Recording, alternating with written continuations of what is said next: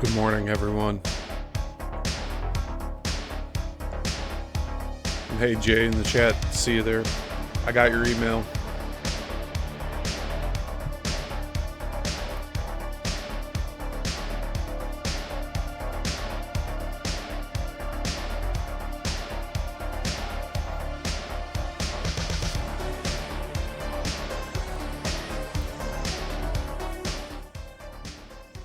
Welcome, everyone, to the Yissilmissil Productions channel.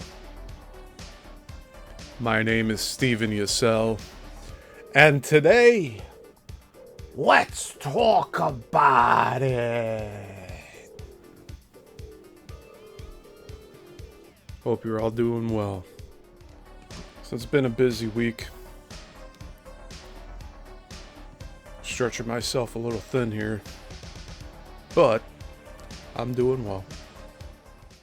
A little over 2 weeks before I go on my mini vacation here.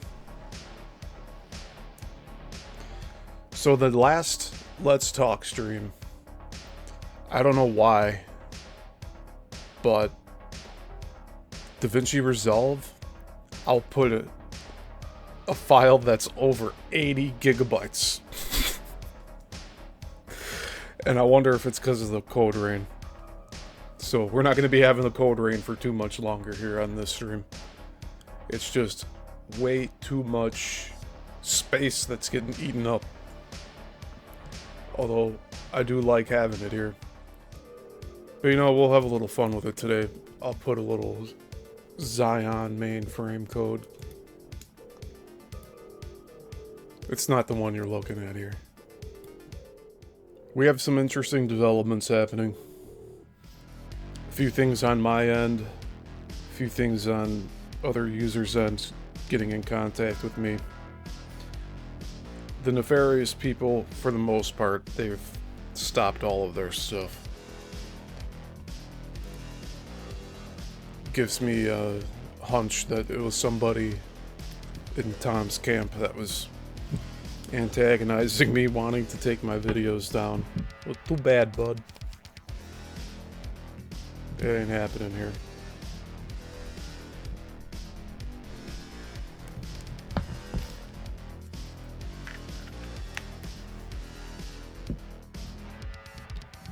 We'll wait for a few more people to stroll in here,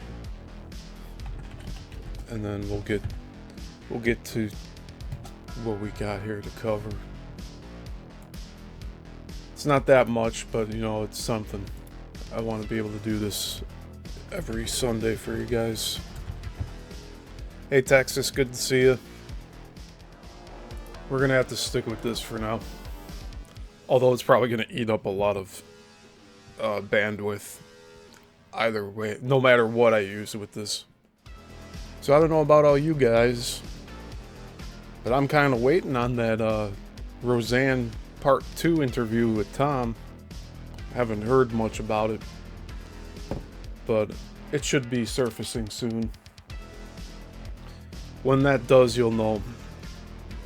And I'll especially know because my channel will get a spike. And know that it's not what it was all about with bringing him on my channel. But I am looking forward to seeing how many people dig into these Let's Talks once that gets released. And like, what is Tom gonna do? Tell Roseanne not to release it? He can't help himself. He wants to get his name and face out there any means possible, and no planning involved. Like, the dude doesn't know what he's doing to his whatever's left of his reputation. I was in contact with another ex-host of Tom's, like not direct contact, but a previous host was mentioned by a guest on another channel I was also guesting on. And I really wonder how many of these hosts were, or yeah, how many of these hosts had the plug pulled on them via Tom. Because a lot of them had just stopped posting, pulled all the videos down, one or the other, or both.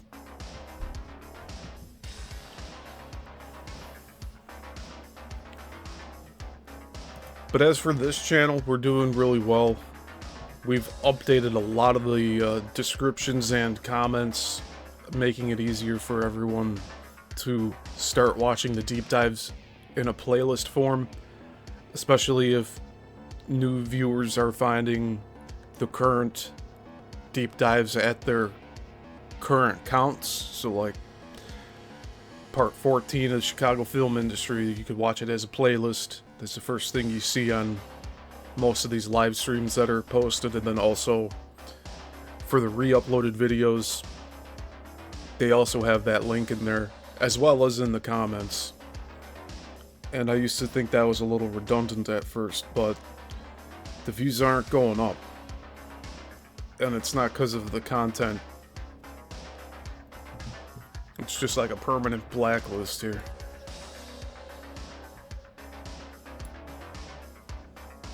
Oh, and last week's Chicago film industry show, it went up to 101 views, and then it came back down to 100, and it's sat at that now for the past several days.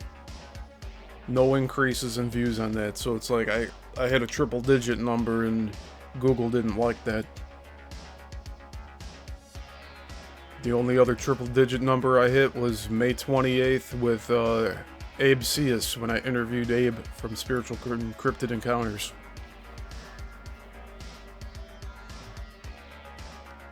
It's been nearly a month. That's how long ago I got my last triple-digit video. All the other uploads for the past 2 weeks, it's between 23 views and 5 views.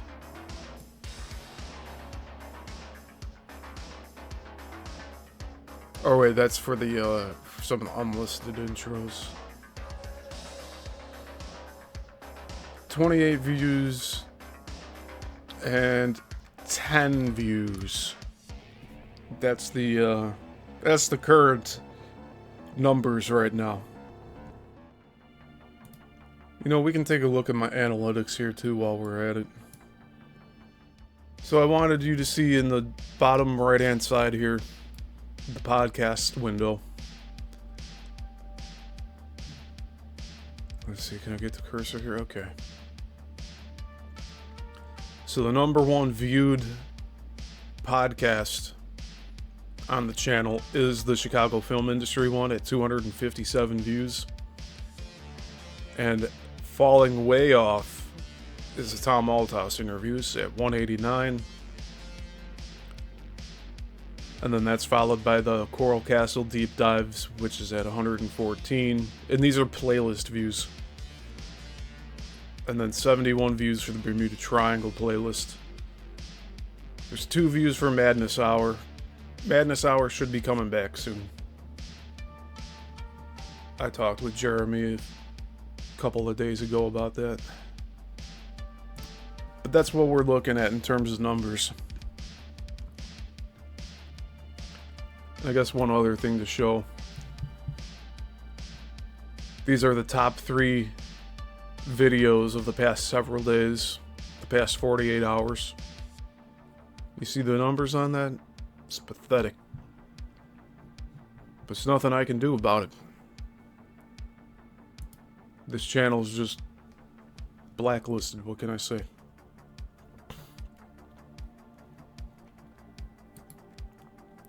Out of all the falsities that Tom spread on my channel here, one of the true things is that we were indeed blacklisted, but it probably wasn't because of Tom.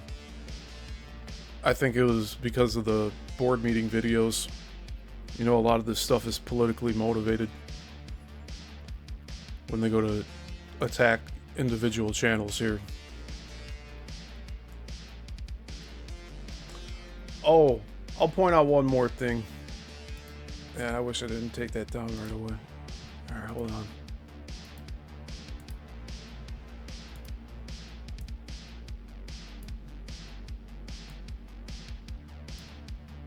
My top content is the stuff I spent the least amount of time on.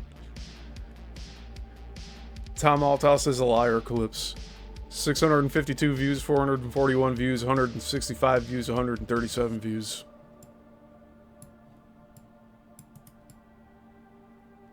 We keep going down here. Got the Abe intro or interview. And then that 100. I don't think I was supposed to hit 100 views on my deep dives. Because look at that. This is the first one that pops up. It's at 100 and it was at 101. And now it's stuck at 100. And the rest are all sub 100.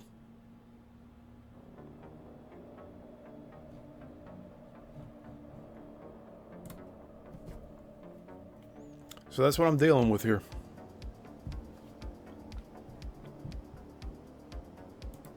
And it says I have 2 live viewers, which I assume it's Jay in Texas.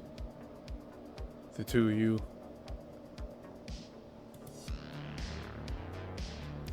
This is all meant to demoralize me on behalf of Google, though. It's Google that's doing this, not me. So I'm picking out music right now for the Smith video.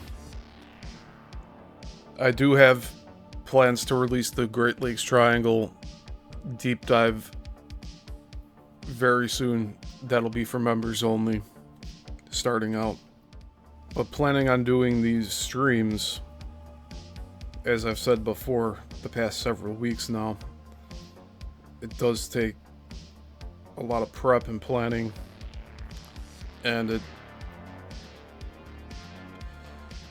it's a choice I need to make every day to come on here and do this stuff. And some of these streams exhaust me, but I enjoy doing them. But YouTube really doesn't want me on here, do they? There's no incentives.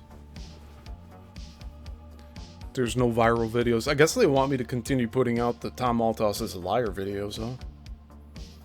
I even saw a cap happen on those, where it spikes up to like 1,000 views and then really quickly it just drops off. So they kill the virality of all of this, which is unfortunate. So what would you guys like to do today? Okay. You know, let's take a peek at some of the Tom interviews. I wasn't planning on doing that, but I think it's a needed update here. So I haven't looked at anything, honestly. Ooh. Jay says, I am cooking salmon and lion's mane mushrooms. That sounds delicious. Alright, we're doing it.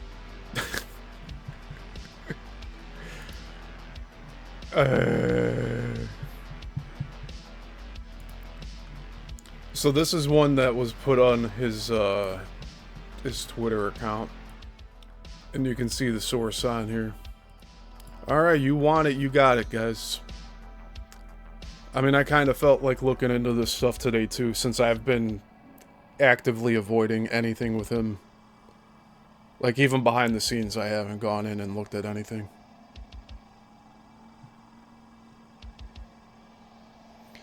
Yeah, and there's really no other updates for right now with my deep dive series. We're getting deep into the energy grid. I think it speaks for itself. But we'll have some major revelations showing up soon, I think. I mean, there's little nuggets of information in these books that recontextualizes everything. Alright, let me take a swig of this coffee here.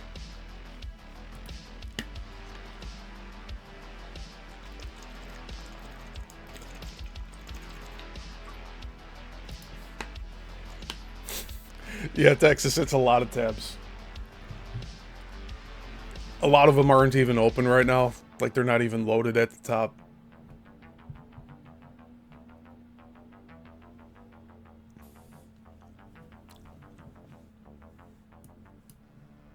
Alright, let's kill the music for now. I thought this was funny. When I opened this up, it went straight to this, what he's about to say. So I rewound it and put it back to how I opened it here. Hopefully you'll hear it. Alright, let's see. Yes, my name's Tom, and basically, I was being groomed to be a leader in the cabal, which that's a story you don't often hear about. Like those I hear about it all the time. Guess you're not on Twitter too much anymore, Tom. of us that were actually groomed on the inside, as you were brought on the inside too, offered, different things. We often don't know what's going on fully, but we're offered many, many things. We start to smell it out, pick it up, what's going on, and then you get the hook where they actually throw you what's actually the plans are.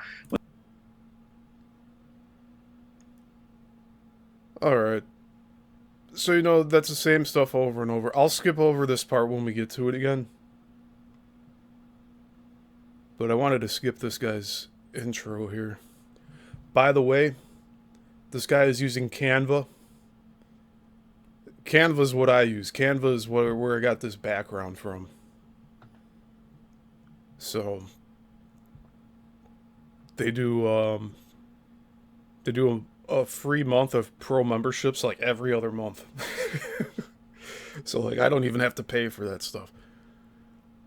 But yeah, I had used this little circle here for a different channel I was going to launch that I'm no longer launching. But I thought that was kind of funny to see that.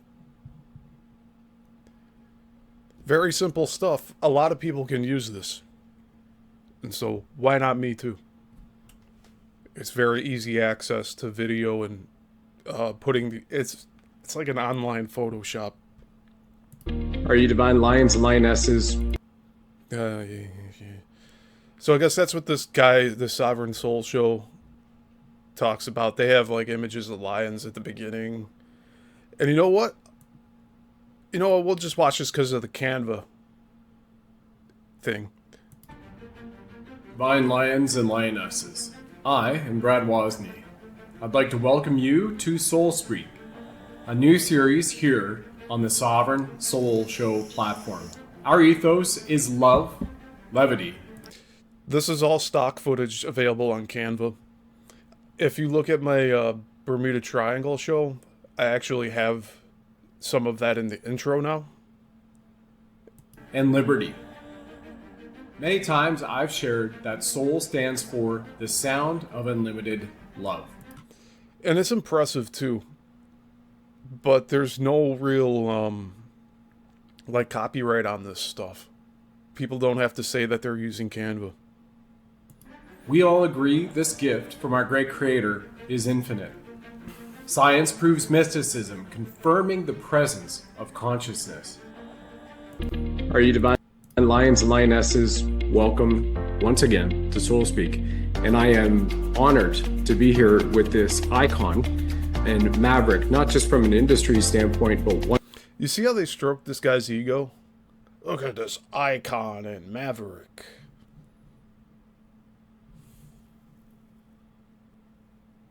Once again, a man who has walked through hell and is still going through a form of hell right now. And this guy still's having trouble with the audio. Like the music's way too loud. But still doing so in the light of our great creator, the great spirit, the great omnipresence of divinity, all loving, all knowing, mother and father. This is Tom Althouse. In a moment, I'll let you introduce yourself because we're going to take it into this great interview format, everybody. And for the first time. All right, who wants to get a checklist going? We're going to make one for every time Tom says how intelligent this host is. Every time he says the word cabal. Because he can't say Jews, you know that? He can't say that. He can't say Zionists. He has to say cabal. Tom also claimed to have some Jewish blood in the past. He dropped that real quickly. once I guess he thought that I wasn't impressed with it, he just stopped talking about it. Hey, Woo, good to see you. Many of you, you've likely seen a few of the tremendous interviews that he has done because he is the original writer of the Matrix series. No. Are you noticing all these same talking points coming up now? I am tired of all of this. The Immortals, and so much more. We're going to discuss that a little bit as well. It was 100%. Thank you, Woo. I love how the Woo is complimenting my stash again. I love how it's introduction. Hi, Steve and Steve's mustache. It's all part of me. Stolen from him, and you'll find out why, as well as a great inspirational messages as we go through this program. So, Tom, welcome. This is the first time we finally get to meet face to face in a virtual setting. All right, they still don't allow me back at the USA Inc. right now because I was a bad boy refusing a mask and a jab.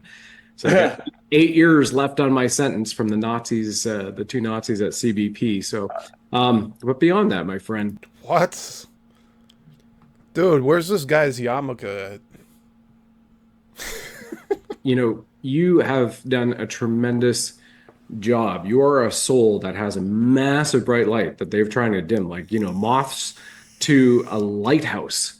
You are one of those avatars, I think, who are meant here to help awaken humanity. And Check his face out. He's just soaking all of this ego stroking up.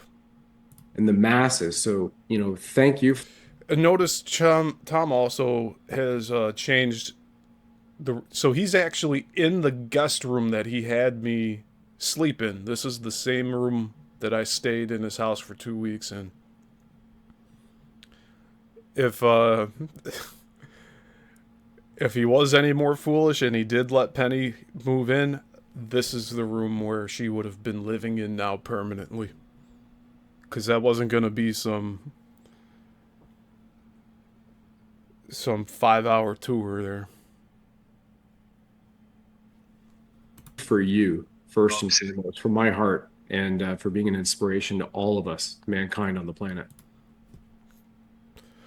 All right, I'm not going to mock this guy. Let's keep going. Oh, I appreciate that. What a great intro. Yes, I want to thank Jen Allen, too, for bringing us together. There are Jen, the one who designed his website that has nothing on it. And it's his name, his full name, the one that I suggested he should use. He said, oh, no, that's too egotistical. Well, now he's using it because a woman told him that it's a good idea. Just like he was, when I was there, he was obsessing over, like, whitening his teeth and doing all this other cosmetic stuff because he said he wants to look good on camera.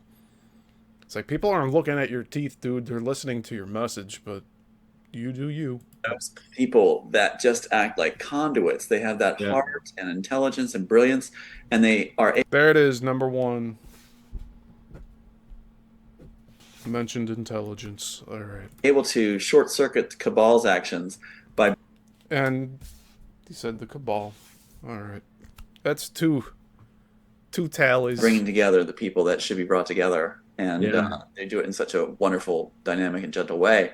So yes, my name's Tom, and basically I was being groomed to be a leader Hi, I'm Tom. Yeah, I'm the one you heard about.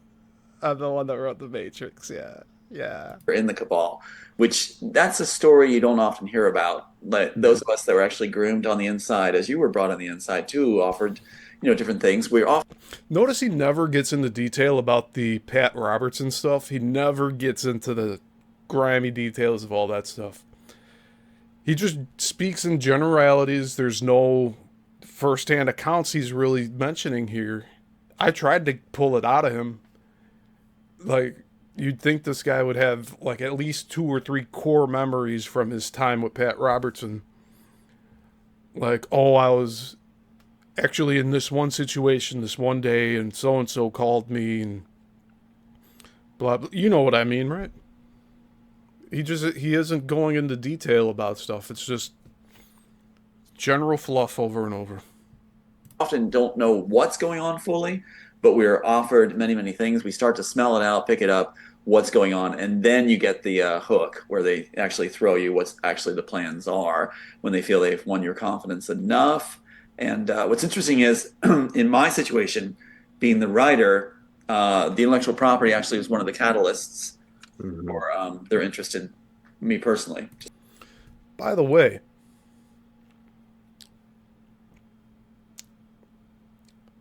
the script is available to be purchased.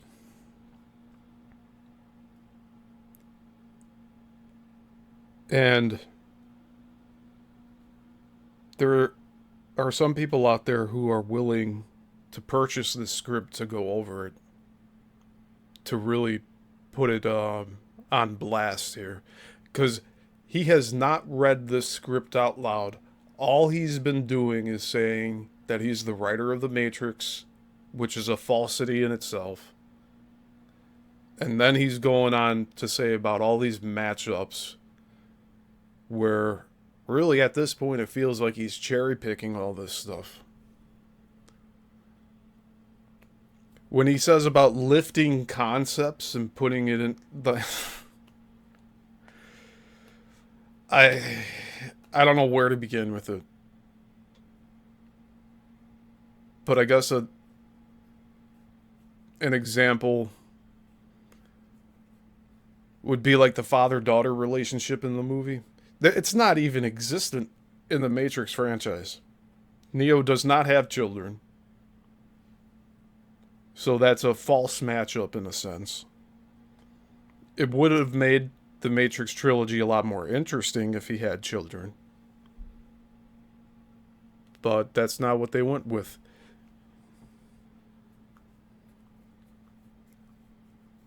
And you know, the court system's really designed to be drug out. There was a Twitter post I saw the other day about, I don't know, that lady basketball player had a stalker, and the stalker was all handcuffed in a red jumpsuit, and he walks into court and he's like, "I'm guilty as charged." And the judge is like, whoa, no, we're just starting the proceedings right now. You don't speak. You have the right not to speak. And in the comments it was saying like, damn, this dude admitted his guilt and they're still trying to drag out the process. And then another commenter's like, yeah, all the lawyers and the judges, they all need to get paid. They need their payday. They need this to last several months instead of just committing this guy. He already admitted his guilt. Should be, okay, closed and done case. And I do believe that Tom went to court for this stuff, but it got thrown out.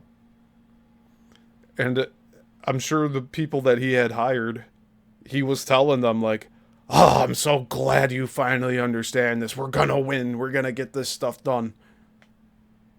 But he has a habit of getting close and becoming bedfellows with the very people that are out to destroy him. And he's trying to say that about me, and that's not true. He decided to flip the switch on me. And how dare I make him wait 5 minutes, right? Where I was waiting the same amount of time waiting for him. But that's neither here nor there. But back to this script here. This script is available for purchase from the Copyright Office.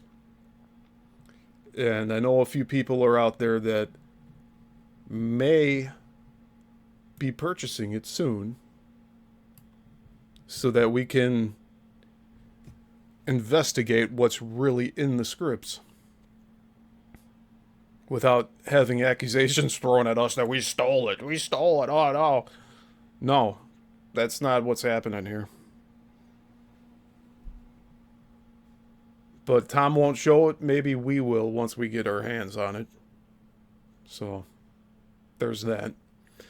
And I don't know about whether or not it'll have that seal and everything. It probably would. You need to get it certified through the Copyright Office. And that's an extra fee on top of requesting a physical copy of the records. But Tom spared no expense for this stuff. I actually know he spent close to $500 on getting this physical script. This is the second copy he got too, so he's dropped over $1,000 on getting this script to parade around. It's impressive on the outside, but on the inside, whenever this script is read in its entirety on the internet, it will completely deflate everything he's doing here. And I'm surprised none of these guests have asked, like, let's sit down and read through some of it.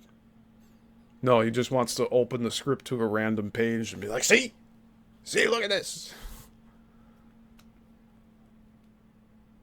Just like your talents were. And this I'm holding up is the original 128-page Matrix story, which they didn't copyright the Matrix title. They copyrighted this title, Immortals. Wow. This title is what they actually... But Tom has also said he'd never used the word Matrix in his script.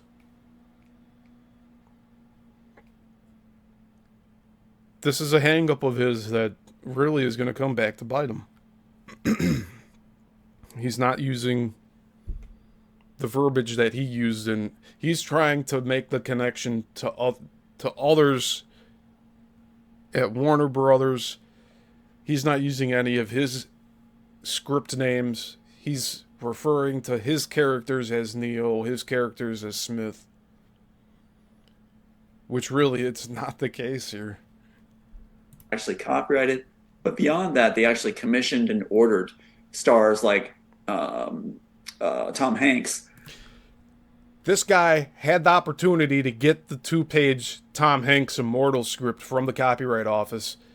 He had me get the credentials to go into like, you needed to get permission. You needed to make an account on the Copyright Office website, and there was some other one too, to get court records.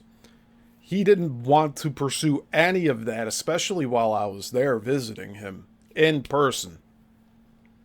He just didn't want to deal with it. I'm like, we need to get the Tom Hanks copyright script to see what is it. See what's in it. What's it all about? What are the 2 pages about? But Tom refuses to look at it. You'd figure he'd already have gotten a copy of it. If he has any kind of legal mind, you would think that he'd actually go and get that. To write it for HBO and Warner Brothers. This is these entries are in the Copyright Office. Now, the other side will say it's a forgery, but you can see a PAU number there. Yep. This is that. So here's another interesting thing. Tom saying that leads me to believe that others that have questioned Tom's story on all of this have accused this script of being fake. That the certification and everything's fake.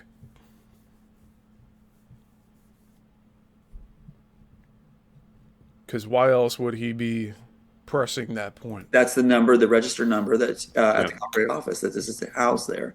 So there's no way around it. This is the only script that exists of the Matrix. So, again, he's lying because he has a second copy at home. And that other person that was harassing me through email said that they have a copy of the script too. So who's telling the truth here? Their attorneys are on tape for Warner Brothers saying they have no working drafts. No scripts, no working drafts. They shot that on set with a visual storyboard. Often fans hear about the visual story. All conjecture right now, because we don't have solid proof of that. If we're going to court for this stuff, like Tom says he wants to, he needs to have solid proof of all of this. The recordings, he sent me one recording. And it's not even, it's not even anything of substance, is it? Hold on a second. I'm going to dig through my computer here. I'll get the music back on. We'll get back to watching this, but I just want to take a quick check here on what I got here from my trip. Alright, we're about to have some exclusive content drop here. because I had permission for this. Just give me one moment.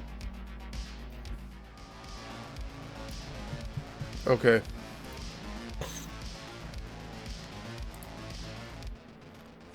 So this file is called Second Deposition of Tom by Sohal. He sent me it's 2 hours and 39 minutes, man. Again, who's gonna look at all of this stuff in depth other than me? I mean, I'll play a little bit of this just so you know that, like, I do indeed have this.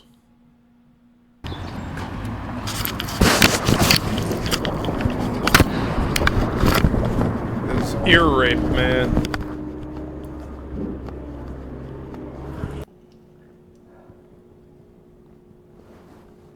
Three minutes in, nothing. So he hit a microphone. I think he wasn't supposed to record this. Taken care of, and that was made clear through numerous communiques to you that I would not be able to do it today, but you said I had to appear anyway. Sir, isn't it true that you're flying to Hawaii tomorrow? No, I don't know if I can make that trip. Okay, so isn't it true that you were celebrating yesterday? No, I just said that we were celebrating as a family, but I wasn't celebrating as a person. Okay, Why are you let's looking at my this is website? Exhibit 24. This is Exhibit 24.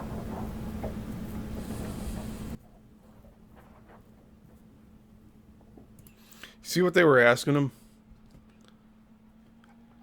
I heard you were celebrating yesterday. And I do believe they they found out that he went on some show and was like screaming and crying about like winning the court case, which never happened. Because he didn't win it. And then he's in here being questioned about like, hey, weren't you celebrating? You're flying back to Hawaii? Like you're gonna go back home? Like you need to be here for the court case. And he's like, oh, what do you mean? No, I wasn't celebrating. I'm celebrating with family. Thank you. Sir, you just said that that's your website. Isn't it correct that that's your Facebook account? Who is the person that is the friend, or how are you getting to have my access when you're not my friend on my personal page? How are you seeing what I post on the internet on Facebook? Tom's not bright in that sense. Sorry to say. So he was publicly posting and bragging about winning the case and all of that. And people found it on Facebook and they shared it to these other attorneys for Warner Brothers, I guess. Not a smooth move, Tom. Strike as non-responsive. Sir, I need to know it's criminal. okay, sir, that's your allegation. You can report me after this deposition.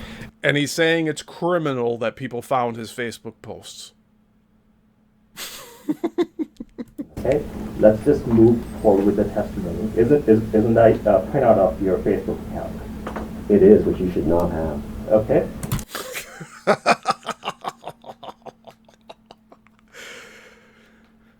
I hope you're hearing all of this, people. So Tom recorded his deposition without permission. I don't think he's supposed to be even recording any of this, but he gave me this. He gave me this to use to defend him. But the audio speaks for itself. If you can look at the post that was posted yesterday at 12:36 a.m., I'm going to read it. Quote, another huge breakthrough today, celebrating at the Althouse home, and a quick trip to Maui to keep all moving forward, end quote. You recall writing that, sir, yesterday? I certainly do, for a friend. Okay. And see, this is all like 10 years ago. Because I believe this case was between like 2013, 2015. So even 10 years ago, he was doing all this stuff saying, oh, we're so close. We got it. We got it all. We're moving forward. It's the same stuff today. He's on a loop. Repeating the same stuff over and over again is not introducing new information into this at all. So he is continually just on repeat. It's not that he's reaffirming all of his talking points and stances. It's that he has nothing else. So he just continues recycling the same stuff over and over and over because he believes it's working for him. Okay. And so isn't it true that you were celebrating yesterday? No, I wasn't. Okay. I wrote that for friends to keep morale up, but I was not a happy person, of course, as you know. Okay, so you're making a trip to Maui tomorrow? Not set. Okay. So you're, as of right now, you don't know whether you're making a trip to Maui tomorrow. I do not know. Have you purchased a ticket? Is that your business? Question, sir. Have you purchased a ticket? Not as evidence. It's not even tribal evidence. Okay. But no, they're not purchased. As far as I know, they're not. Okay. And is this post case related? Is this something that you were talking when you say another huge breakthrough today? Are you talking about something related to this case? I'm not going to answer anything about that because that is private correspondence that you hacked into an account. You have no right to invade privacy, just as I would not invade your privacy. It's funny to you. Tom willingly gave me this audio file. Okay, and by the way, this is like the first time I'm actually sitting down and listening to this. So all of you are hearing it live with me for the first time. You're smiling. And that's a fact. Sir, I did not hack It's not anything. funny. Sir, I did not hack anything. Your Facebook This is is not- open to everyone. This is not, no. So Tom's accusing this other lawyer of hacking into his Facebook and finding all of his posts. But really, Tom probably publicly posted a bunch of stuff saying, oh, I'm going to celebrate. We're moving forward. The case is working. Like, and he thinks it's all private. This is not someone's friend. Who is the person that copied this? Sir, I need asked to that know question. who's the person that copied this. This is an invasion of privacy. and I need to copied know. them, sir. You I copied this? Wait. Okay, I can't do it. I cannot. I know, but this is very Wait, personal. No. Okay. I'm No, I on understand. the outside of that. It's question and it's answer and it's not at the same time. And otherwise I can't do it. Okay, So, yeah, for the record, let's just to be fair, See, even this chick that's like moderating them two right now, it's like she's even like having enough. I can't do this anymore, she's saying. Like, you have to, one of you has to be asking the questions and one of you has to be answering. You can't be questioning back and forth. Is this your Facebook post? How did you get it? for the record, Mr. Althouse believes that his Facebook account is private and I somehow hacked into his Facebook account. My position is his Facebook account is open, it's not private, and anybody with a Facebook account can type in Tom Althouse and get access. And I, being the good attorney that I am, and diligent attorney that I am, just would do my investigation. And that's what I'm doing. But Mr. Althouse's position, we will put it on the record, is that Mr. Althouse believes that I committed a criminal act. That's my words you're trying to say. You can't say my words. You can't say what I'm thinking. Is it not? Tom just accused this guy of criminally accessing his Facebook and getting to his posts. And then when the lawyer goes and rephrases that, he goes and says, you're not allowed to use my words against me. Dude, you're in a court process. Anything you say can and will be used against you. I don't know why you don't understand that, Tom. Okay. Sir, okay, let's just, that's the position here. Let's just move forward. Well, I need to answer that. No, sir. just made a There's no lecture. question pending, sir. Okay, next. Sir, and also, I believe you said that you have this condition. Is it bothering you? Sir, can you turn that off? It's a stopwatch. I'll put it under the table. I have to keep track of the time. Okay, so you're gonna let that keep going on? No, I'm not going to let it keep going on. I'm going to put it in here. And bother it. Let's go off the record. I'm trying to make issues, and I don't need issues. time is what? 10:02. Hold on. Yeah, so his stopwatch and his phone's all going off during this deposition here. I think if he's gonna act like this. I'm not acting like anything. Just let me do my thing, please.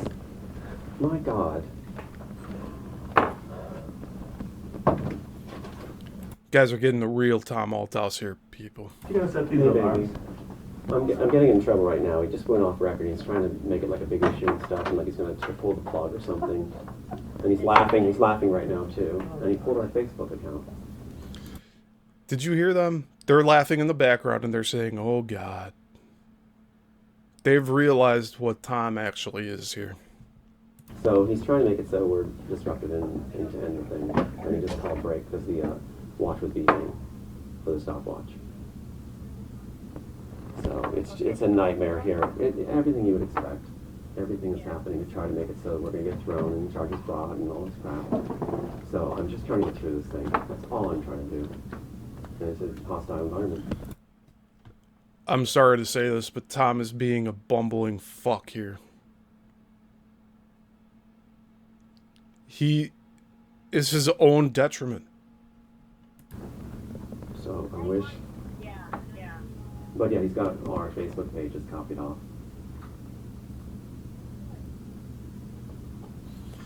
I wonder if he set a stopwatch for when somebody was supposed to call him, and that's why the stopwatch went off and then his phone rang, and now he's on the phone with somebody else in the middle of this deposition. Oh yeah, they're getting me. They're doing all this stuff. They're flipping everything on me. He's making a big deal out of another huge breakthrough today, celebrating Althouse and saying I was celebrating, which I wasn't. Celebrating what? Celebrating the Althouse's home. That post he made a big deal about, that I was celebrating, so I wasn't having condition. Anyway, I'm going to have to go and get back on record. I hope we'll just get this done. This is a nightmare. So just for you guys, I do want to finish this today. I'll do my best just to be not overlapping. This is very hard for me. The treatment's been tough. I know, I just want to go forward and finish it. All right, love you, baby. Can we go back on record and finish, please? So that might have been somebody he was dating at the time, because he said, love you, baby. And I think I'm justified in speculating on that, because the other person that was harassing me through email, wanting to buy all of my interviews to pull them down off the internet, they said that they had information of who Tom was dating at the time. So this is probably who they were talking about.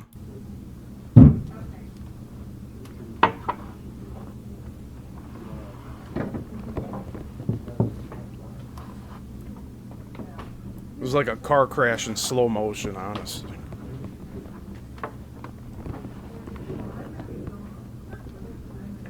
You're doing your best for you. Because let me just say, at the end of the day, I know, well, we that's have the thing. deposition That's transcript. right. Okay? That's right. So it's for your case. I'm trying to get down your words without overlapping with cancel, Right, so that it's accurate to what you... It's the transcriber that's... The transcriber's the one that said, oh my God. Because how can you transcribe this back and forth with Tom and the other prosecutor here?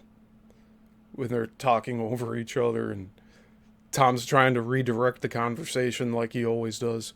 You said. If you're talking on top of him, No, I understand. I can't do it. No, it's just that, the one Right. speaking. And yes, it does make my job easier, but at the On end your of the right. day, Well, it's for not you. like I know, Okay? for both of us. Both of us. Hey, how you doing? Right. Okay. Back on. Yes, I am. Back on the record? Yes. For those of you just tuning in, we're listening to a file that Tom gave me himself about his deposition. And this is a recording that I believe that he wasn't supposed to be recording, but he did it anyway. So he had it in a little digital audio recorder in a pocket of his suit coat or something like that, because he stuck the stopwatch in there, we heard just now. But, yeah, let's continue here. This is an investigation into this material. And by the way, this is probably the only channel that has this stuff up. You're not going to be hearing this anywhere else right now. Back on the record, the time is 10:04. right. So 944, just to, the last document was Exhibit 23, correct? 24, I think it is. Oh, 24. 24, okay. Okay. So this is going to be the next one.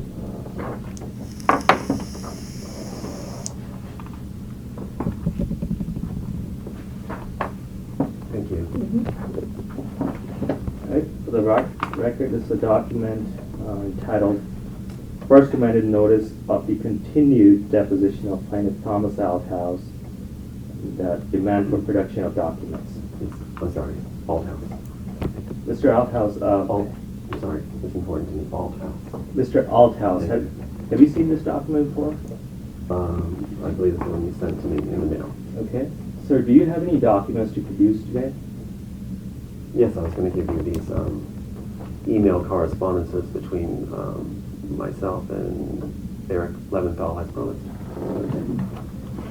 And That's a new name. take it that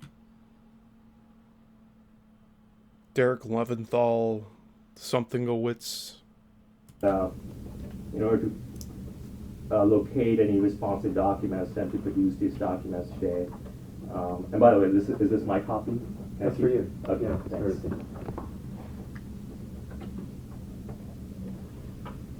Take it that you went through and reviewed the document demands that were attached to the deposition notice.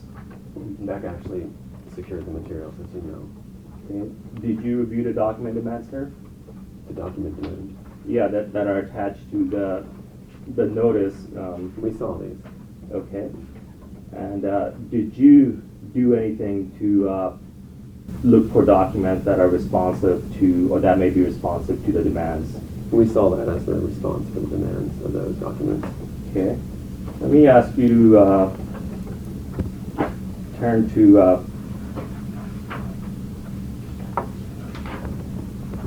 page 4.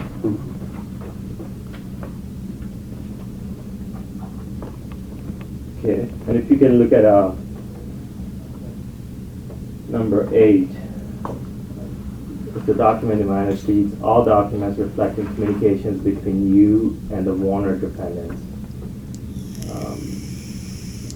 Did you perform any searches to find documents responsive to request for production number 8? I don't understand. You and the Warner defendants. All the Warner defendants in the definition section, which appears on page 3, are defined as the Warner Brothers and the other defendants who were defendants in the underlying lawsuit. That's defined in the document demands.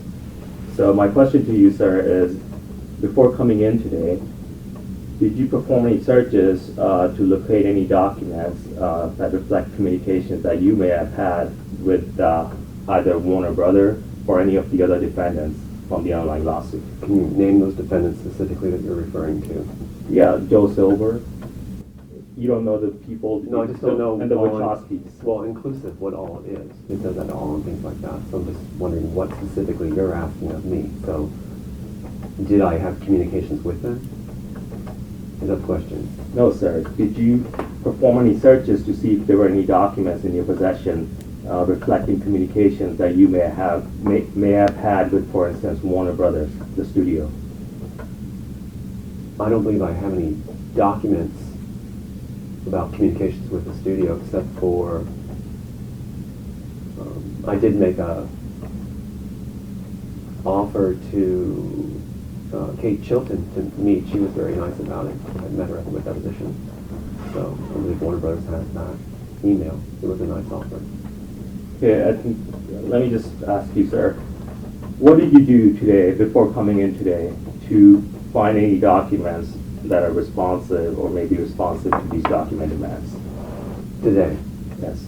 I just tried to find my way here, basically. Not today, prior to today, did you do anything, did you take any actions to locate any responsive documents? I tried to meet what was requested of me to the best of my ability at the time. And how did you do that? I had help to look for it because of the condition I have. Becca helped me. Okay, but I'm asking you, what did you... So Tom is continually to reference a condition that he has, and that he has others help him gather documents, because he can't do it on his own.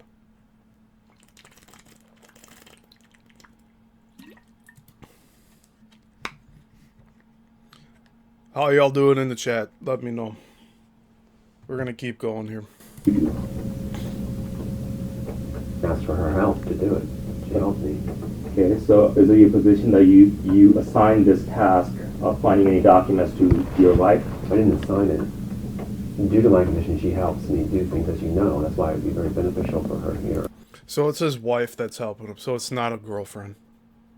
So one of the wives that he now claims to be a honeypot. So I guess that would be Aiden's mother. He talks really bad about her when Aiden is in the same house as him.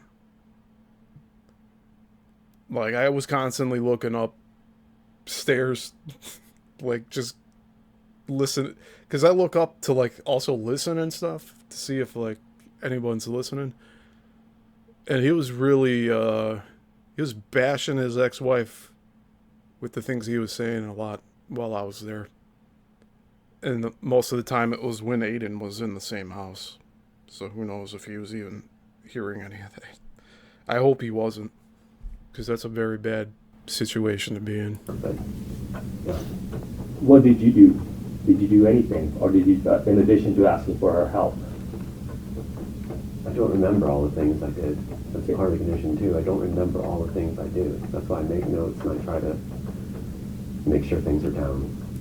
So he also admits that he doesn't remember all the things he does. He probably... I'm not going to give him any ammunition here. This was all willingly given to me. I told him I'm never going to abandon him. I had a conversation with him about this. Like, in person. I told him I'd never abandon him. And he ended up abandoning me with this.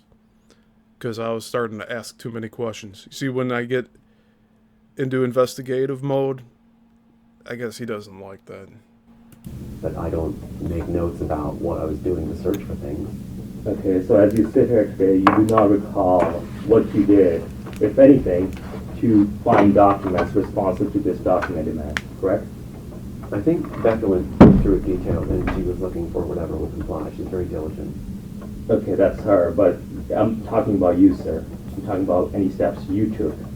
So is it a fair statement that you do not recall what, if anything, you did? I'm not talking about your wife, I'm talking about you. You did to find any documents responsive to these document demands.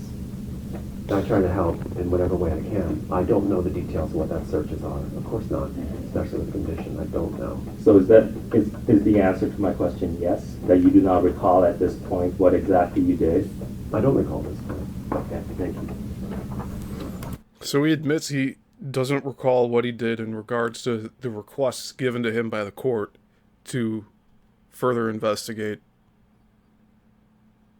material pertaining to his case. He says he just doesn't remember what he did. Is there truth to that? Probably. Yes, sir. I'm going to move to a different subject. Talk about the underlying lawsuit. Oh, sir, you recall that the underlying lawsuit was filed in many years after the Matrix movies had come out, and that's a fact.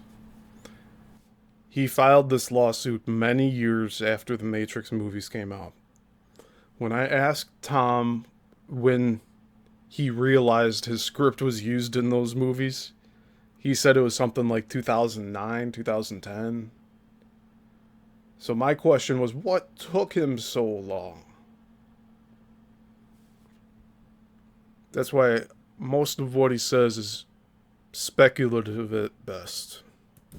do you recall that that there, one of the issues that Mr. Rankin wanted or raised with you was the issue of statute of limitations? Do you recall that? I did, but you have to give me a second to adjust to the change. Whenever you abruptly change the subject, it takes me a little longer to adapt. Okay, I'm sorry, sir. Because of my condition. Because When you change the questions, it takes me longer to adapt because of my condition. That's Tom's words right there. Continue to trail thinking about what the question was before. More and more that I listen to this, the more I think that it was Tom himself or somebody in his camp that was harassing me through email a few weeks ago, trying to get my footage pulled off the internet. Oh, we'll buy it from you. And then they start to talk all this litigation mumbo jumbo. Very similar to what Tom would say. To make sure I answered it properly, it's a condition thing. Do you recall, sir, that one of the issues that Mr. Rankin felt was important in the underlying lawsuit was the issue of statute of limitations? He raised that point before he missed the filing, and then brought it up again after he missed the scheduled date to file. Sir, isn't it true that you told... Tom fumbled his case. Tom fumbled it.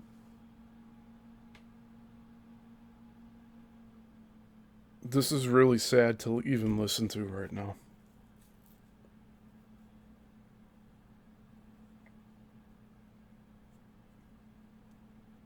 You know how I said, like, everybody else is helping him get to the finish line, and then it's like he twists his own ankle trying to put his next foot in front of the other one. And you have to wonder if he does it on purpose out of fear, because he doesn't want to see what the end result is. Told Mr. Rankin in the underlying lawsuit that you had not... By the way, Tom hasn't said a word to me since October, since that day that he canceled all further interviews with me because of a 5-minute window. filed a lawsuit earlier against Warner Brothers because you found out about the Matrix similarities. I've asked Tom to contact me for us to talk this out, and it is now June of 25.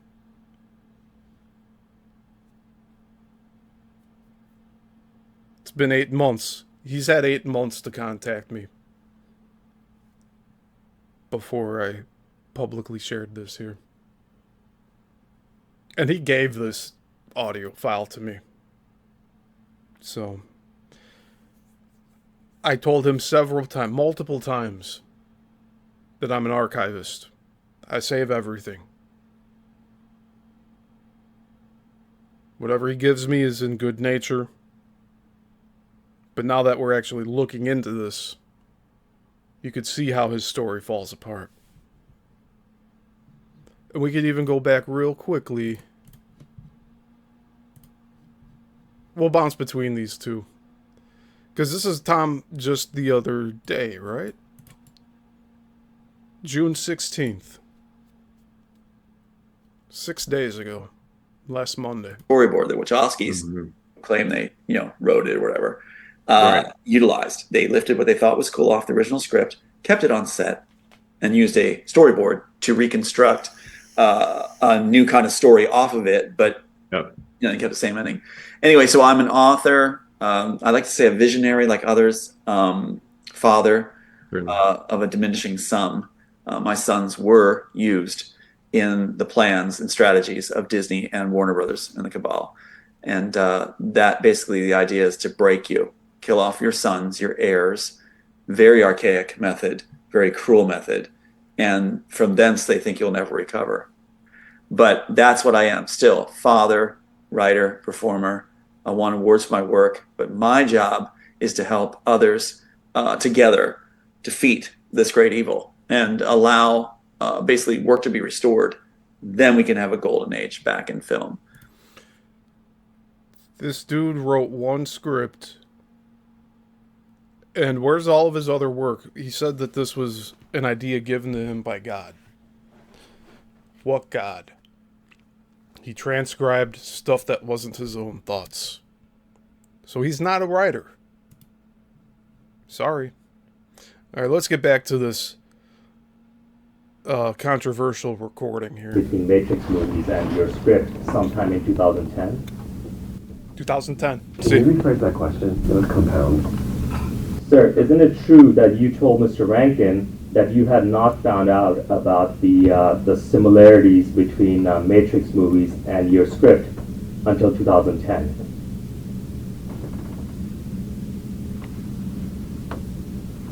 That I did not find out about the Matrix similarities between my film. Can you simplify that question? See how he's stalling?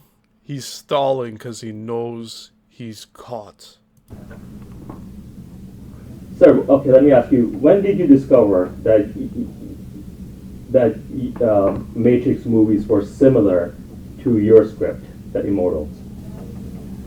When it was strikingly similar, when it really stood out that this material had been taken, that was in, I believe that was in 2010. Okay. You see how he phrased that, though?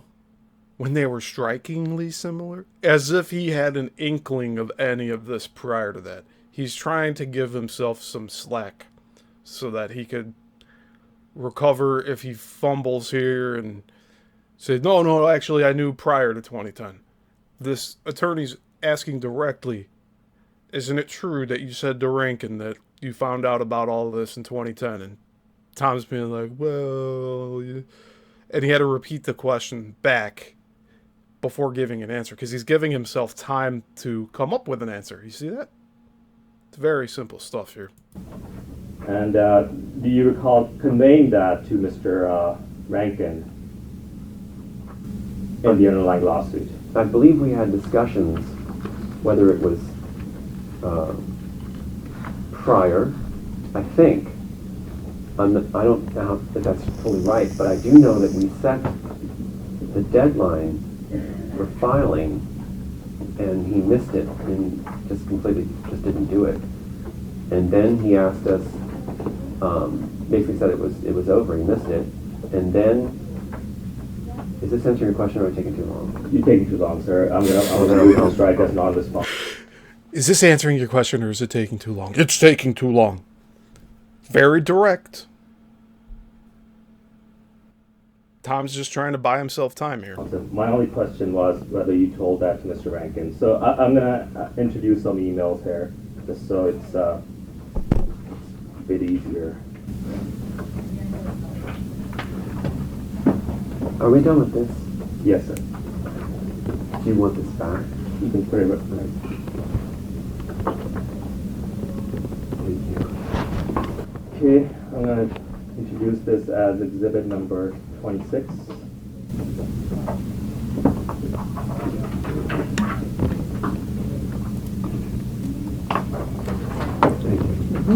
Yes, sir. What I just introduced is a chain of emails, and I want you to focus on the email that starts on the bottom of page 2. Okay. It's an email from Anthony Rankin to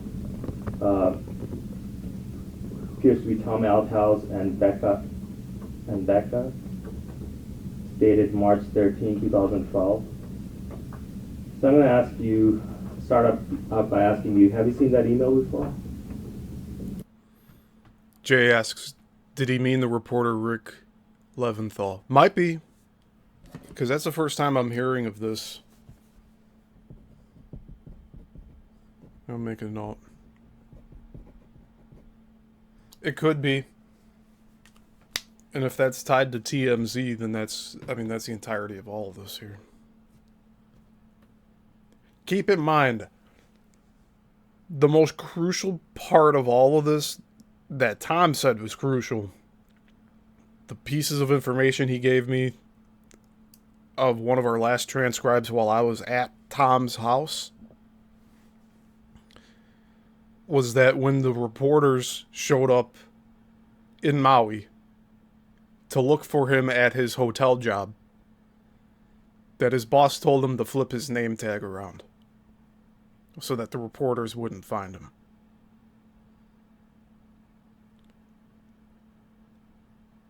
So it's not that his sons were killed, or how they were killed, or how it affected him. That was the most difficult thing. But it was being denied talking to reporters. That hurt Tom the most. From what Tom said to me in his own words. And he considered that a breakthrough as well. It's I'm not picking, just saying Althouse. It's important to me, my family. Like your name said, right? So Althouse. Althouse. Is that okay? Sir, have you seen this? Yes, Yes, I'll try my best. Okay, have you seen that email before? It's just that it's important to me, as you know. And just like you said, you wanted your name said right, I'll say your name right. And see, Tom's trying to re-steer this conversation. He's trying to jumble stuff up by saying, no, my name is Althouse. Althouse. The dude's saying his name right. It's just he's trying to muddy up the conversation here. Very typical of a narcissist. And, man, this is just sad. I'm sorry. That's all. Sir, can we So- focus? Can you please focus? Okay. Have you seen that email?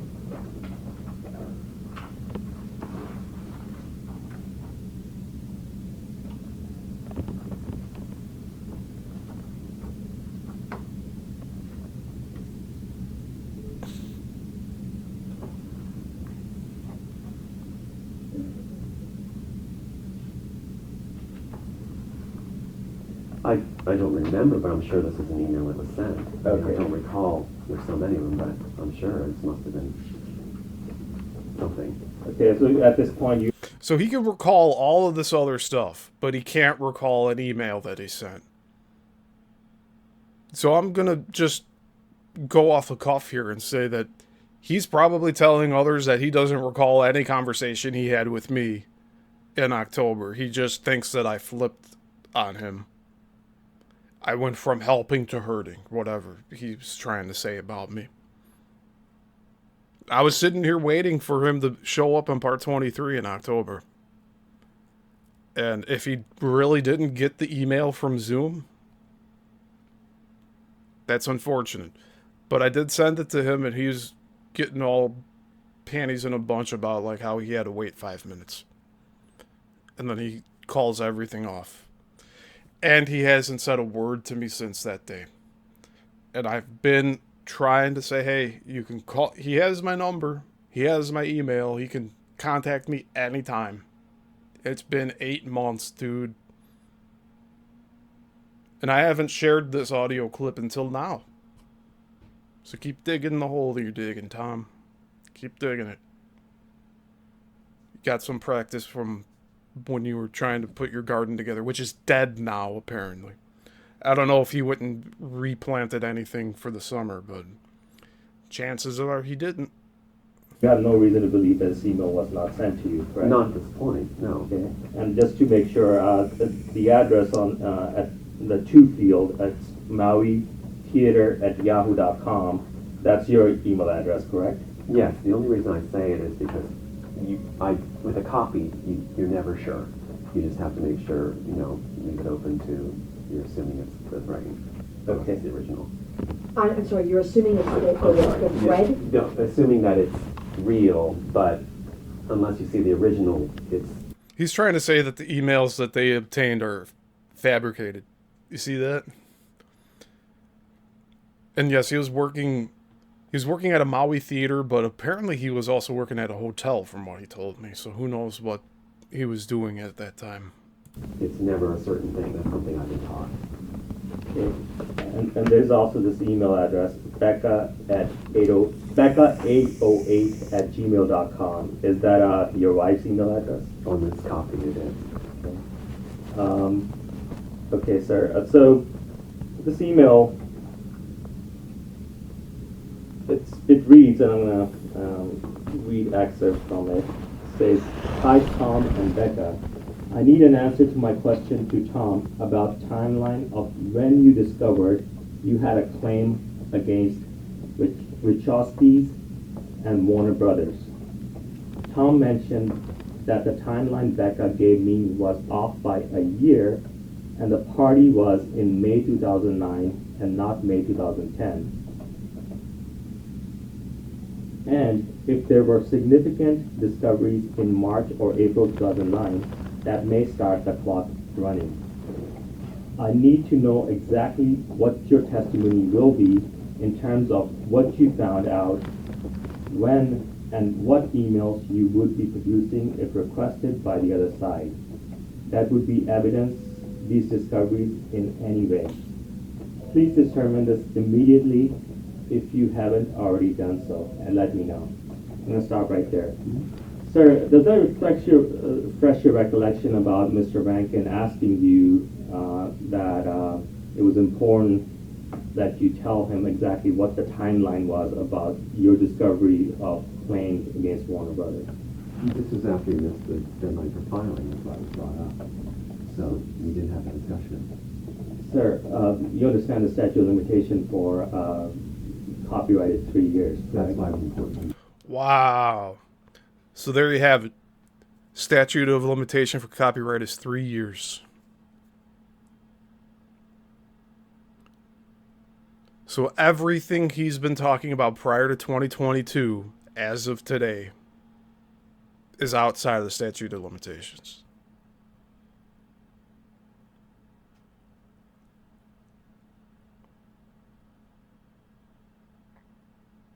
That would mean any film from now to 3 years ago, that's what he would have to go to court with. But he's not going to do it. Yes, and sir,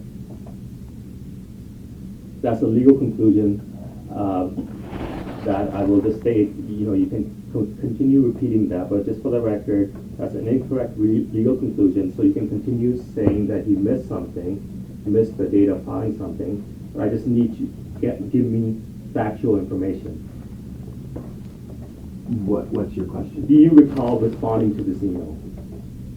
I believe either Beck or I responded. I don't see the copy, or I have to see the document. Okay, so it was.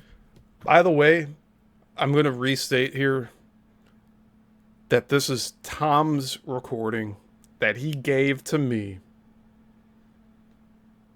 So if he wasn't supposed to record this, he did so anyway. And he gave it to me to use for the documentary. Okay? Because I say that like that because it never happened. It's just this floating idea. It's always in flux. It's never... No solid plans for anything. I showed up with all my equipment. All of it. And he wanted to write a book instead by the time I got there. Normal for your wife to respond on your behalf, correct? We did different responses. I don't understand that question. Well, were there moments in the underlying lawsuit where your wife responded on your behalf to any questions that... So you notice what they're also saying? That this originally started as an online lawsuit. And it got him nowhere, really. I don't even know who thought that was a good idea for him to do. Mr. Rankin may have had about your case. There were times she responded. Okay. All right.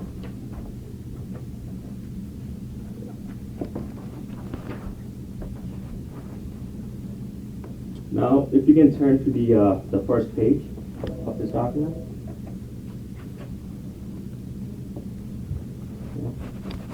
Now, at the very top, you see that's your wife's email address, right? Yes, that's what I was asking. Okay, and that email is being sent from your wife to Anthony Rankin. The email is dated March 15, 2012. Do you have any reason to believe, sir, that this email was not sent from your wife to Mr. Rankin? It's a copy, but it probably is sent by her. Okay. He is continually saying, in response to these emails being genuine and authentic, he's like, oh yeah, it might be a copy of it. He's trying to give himself enough slack to say that all this stuff is fabricated. When clearly it's not. Like, he did all this stuff and now he's denying knowledge of it. Not a good look. All right, now the email reads, in part, the 2009 event was not case related in any way. The matchups are finally hitting. I'm sorry, I'm just gonna stop right there. So my question to you is, do you recall what your wife is talking about when she's mentioning this 2009 event? No, you have to ask her. Okay, so you do not know. Do you recall what your wife was mentioning when she said about the 2009 event? He's like, no, I don't recall. You'd have to ask her. Real slimy tactics here. I'm not sure what it is at this point. I'm not sure what it is at this point, he says.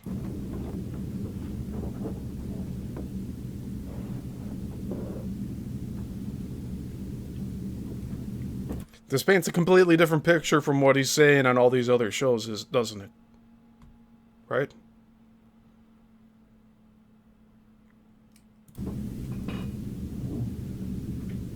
Are we done with this one? Yes, sir. We're done with this one.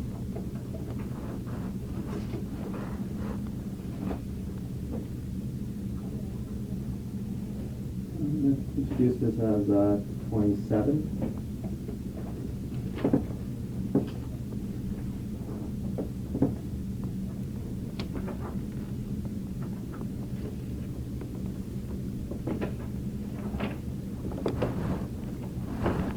I'm putting this all out here because I feel you all deserve to hear this. Because it's an audio recording. There's no video with it. Because he had it tucked away, hidden. Which, if he wasn't supposed to be recording this, like, I don't know why he felt it was a good idea to give it to me to use for the documentary or whatever he was thinking I was going to do. You can't really put this into a book form, so I don't know why he was telling me no documentary, we need to make a book, and then he gives me all of this information here that doesn't reflect well on him, honestly. Okay. This is a document entitled Declaration of Thomas Althouse in opposition to defendant's motion for summary judgment. This is a declaration that was filed in the underlying lawsuit. Sir, you look at the document, review the document, and just let me know when you can scan through it.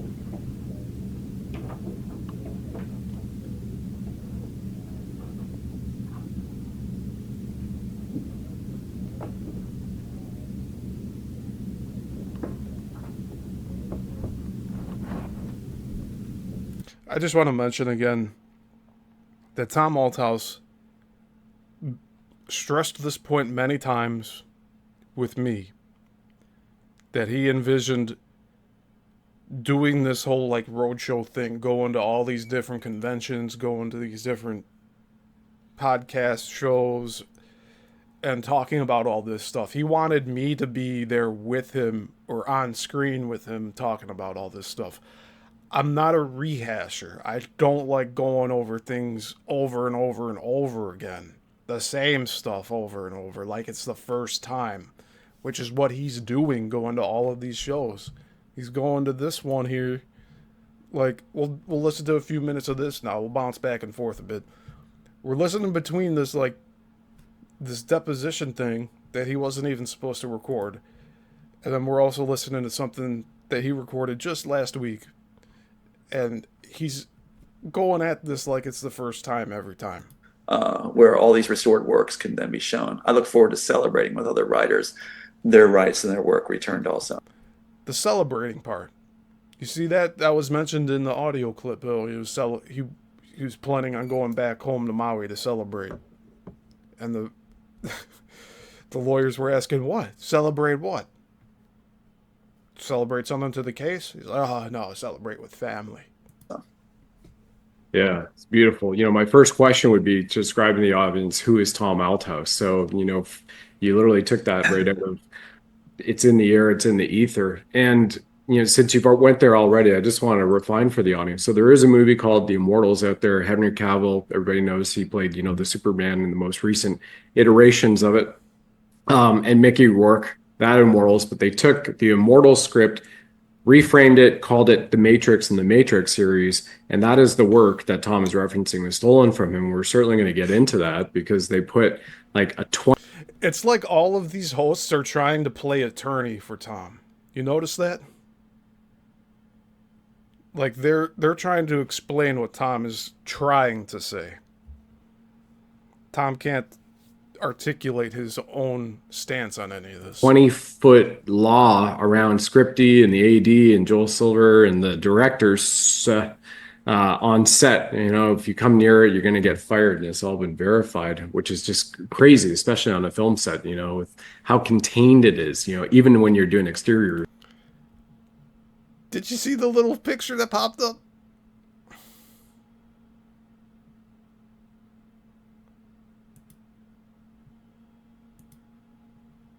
On set, you know, if you come near it. You recognize that picture, right, audience? Right. Now listen to Tom talk, right? You're going to get fired, and it's all been verified, which is just crazy, especially on a film set, you know, with how contained it is, you know, even when you're doing exteriors, you know, 20 feet, like, my goodness. So now we know about that. But where did you grow up? What inspired you to go down this path? Because so many people have had the inklings that they've always wanted to be something, whether it's the kids, the astronauts, the firefighters, you know, to be a doctor when I grew up, or maybe being author or writer or in movies. Well, 6,000 views on this video. How are you raised? And then what drew you to screenwriting and filmmaking? Great question for going into the formulation of the piece and where it comes from. You have to have a dark past in order to write such a dark piece. Wachowskis didn't have that. Basically, what you got is the original author, myself. I'm darker than they are, says Tom. With a copper. I see Texas Learning said, that slight smirk Tom had when the guy bought his story. Yeah. Tom really wears this emotions on his sleeve quite often. Right.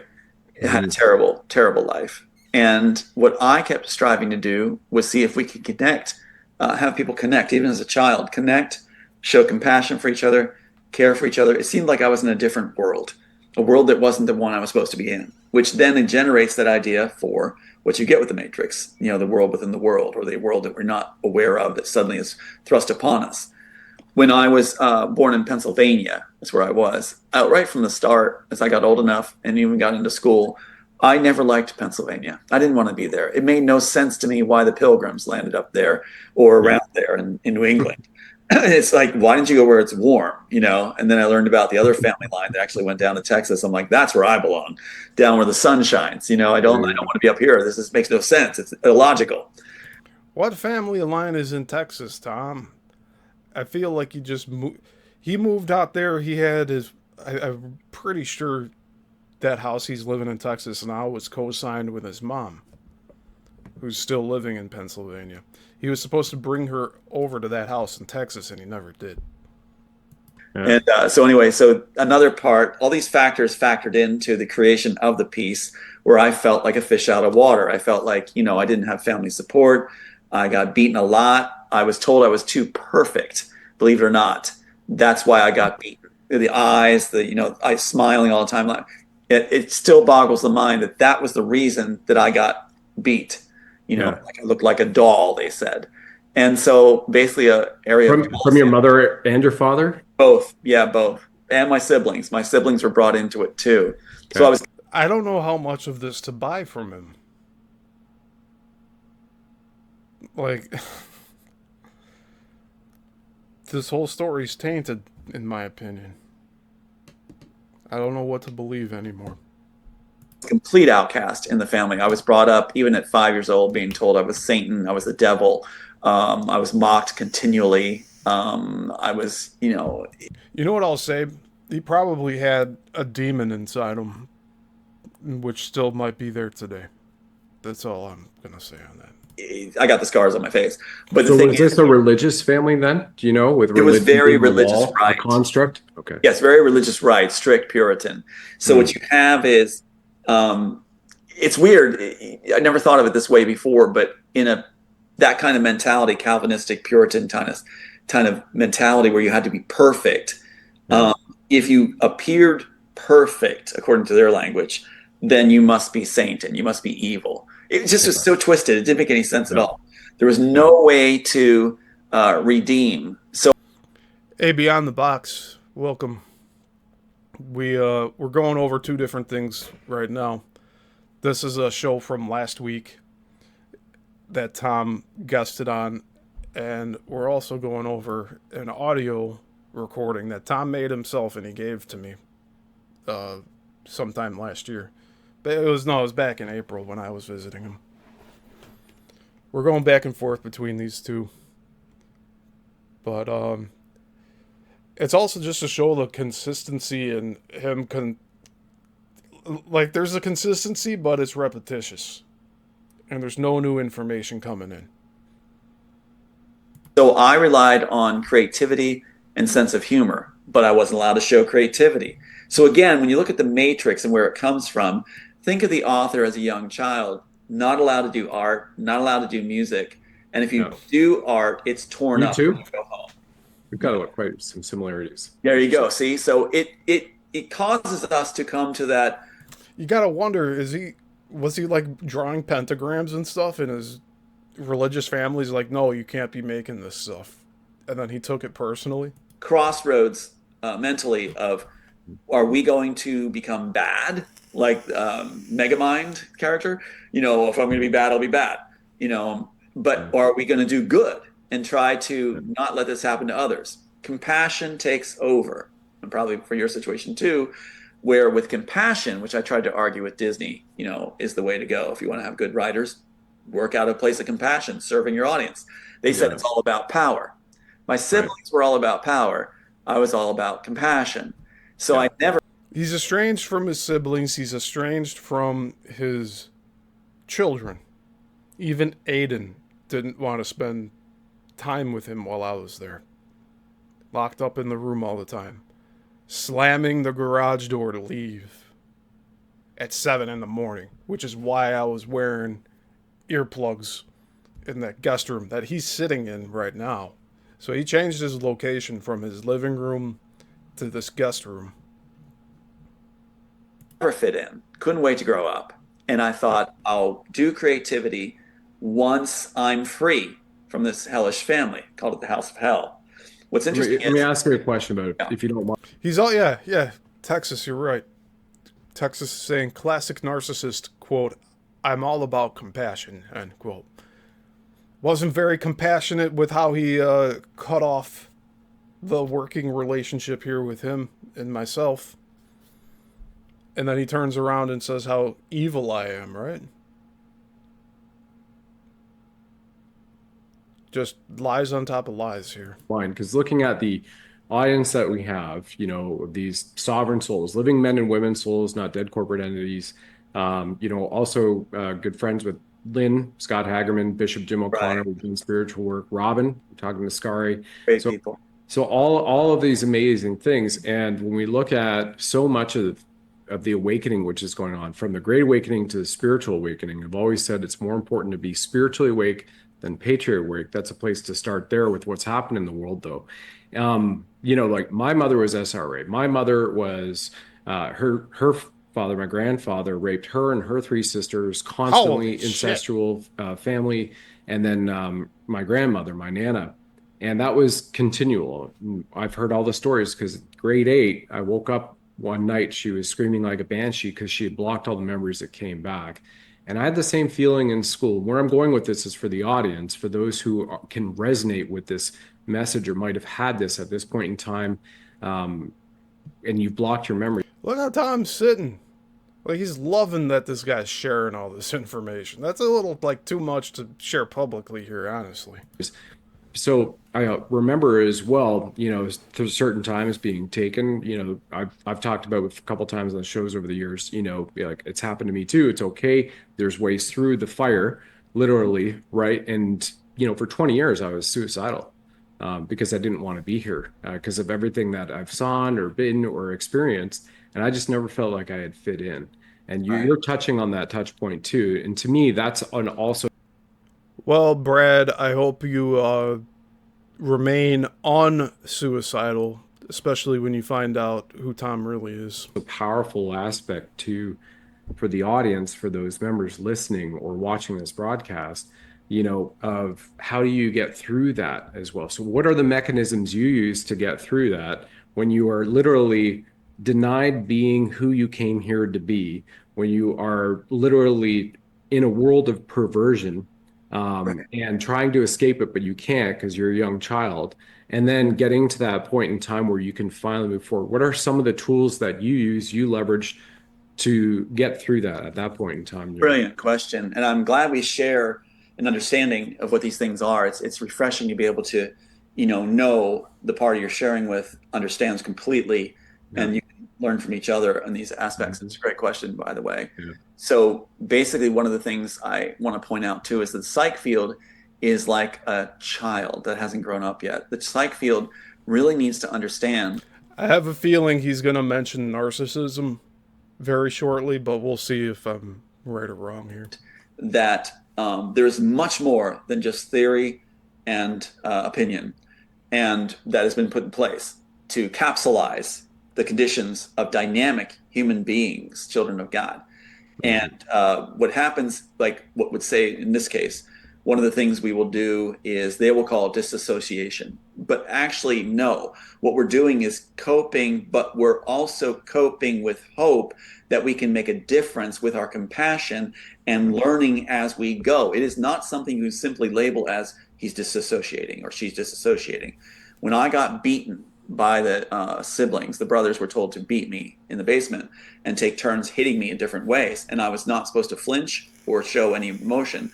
Yes, I took my mind to another place. Yeah. That's not a handicap, and that's not a condition that's bad. Yeah. What I'm doing is I am utilizing every faculty I have at that moment, even as a child, to try to find a solution while thinking it through. So I take myself in a place where I can formulate even while I'm getting beaten. There's a difference. And the way it's spun by the psych field often is it's really, they need to actually employ people that are experienced like ourselves, that can understand and have empathy for those that suffer from abuse, rather than clinically approaching it in dry cut fashion and a lot of times arrogance. I just want to point that out.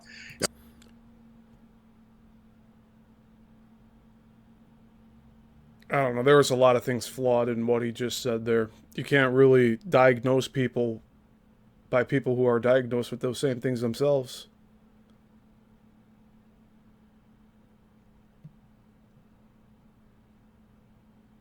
Texas says, does he think he's special because he can zone out?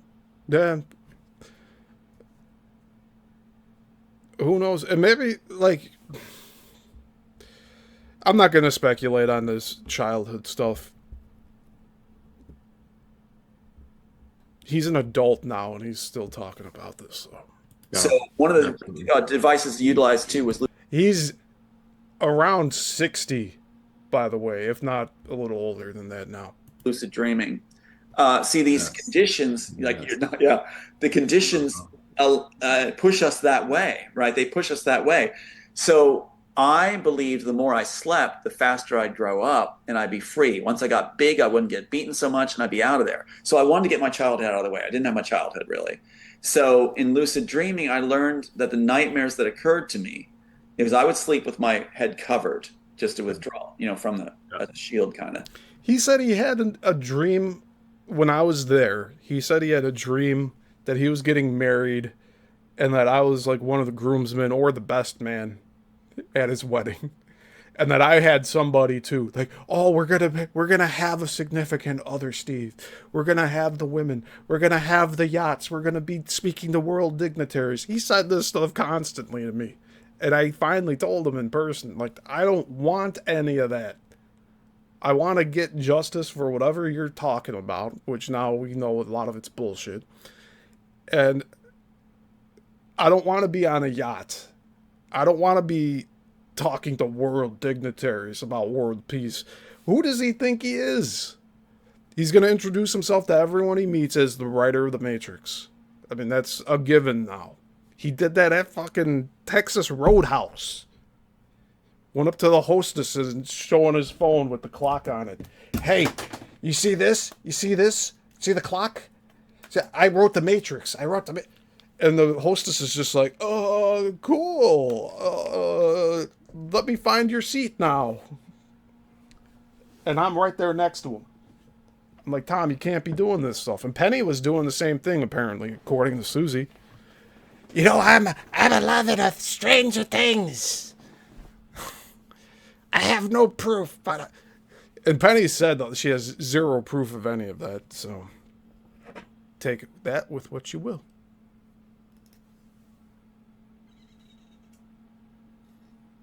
Yeah.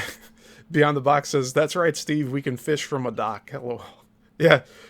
Honestly, I don't want to be on the ocean, especially after going through all the Bermuda Triangle stuff I've been going through. Like, I don't want to be on a boat in the middle of the ocean. You kidding me? And if you're going to be on a boat with world dignitaries, who's to say it's not going to get bombed? So I'd always learned to breathe very shallowly and survive. I was in survival mode all the time. Right. And it didn't stop me from getting beaten in the middle of the night, or being called Satan. But I learned lucid dreaming. So He's continually mispronouncing Satan as Saint-in. You notice that? Because I did. He said it several times now. Saint-in. He's not saying Satan. He's saying Saint-in. So if I had a nightmare, I would literally roll credits visually in front of my mind's eye, like a screen. I would roll credits to end that dream. And that's 5 years old, and then I would recreate the landscape of the dream. And I'd lay out like lollipops and stuffed bears and things like this on the landscape. Inevitably, it'd start to go sour, and I'd roll credits again. So I was ultra lucid dreaming at a very young age, young age. And there was one image that kept surfacing in the nightmare, which I found very interesting. It was always three-headed. Now, what's interesting is in Amazon's... Cerberus? The three-headed dog?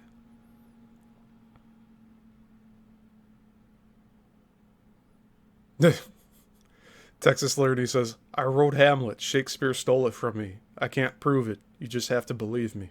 Yeah, that pretty much sums up Tom. Let's substitute some words here. I wrote The Matrix. Wachowski stole it from me. I can't prove it. You just have to believe me. Yeah, it fits in right with what Tom's saying. Version of Wonderful Canadian Piece was done. You'd figure he'd be holding the script up and being like, see this section? This is all what was like used for this part of the movie. This is what was used for this part. He's not saying any of that. About Ulysses and Hercules, and the stories intertwined as real people, real like people. Beautifully done show. And in that they had a god figure with the three heads. And it was amazing to see that, because in mind, out of the landscape that I would recreate, a sandy figure would rise up, a sandy figure with three heads slowly turning the three-headed figure. Right. And that... You encountered a demon, Tom. Maybe that's the thing that was inside him the whole time. Who knows? Stood out to me. There was also a lamp at my house, if you want to know the details, where, before Matrix, that had three cones on it, like a stand with three cones on it, sort of 60s kind of lamp. Right. And I called it a doo-doo-doo, a doo-doo-doo. And it's like, I was scared to death of that lamp. I had no support system, no one I could turn to. If I cried, I could get beaten. So I had to internalize what to do with it. But it was this fear that developed of furniture moving on its own and this lamp moving on its own. No way to deal with it. If I had a nightmare, I'd be scared to death if I had cried out in my nightmare, because that means you could get beaten. Yep. So it was like this whole new way of handling it led to the development of the Matrix story. It really does. You have to have that kind of background to create something where Hollywood thinks everything's been done. Who's to say this lamp wasn't in his bedroom and he was seeing the three-headed lamp in his dream?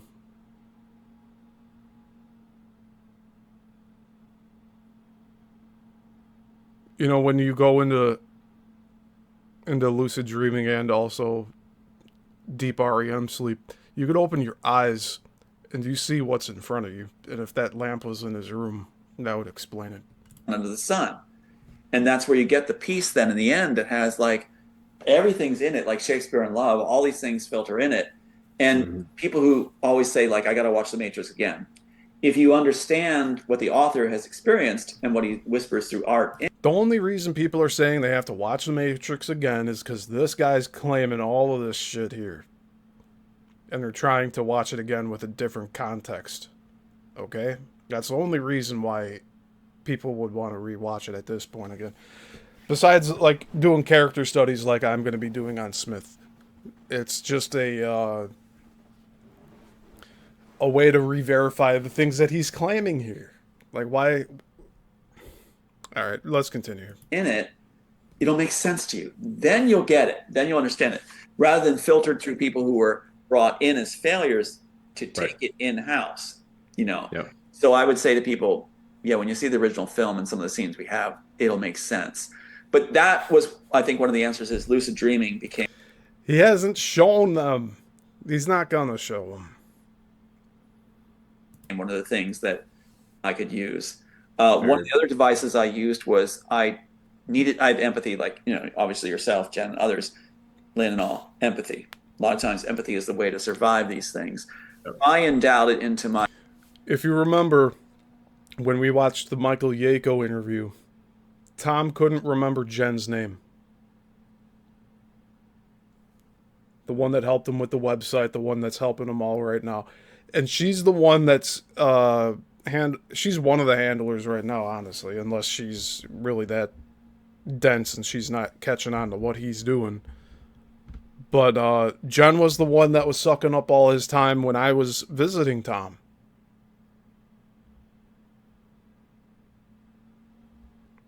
Jen was the one that he was on the phone with saying, "Finally, you get it. I'm finally talking to someone smart." The same thing he said on all of these other shows. My stuffed animals. I wasn't allowed to have many toys. They were always taken from me, but I had 4 stuffed animals. And I would try to, like, pray whatever that they could be alive. And, that, you know, you have companions that are alive. Holy shit!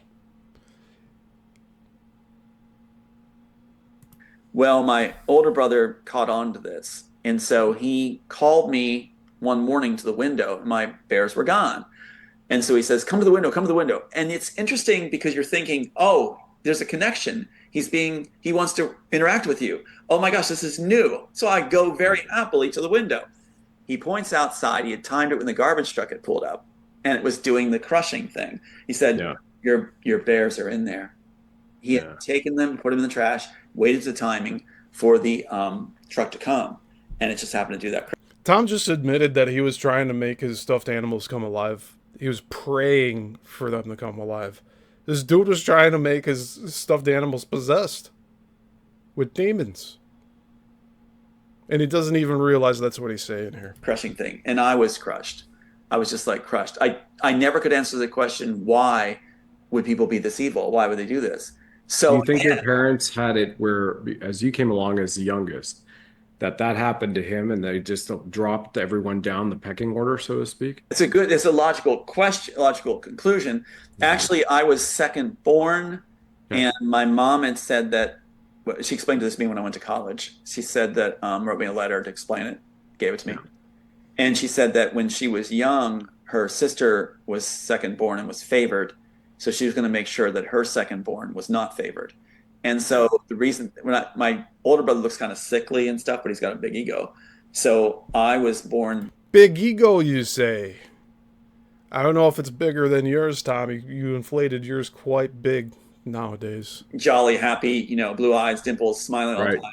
So I was the one that was suffering for being too pretty. And one of the things they did that I know now. Being too pretty. I can't believe he did that gesture. Holy shit. Now, if you look at my feet, I have stumped toes. They're like stumped and disjointed, because she even said later, I made your shoes too tight. So she put the baby shoes, the hard shoes, and made them too small. So my feet were always like Chinese, like Japanese thing, like crunched, and that was to make me cry, so I wouldn't be that appealing. And it was always painful. The other thing she said was she told people that I couldn't eat and was not hungry when I was starving, so I was not fed well at all. And so one time she said that my hand, when I was very little, reached out and grabbed a pie with my hand and put it in my mouth, and the ruse was up. It couldn't be that I wasn't hungry, couldn't eat anymore. So there was things like that. So just constantly.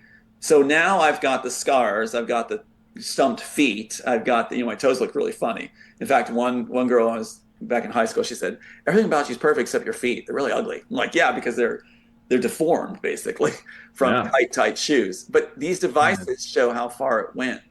So I was a perfect target for the. Man, how does he remember shit all the way back from high school of a girl telling him his feet are ugly, but he can't remember an email he sent for the deposition? Let's go back to this deposition audio. Do you recall seeing this document for him? I'm just sorry. No, you don't need to read the document. Just let me know if you recall seeing this document before. Without reading it through, I wouldn't really know. Tell me, Tom, recall if you remember reading this document before. Well, without reading through it, I can't recall. Okay. Sir, I'll represent to you that this is a document I pulled out from the underlying lawsuit. Do you have any reason to believe that this document is not your declaration?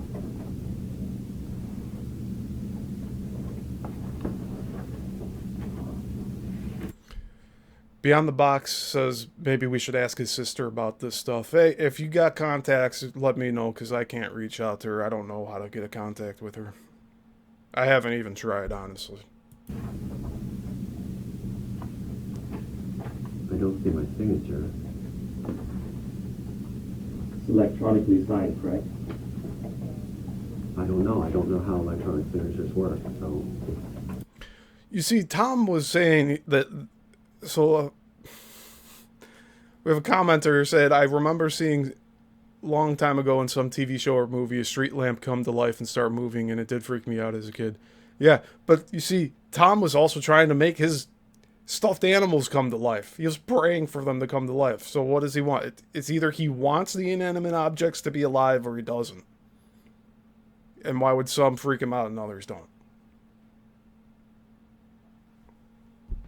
Okay, let's go to the portions of this document and let me ask you.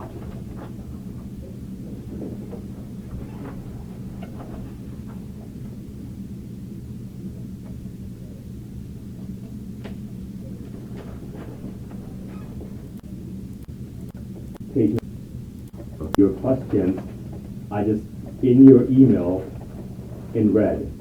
So what you see in the email in all capital letters is your wife's answer to Mr. Rankin's question. I don't see any red, that's why. I'm not trying to be difficult, I'm trying to follow you. Sure, thank you. So in that email... He's saying that there's certain parts of the emails that are highlighted by this attorney. And he said, oh, I don't see it highlighted. I'm not trying to be difficult, I just don't see it. Is he playing dumb here? He can remember everything from his childhood and high school, but he can't remember the important stuff regarding his lawsuit here. Simple emails that he sent back and forth. Sir, your wife is saying that the first time you discovered the similarities, or you observed the similarities between the Matrix and the Immortals was in February of 2010. Do you agree with that? I believe that assessment would be correct. So he just said here that February 2010 is when he realized that his script was ripped off for the Matrix franchise. And if this is sometime, I want to say this is between 2013 and 2015, this audio clip here. Okay, and this is something... Hey Juan, good to see you in the chat. ...that your wife told to Mr. Rankin back in 2012. Did she discuss it with you before she answered these questions, Mr. Rankin? That is a long time ago. I do not know if this particular email... He's saying that just a few years is a long time ago. But he's here reciting all of these childhood memories like he remembers it yesterday.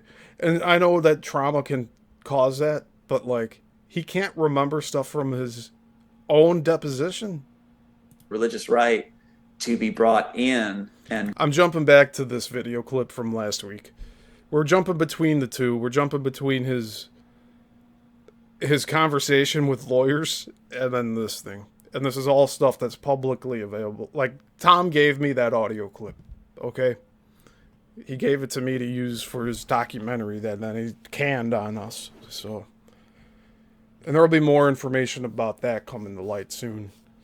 You see, this is a lot of slow leak stuff, but I'm not doing this intentionally. It's more so like the times pass by. Now we're exposing all the other side of this stuff. groomed to be a leader in the cabal. So we have an international audience, from maybe 55-60% Americans, but the rest all around the world: Australia, New Zealand, Switzerland, Sweden. Just explain the religious right as we go there, because that's also a big part of the foundation. Well, the religious we've got to deal with.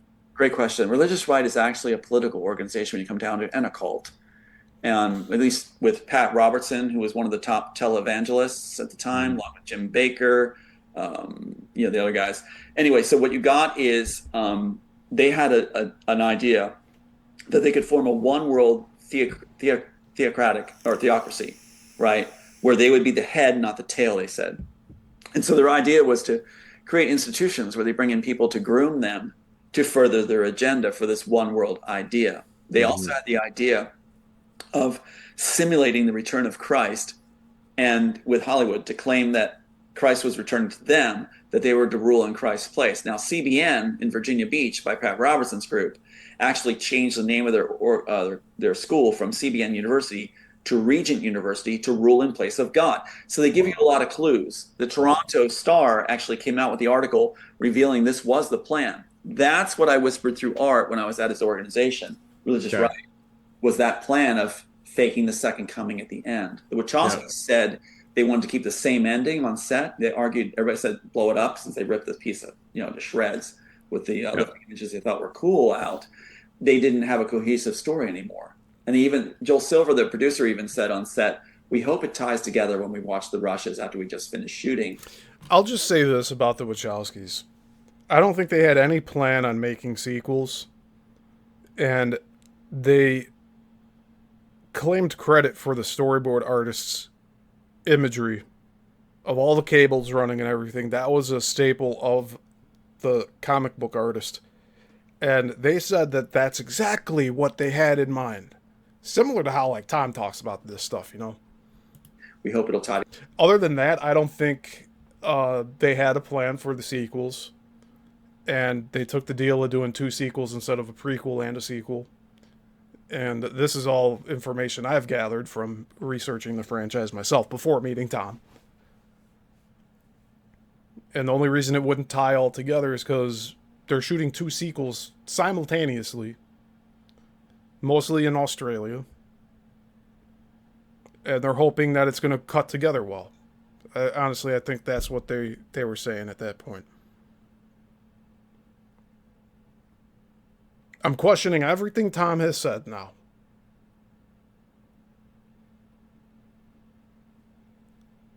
Together, we hope we used up the rest of the story, and the Wachowskis, put aside every argument about just blow it up, which they should have done when they ripped it apart out of order, because you shouldn't take anything out of this. Out of any piece would unravel the story. So instead, they kept the same ending, which includes the second coming. Yep. People watch The Matrix and understand at the third one that the identical figures at the end. I'm just going to say this too. In the Saturday show that I run for deep dives into the Chicago film industry, one of these studio creators, I forget which one it was, they said, though, that they had stopped watching movies because it's pretty much the same 30 stories just repackaged into different characters, situations, and whatnot, locations. But it kind of makes sense, saying there's only about 30 stories you can tell on film before it starts repeating itself. And so how many Second Coming stories are there?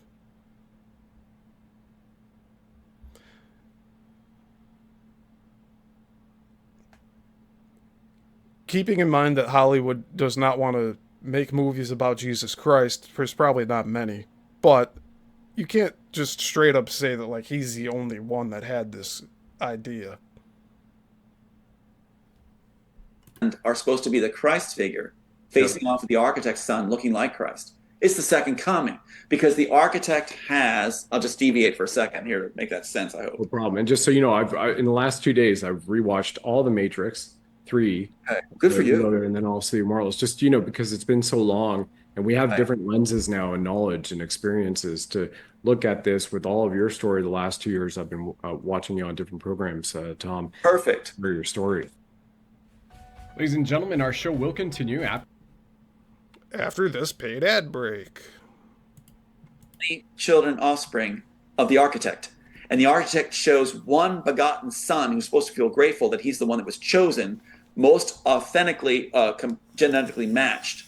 They use that in Star Wars too, in the Clone Wars, where the guy, the cloners said they couldn't believe the guy just wanted one natural son, like Galactica, and not a perfected one out of all the bunch. But there you go, lifting it also there, Lucas and Spielberg.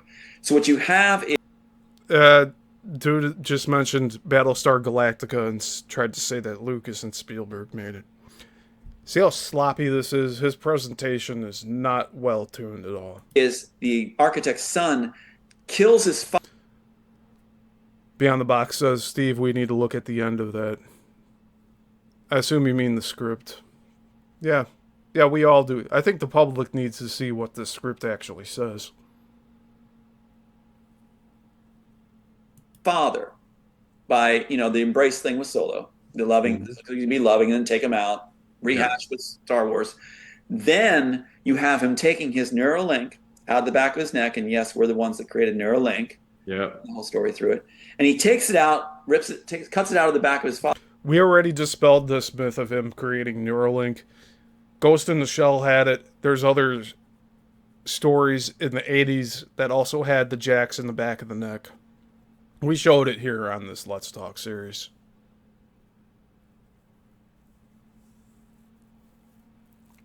Jay says, you could do a deep dive on those 30 stories. We could come up with 30 films to represent them. Yeah.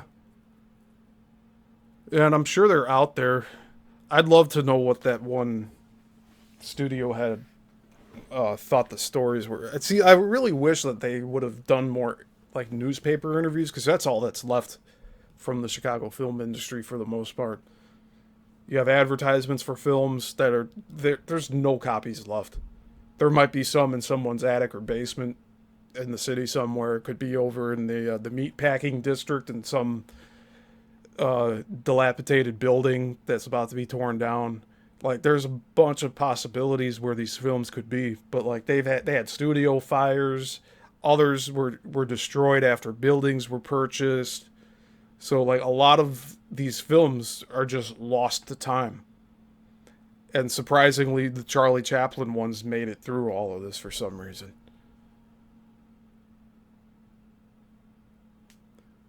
Well, yeah, Texas is saying he created Neuralink. Someone should call out Musk for that. No, like, Tom didn't create Neuralink. He's just claiming a concept in his script. That's all he's claiming. He's saying the script is from 93, but we have a copy at the Copyright Office from 90. I want to say March of 98. It was really, really close to the time when they ended up releasing the Matrix film. So you have all that, and then you have this wild story that Tom says someone broke into his house without breaking in, so no damage to the house, and left a script on his bed while he was away in Florida. Like, it makes no sense. It makes no sense whatsoever. Like, these people aren't going to just break into his house undetected and leave a script on his bed. out of all the outlandish things that Tom has said over the years, like, that's one of them that, like, Michael Yako's eating it up, like, oh, wow. And I'm sure that in this episode that he's on here with these people, he's going to mention that again, too, that someone brought the scripts back. It's like right after I started this Let's Talk series, he started pulling scripts out of his ass. I kid you not. He found scripts from 96, 94, 93. All of a sudden, all these scripts pop up. He thinks it's going to help him with his case, but like this, the nature of how they appeared and how he claims they appeared are so outlandish. And if anybody calls bullshit on it, then he cuts them off.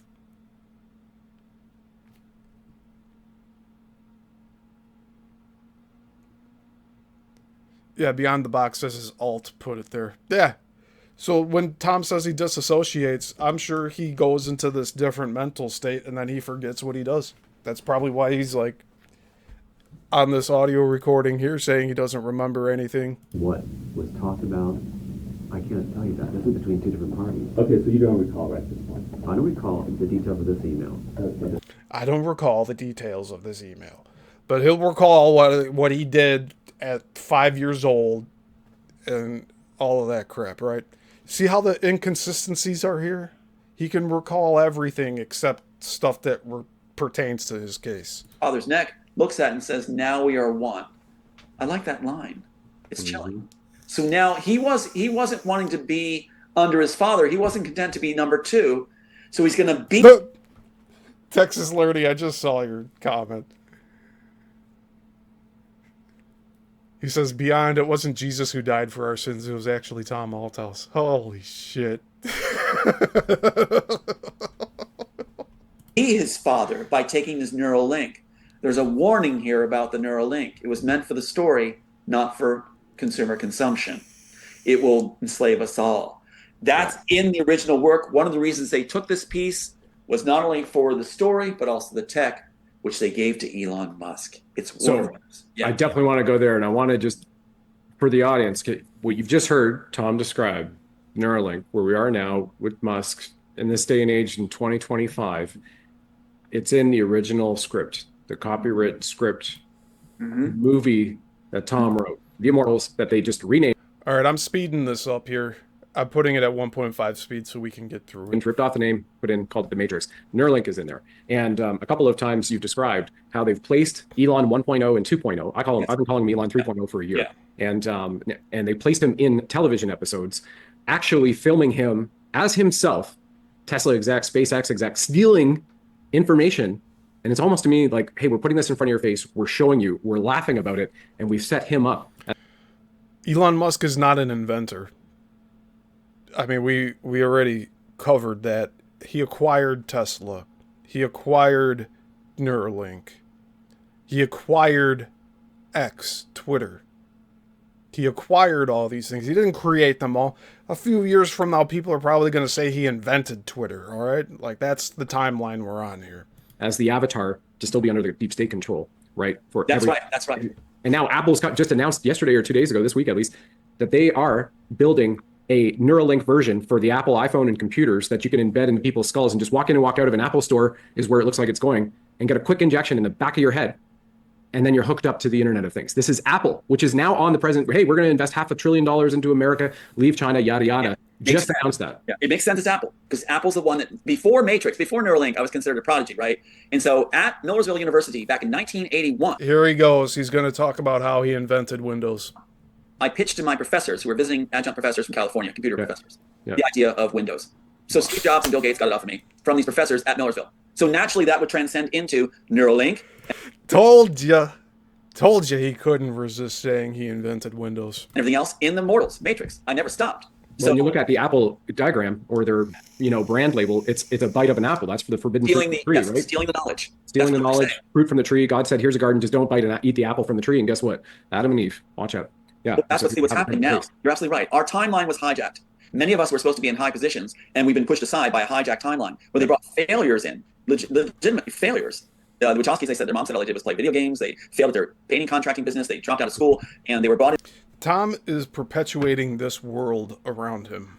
He wants to be a perpetual victim. So everybody's always stealing crap from him. And he never gets his flowers, right? That's where we're at with this. He believes it, so it is so. By Warner Brothers as failures, wine and dine by Dean Laurentiis, the executive Warner Brothers, promised beautiful women fame and fortune. Why? They needed in-house failures that would be loyal to allow Warner Brothers to claim the work and the tech in-house.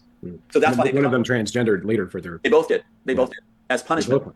They both, for sticking all my information in the first graphic of the Matrix. So that's what's so wild about this is that's irking them because by putting, they were so angry about Assassins, being replaced by another writer to finish it.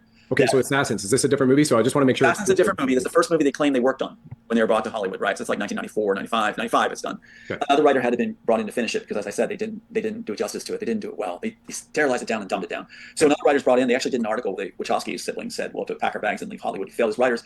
In an interview, they go, unless we're given the science project. Unless we're given the science project. Because of the tech in it. Now, here's what gets really interesting. Okay, Brad, an audience. What happens is, I'm glad I'm talking to a smart audience too with you. This is good. So you'll get this. What happens is the Wachowskis jump the gun. They have a very forceful personality, very, very like angry, egotistical. So they decide to force Warner Brothers' hand. They're like this. It's like the Three Amigos where the guy says, we want this. And you go, okay, you're out. Yep. The producer. So anyway, what happens is, throwing the humor. What happens is they get the script, the green lighted script from Joel Silver. Joel Silver says, or Teresa Wayne, head of the story department, says, this work went in 94. Joel Silver submitted it, sans the Wachowskis. They're not in the picture yet. So Joel Silver enters the Immortals in 1994. Keep in mind again, there is no copyright on the Matrix, only the Immortals. No working drafts of the Matrix, only the Immortals. So he didn't copyright the Immortals in 94. I don't know why he's lying like this. What they do is he allows by giving an audition piece. They even call it an audition piece. If you direct Bound, because the Wachowski said we want to give them the science project in the article, and they want to. The only way they save their career is to direct something, prove they could direct, and they'll be given the stolen work. So they direct Bound. Now in it, they put my grandmother's name as a lead character, Violet.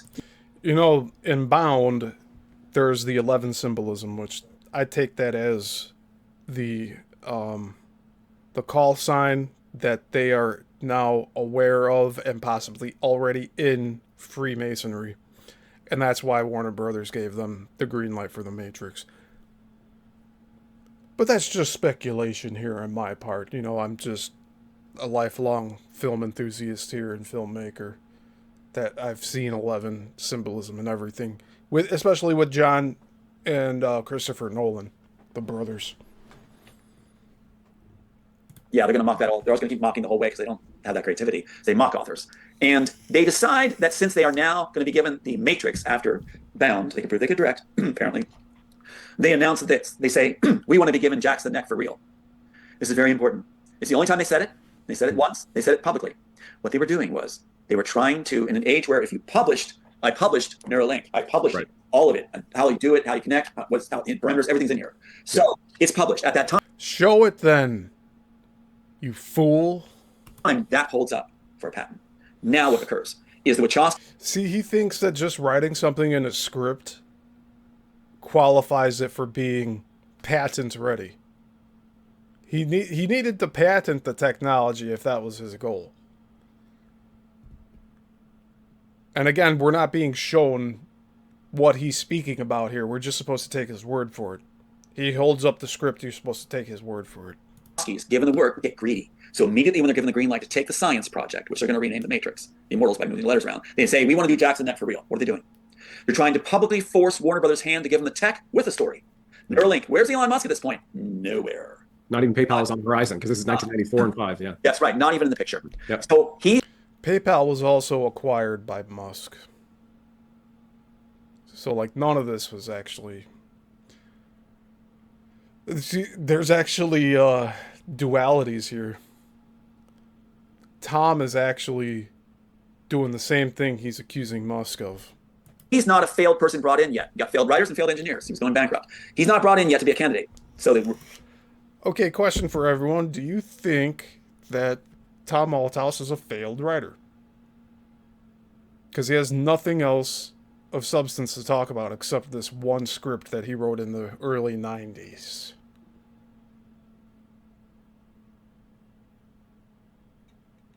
Over 30 years ago. After again, Wachowski's get the green light to take the story. They want the tech. The money is in the tech, the neural link. How much is that worth? So they announce on the air, we want a new Jackson neck for real. They get slacked back by Warner Brothers because they have not chosen who's going to get the tech that would enslave our entire world. It's all about power. There's your power. All about the money. There's your money. As far as their parameters are, they leave compassion out. We don't. So they're slapped back. Next, Warner Brothers rushes. For someone to claim that he does not leave out compassion, he was very cold with how he cut things off with me. Considering all the work I was doing for him. On my time, on my bill, my cost, my money. Along. They bring Elon Musk onto the cameo of the Warner Brothers picture, Iron Man 2. At the raceway, there's no sense That's for right. it. And Mickey Rourke was there. Mickey Rourke. There you go. And Mickey Rourke in The Immortals. So he played bad guy in 2 films. There you go. Iron Man and The Immortals as Helios. There you go. Helios, Heliopolis, or excuse me. They like to do this, don't they? They play God. You're right. So what they did was they have Elon Musk on cameo at the raceways where Tony Stark, so you can almost see the Tony Stark character going like, why are we doing this? This isn't even part of the writing. It's not even the script. Just do it. Just point him out and greet him, and then we'll move on with the story. Makes no sense. So it's very awkward. The clip is, hey, there's Elon Musk. And he goes like, hey, I've got an idea for electric car or electric plane. Very good. Thank you very much. I can do an impression of Guru. That's about it. That's very good. Yeah, yeah. It's amazing if you do the South African accent and you're not bright at all and failed engineer, you come across as very important and you know what you're talking about when they don't even know how to wipe their own ass. That's anyway, right. So, yeah. That's it. That's it. It's the full. I've been YouTubing. Good to have you here. We're breaking down this interview Tom did a week ago, and we're also listening to an audio clip that Tom had given to me about his deposition, where he's claiming, I can't recall. But he's sitting here a week ago recalling everything from like the moment he was born to like up until the time that he discovered that all this happened. It's like his mind is stuck in 2010, honestly.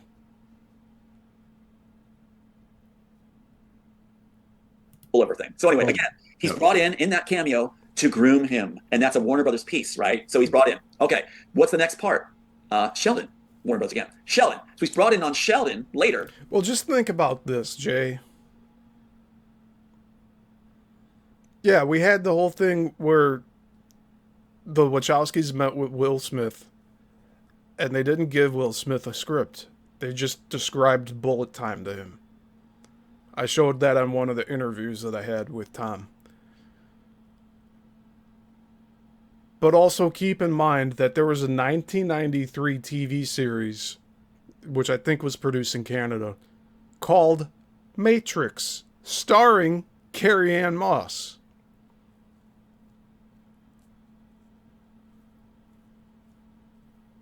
And I never knew about that series until I started doing this stuff with Tom. So, like, you want to talk about Mandela effect? If there was any Mandela effect for me, it would be that. Because I surely would have come across Matrix, the TV series from 1993. It's like 2010, he's brought in Elon Musk's thing. So this is a TV show. So because of the podcasts like Australia, New Zealand, UK, other places. So this is another major TV show in America. Yeah, Jay. Tom is capitalizing on all of this stuff because he loves the attention of going to conventions. He's going to UFO conventions. Have nothing to do with this. I told publicly to stay away from Carrie Cassidy. Now he's saying that she's not good. Are you mad that I'm calling out the players for what they are before you can, Tom? Like, you just don't want to give me any credit for anything here. Especially the John B. Wells interviews. Number 2 and 3 that you did. His first one's gone. It's been scrubbed off the internet. That won't happen here, though. I got plenty of other outlets to put all of this stuff up on. And I do suggest some of you, if you do have Rumble or BitChute and Odyssey, go to my description, go and sub to those channels that I have. It's all re-uploads from this channel. This is my main channel here. But in case things go south, I recommend you all to find me on those other platforms. You could search the same channel name. It'll all pop up. And if you search Tom Althouse interviews on Google, I still pop up as the number one. The whole first page is mostly me. If not only me.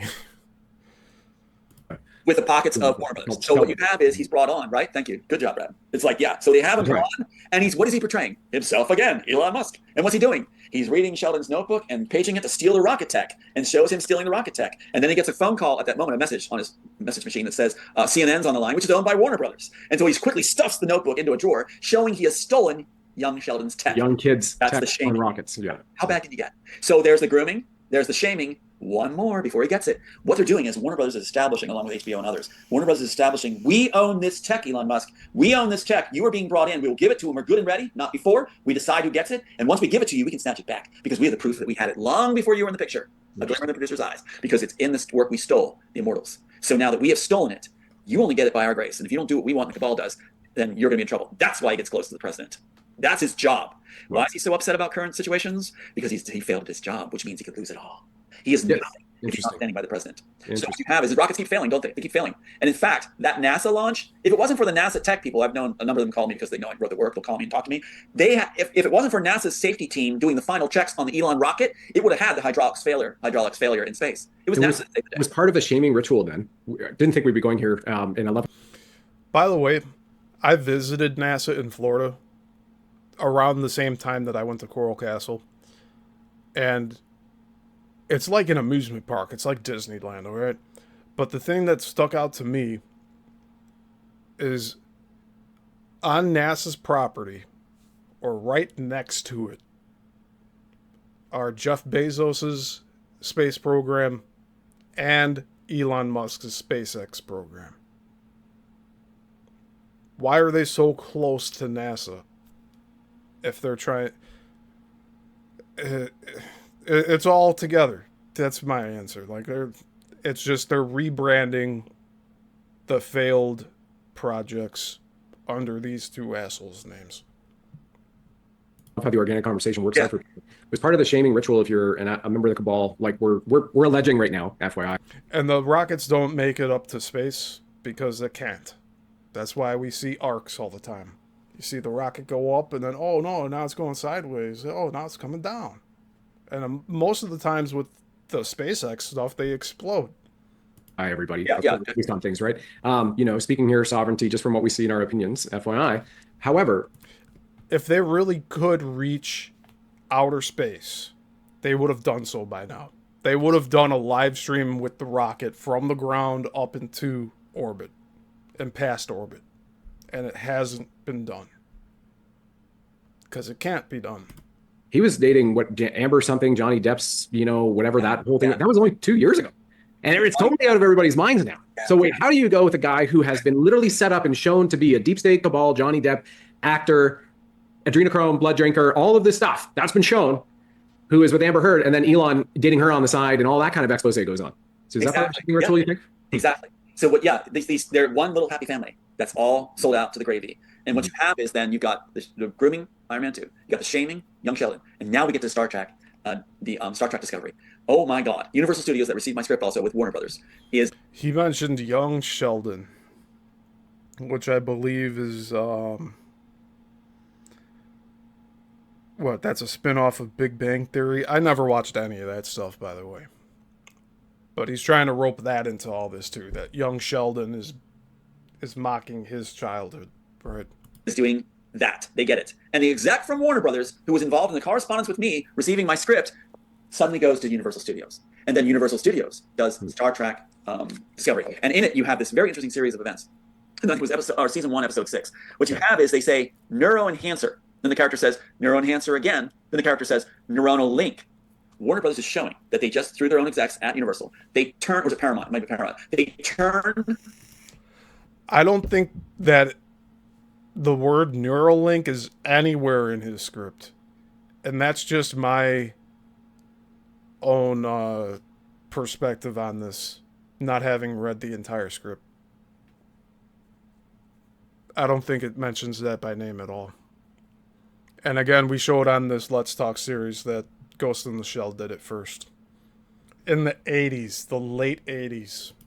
Neural enhancer, which is what I call it in my screenplay, neural link. I call it neural enhancer because it was something we can have library memories, enhance our cognitive, bring us together more. I'll reconfirm this. So neural enhancer is what he's claiming is in his script. It's not the first time anybody's used the term neural because it's all brain related. And you go into sci-fi, these sci-fi stories, they work a lot with these concepts. More. That's the intention. They changed it to Neuralink because it's going to be used to enslave. And they gave Elon Musk didn't come up with the name. Before Elon Musk is claiming it, they came up with Neuralink in the Star Trek series. Again, they're going to claim it before he gets it. See what's going on? Yeah. And so then what they do to ice the cake, to get him tied to it, is they go Neuralink, neuronal link, after neural enhancer twice, the author's own copyrighted statement of enhancer. They change it that. Then they have the main Star Trek captain go like this. He's going to be this character's going to be more famous than, just as famous as Cochrane, the guy who in Star Trek fans see as the one who made the Vulcans connect and the one that did the warp drive. Right.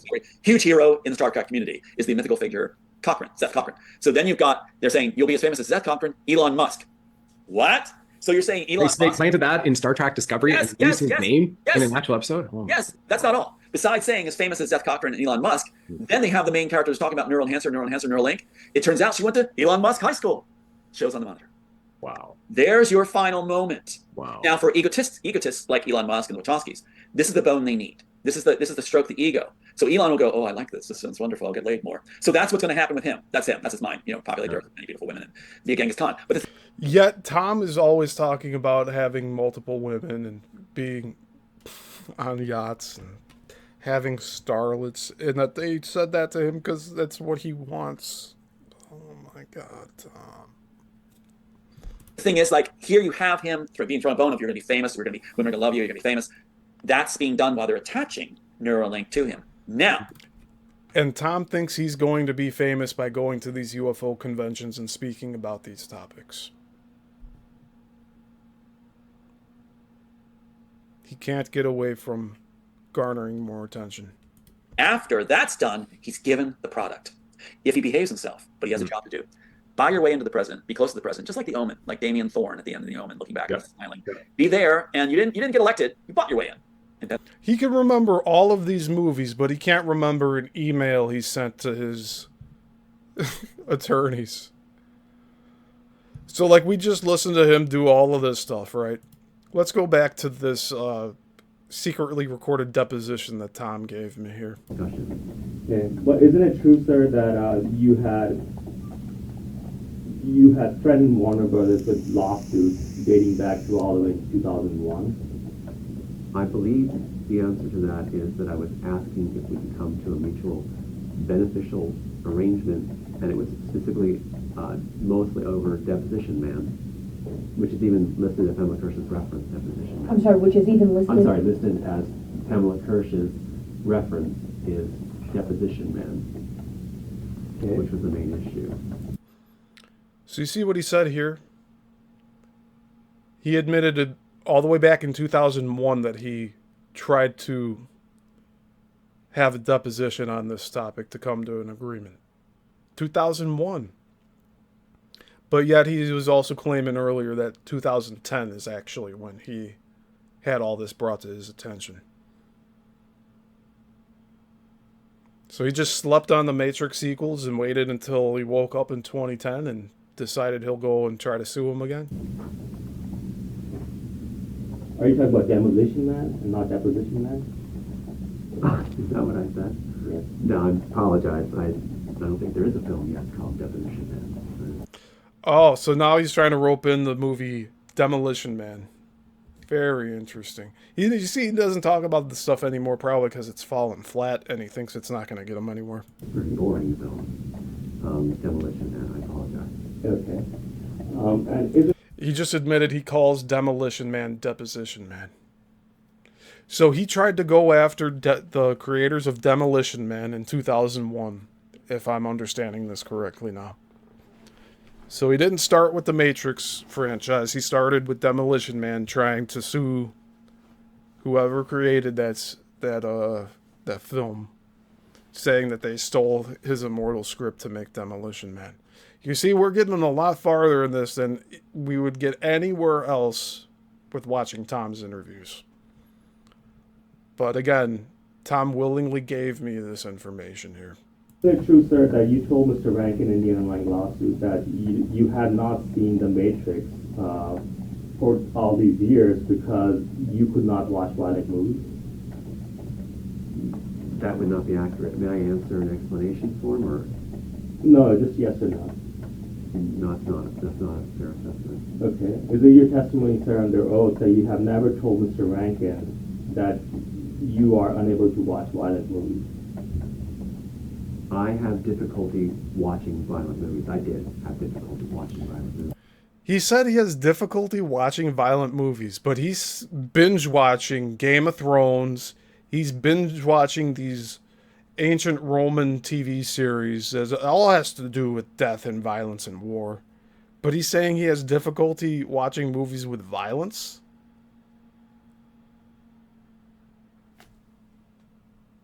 The story gets more jumbled the further we go in. Because of my condition. Okay. I can't watch them all the way through. Because of his condition, he hasn't watched the Matrix franchise all the way through. It's getting worse and worse for him. Okay. And isn't it also true, sir, that you told Mr. Rankin that you could not, or you had not seen any of the Matrix movies because you had this condition where you could not watch violent movies? No, I believe that's not a correct answer. Okay. What do you recall telling Mr. Rankin about this condition where you could not watch violent movies? I don't remember the details of what we discussed. I can give you the discussion. There he is again saying he doesn't remember the details. Yeah. Alright, I'll read the chat here real quick. Jay said he served the seared salmon with scrambled eggs, Thai basil, cream cheese, and lion's mane. That sounds delicious, man. And Classy Cat says, neuro related to neurons. How hard would it be for someone to use that prefix? It's not hard at all, because it all has to do with the brain. Neuro. Neural. It's been used for decades. And previous to all of this stuff Tom wrote. Yeah, Texas. He says now, Texas says now he has a condition as well. The gift that keeps on giving. Yeah, he said his condition prevents him from watching violent movies. But he was binge watching Game of Thrones while I was at his house. Away from me, upstairs. Who else? What else was he watching? I don't know.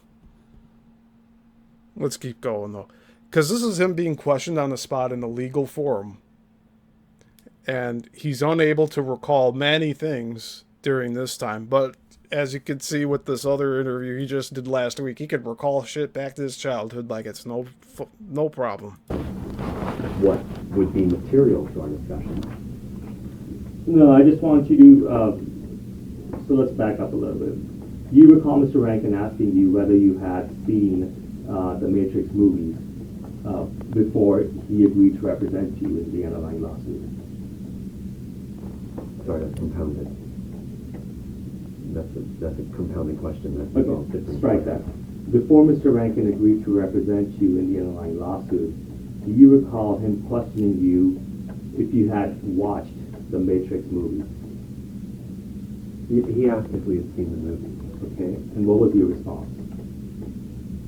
I am going to have to give my best guess of what the response was. I don't. So you see what he just said here? The person asking the questions here asked Tom, when you asked Rankin to represent you in the online lawsuit, did Rankin ask you if you watched the Matrix series prior to contacting him? And Althouse is now answering, well, I guess I'll have to recall to the best of my abilities. It's plain dumb. Have that conversation available to me. I don't have that conversation available to me.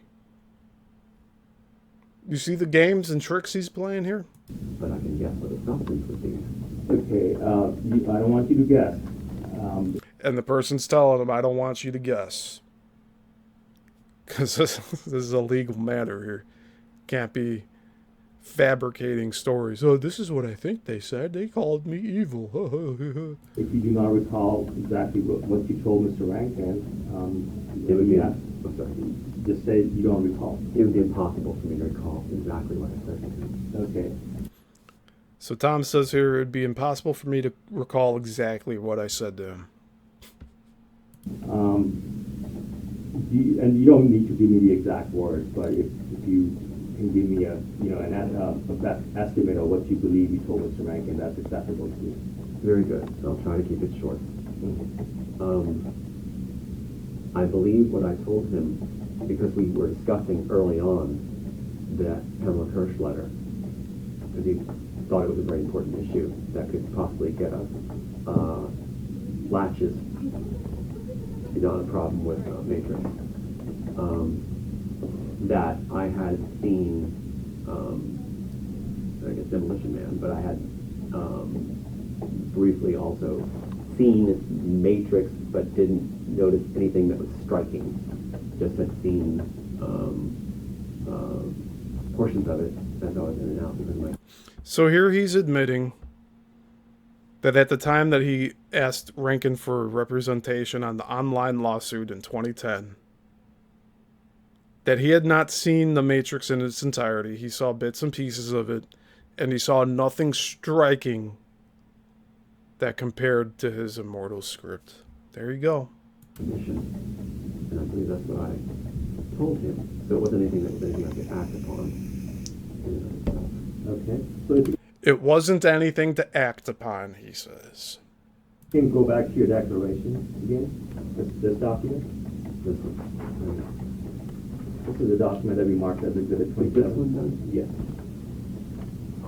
And if I can, again, on the same page, starting with line 11. Same page. Oh. Yeah. You see the paragraph starts with in 1999. Yes, I do. Yeah, okay. It reads, in 1999, Althouse viewed The Matrix during its theatrical release, but was unable to sit through the film, being compelled to adjourn to the theater lobby multiple times. I'll end right there. Why were you compelled to adjourn to the lobby multiple times? First off, I'm going to let it go, and you can call me, as you pronounce it, it might be a pronunciation thing. It's Althouse in the last couple times now, but if it can't be said, I will. You see what he did there? Instead of answering the question of why did you get up and walk out to the lobby when you were being shown the Matrix 1999 film, and his answer is, my name is Althouse, and I'm not going to let this go. You need to pronounce it correctly. It's Althouse. That's what he's doing here. I'll go back just a few seconds here. I'm going to let it go, and you can call me, as you pronounce it, it might be a pronunciation thing. It's Althouse in the last couple times now, but if it can't be said, I won't correct it. It's not in there. Notice anything that was striking. Just had seen portions of it as I was in and out because of my condition, and I believe that's what I told him. So it wasn't anything that was anything I could act upon. Okay. So if you can go back to your declaration again, this document. This one. This is a document that we marked as Exhibit 27. This one does? Yes. And if I can, again, on the same page, starting with line 11. Same page. Oh. Yeah. You see the paragraph starts with in 1999. Yes, I do. Yeah, okay. It reads, in 1999, Althouse viewed The Matrix. Wow. In 1999, Althouse viewed The Matrix. You hear that? During its theatrical release, but was unable to sit through the film, being compelled to adjourn to the theater lobby multiple times. I'll end right there. Why were you compelled to adjourn to the lobby multiple times? First off, I'm going to let it go, and you can. He's not answering the question directly. He's bringing it back to the pronunciation of his last name. Call me, as you pronounce it, it might be a pronunciation thing. It's Althouse in the last couple times now, but if it can't be said, I won't correct it. It's not intentional, sir. I have an accent. All right, okay, I accept that. I'm just saying I'm not going to correct you anymore. And I'll answer the question. So we're asking if this is an accurate statement. No, I asked you why was it, it's your declaration, sir. I'm asking you why was it that you had to leave the film multiple times and go to the lobby? Because I have trouble, because of my PTSD condition and as severe as it is, and was, it continues to be, that it is just... Oh, so he's actually saying he watched the film in the theater and he had to go and exit to the lobby several times while watching The Matrix in the theater? Man, this is getting good, isn't it? So he knew about it right then and there. Like, he knew of The Matrix in 1999 and did nothing. He went ahead and filed a lawsuit against the Demolition Man movie instead in 2001. Difficult to me sit straight through violence, not extreme violence in the film, especially... I'm sorry, not extreme violence or extreme violence? I'm sorry, extreme violence. In a film. Especially when it's innocent parties or parties that are helpless being harmed in violent ways, like children. So that's where... There's no children being harmed in violent ways in the Matrix film. And he's saying that he can't handle extreme violence in films when it pertains to children. There's no children in the Matrix. The lies continue to unravel here, people. I have a problem. And it's, are you claiming that you still have that condition to this day? That's been medically recorded, I believe. I still have a condition. Yes. I'm sorry, not the condition, but your claim that you cannot watch a lot of movies, you get nauseous. Well, I can offer this to you, that when Mr. Rankin had me watch the second and third as part of our casework, it took me about 4 to 5 sittings to just get through, I think it was 2 or 3, which one it was, but I kept getting very nauseous, and I had to take breaks from it. But I did it to finish out, and that's why this is kicking in right now. What happens is when it's affected, and I have a recall of these kind of things, then it kicks in, and that's where an expert can help you with what PTSD does. You know what, guys? Also, let me know in the chat here if you're getting bombarded with ads, because I'm thinking about turning it off for next Sunday's show, just to retain viewers here, because I'm seeing people drop off 3, 4 at a time. Just let me know if the ads are constantly interrupting all of you, and I will adjust that next time. Yeah, see, because 3 more just came back in. I'm wondering if you're getting hit with ads all randomly. Beyond the Box says, so he claims to write the movies just to sue. Where's all the script for all the movies? Yeah. Well, he says it's all in the one script and that they pulled it apart and made 3 movies out of it. Yeah, Texas. Texas says he needs 5 times to watch a movie that he wrote. Quote unquote. Yeah. Rankin was showing him the sequels in 2010, which apparently he had not watched, but he watched The Matrix 99 at the theater. All right, cool. Then I'll leave the ad settings the way they are. They're built in here just, to help the channel grow. I don't want it interrupting the viewing experience if it's too much. It affects your speech patterns, and it affects your communication skills. I'm going to go back 30 seconds here. I think it was 2 or 3, which one it was, but I kept getting very nauseous, and I had to take breaks from it. But I did it to finish out, and that's why this is kicking in right now. What happens... So he watched the Matrix sequels in disjointed sections. He never watched them all the way through in one sitting. And he blames his condition for why he couldn't do it. Because when it's affected, and I have a recall of these kind of things, then it kicks in, and that's where an expert can help you with what PTSD does. It affects your speech patterns, and it affects your communication skills. Okay, so So let me right get. now you get an example of what happens when I watch. Okay, let me get the timeline straight. You're saying that you watched the first Matrix, but it was but because of the condition, you had to go in and out of the theater, correct? Wait, just give me 1 second to regroup, because it has caused the effect. So with that effect comes broken speech patterns. It's not pleasant. That's probably why I have trouble. Do you need a break, sir? No, I want to continue, but I want to just let you know I'm going to answer your question. It also helps maybe to answer your question what the effects of PTSD are when violence is recalled in a specific way. So violence is something when you recall, even the recalling of violence affects you. It's a visual recall. For PTSD people, visual recalls are very powerful. Oh, I'm That's sorry. why you have flashbacks and things like that attributed to the condition, and that's why a lot of your veterans, per se, I guess, have reactions that aren't anything physically present, but is a memory, a trigger memory. And just to be clear, your condition is not caused by you serving in the military or anything. My condition is considered as something worse, Okay, but triggered by something. yes or no, sir? You It's not a military situation. okay? And you claim that I believe last time you testified that it was because there was an incident, and you don't have to go into detail. Thank There was you. some incident involving your dean or associate dean, correct? It was sexual abuse with entrapment, basically, and it was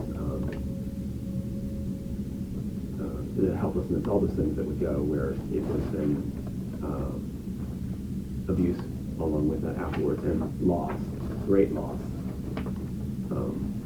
was brought in that was unjustified. So it's been kind of an ongoing right there. Okay, so as you sit here today, sir, it's you're saying that just by even talking about or trying to recall the times you were watching these violent movies, it flares up your condition.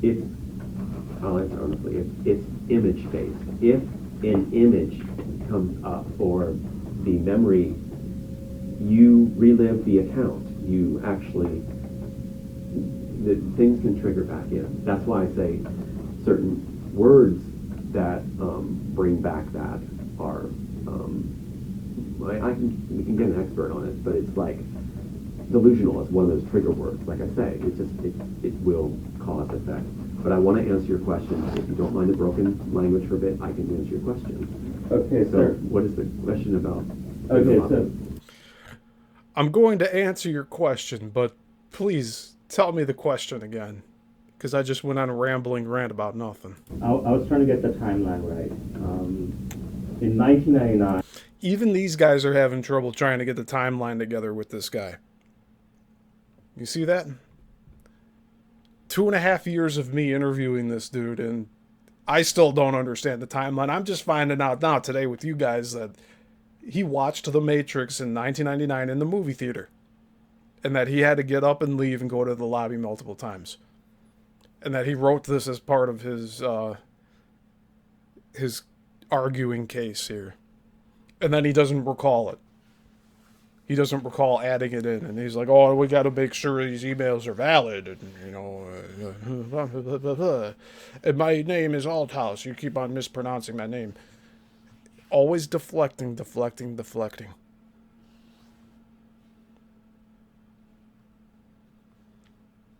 Classy Cat says it sounds like he's just going off on endless tangents trying to make his story bigger than it really is. Yeah. You go and try to watch The Matrix, the original Matrix, correct? Yes. Okay. But you, at that time, you did not notice any, striking similarities between your script and The Matrix, correct? Nothing striking. The only thing that Nothing striking. He says it right here. In 1999, when he watched The Matrix at the movie theater, that he had to get up and leave several times while watching, he found nothing striking similar to his immortal script. caught of interest was really the jacking into the back of the neck. Did you want me to explain that? Or? And the only thing that was that what stuck out to him was the jacks in the back of the neck. That's it. I was trying to get the timeline right. In 1999, you go and try to watch The Matrix, the original Matrix, correct? Yes. Okay. But you, at that time, you did not notice any, striking similarities between your script and The Matrix, correct? Nothing striking. The only thing that I caught of interest was really the jacking into the back of the neck. Did you want me to explain that or no? No, I just, it was, you don't need to explain that. I have your testimony from here, and I'm not speak about that. Okay? So, other than that, you did not notice any striking similarities, correct? At that time. Nothing jumped at me like, oh, someone's taken my work here. Nothing like, oh, someone's taking my work here. He admits it right here. I'll replay that once more. It was, you don't need to explain that. I have your testimony from here, and I'm not speak about that. Okay? So, other than that, you did not notice any striking similarities, correct? At that time. Nothing jumped at me like, oh, someone's taken my work here. Okay? And you're saying that the reason at that point nothing really jumped at you because of your condition where you could not sit through the whole movie and you had to constantly leave the theater, correct? I was in the lobby for a majority of it. Okay, and that's because it was a violent movie. Well, I was with friends, and I did not want to. I could go out socially, and I could not.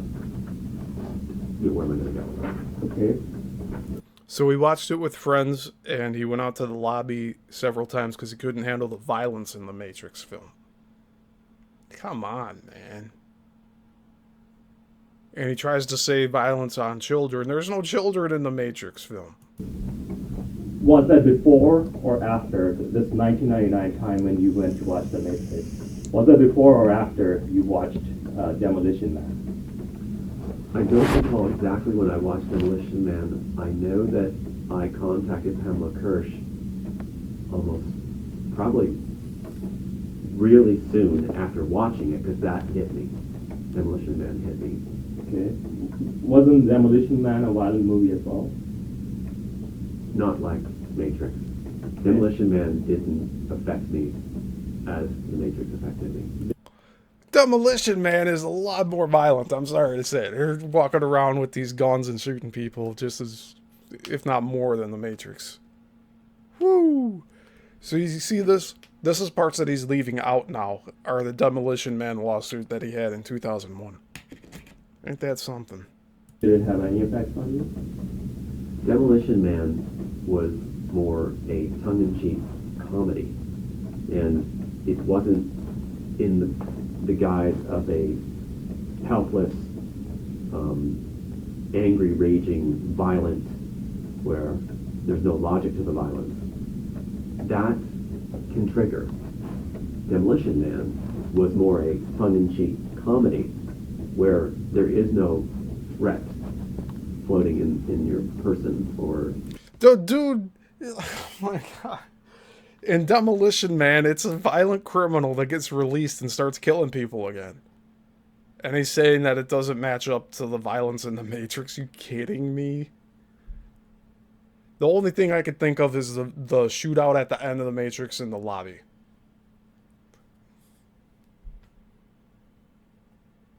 And if that was the case, why would he go to the lobby of the theater? So you expect him to get shot up? Like, what is going through his mind? We may never know. to trigger recall of any kind of horrible memory from what I recall. Well, sir, this is going to be 29.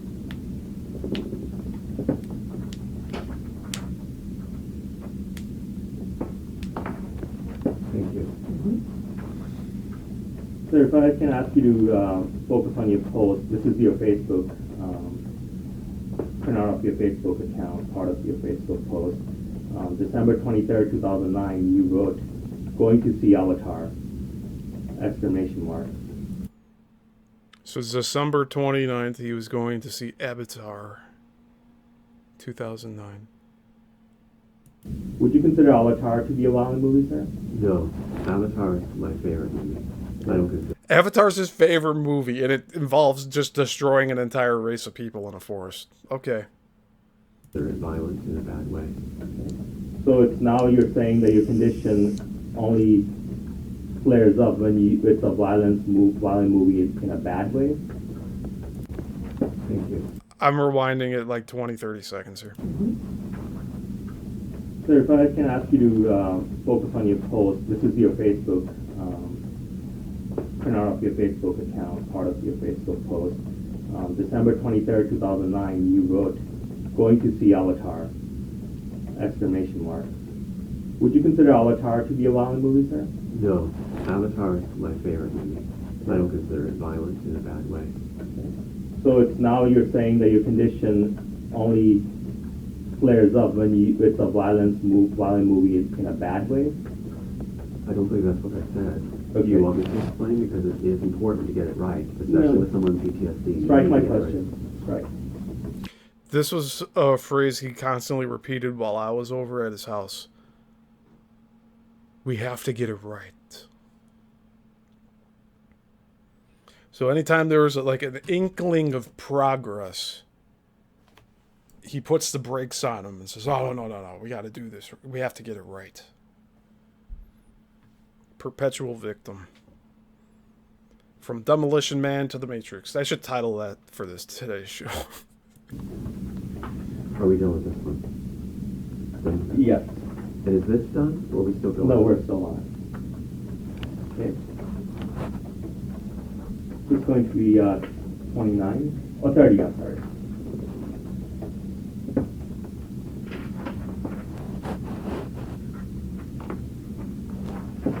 Thank you.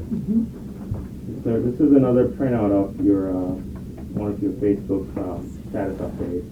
I want you to focus on the one posted on July 6, 2014. I'm going to read it for the record, read part of it for the record. Watched Gladiator, and Aiden pointed out something I never caught. He asked why he was wearing a concealing helmet when first to fight before the Emperor. I responded he did not want his face to be seen. So I'm going to skip through the end.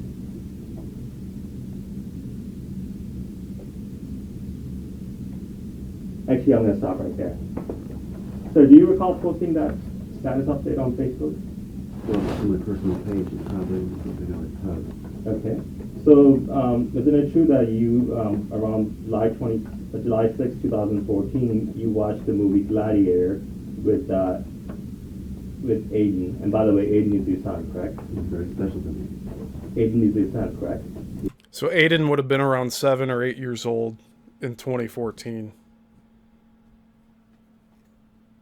And he's listening to his son ask these questions, and he's posting on Facebook about it. About the movie Gladiator. Why would the guy conceal his face?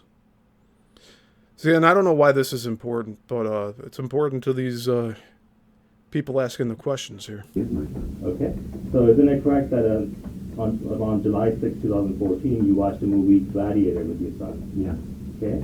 You don't consider the movie Gladiator to be violent? Not in the way we're discussing. Gladiator is a movie of hope and redemption. But that Gladiator's a movie of a guy that is being sent to his death every time he goes into the Coliseum. And it's kill or be killed. And he doesn't see that as a violent movie. Wow. All right, Jay, I'm going to catch up in the chat here. Jay said he would have been triggered by the interrogation scene. And Jay also said, he said that the interrogation scene was the first thing he wrote and it happens in the first 20 minutes. And on a side note, Demolition Man was a giant Taco Bell commercial. And Texas Learning says he has a talent for contradicting himself. Yes, he does. Yeah, from what I recall, Tom said the interrogation scene was the first scene filmed by the Wachowskis. and that's why they inserted all of his information in there. Yeah, Beyond the Box. Beyond the Box says, he said he sees it as hope. Yeah, like a hope and redemption film, Gladiator. Not a violent film. You know, you're being sent to the Coliseum to your death every time you're out there, but no, it's not violent, right? Aiden. And by the way, Aiden is your son, correct? He's very special to me. Aiden is your son, correct? He is my son. Okay. So isn't it correct? Wow, that was an interesting response. Aiden is your son, correct? He is very special to me. But he is your son, correct? Yes, he's my son. Wow. Couldn't even straight up admit that it was his son.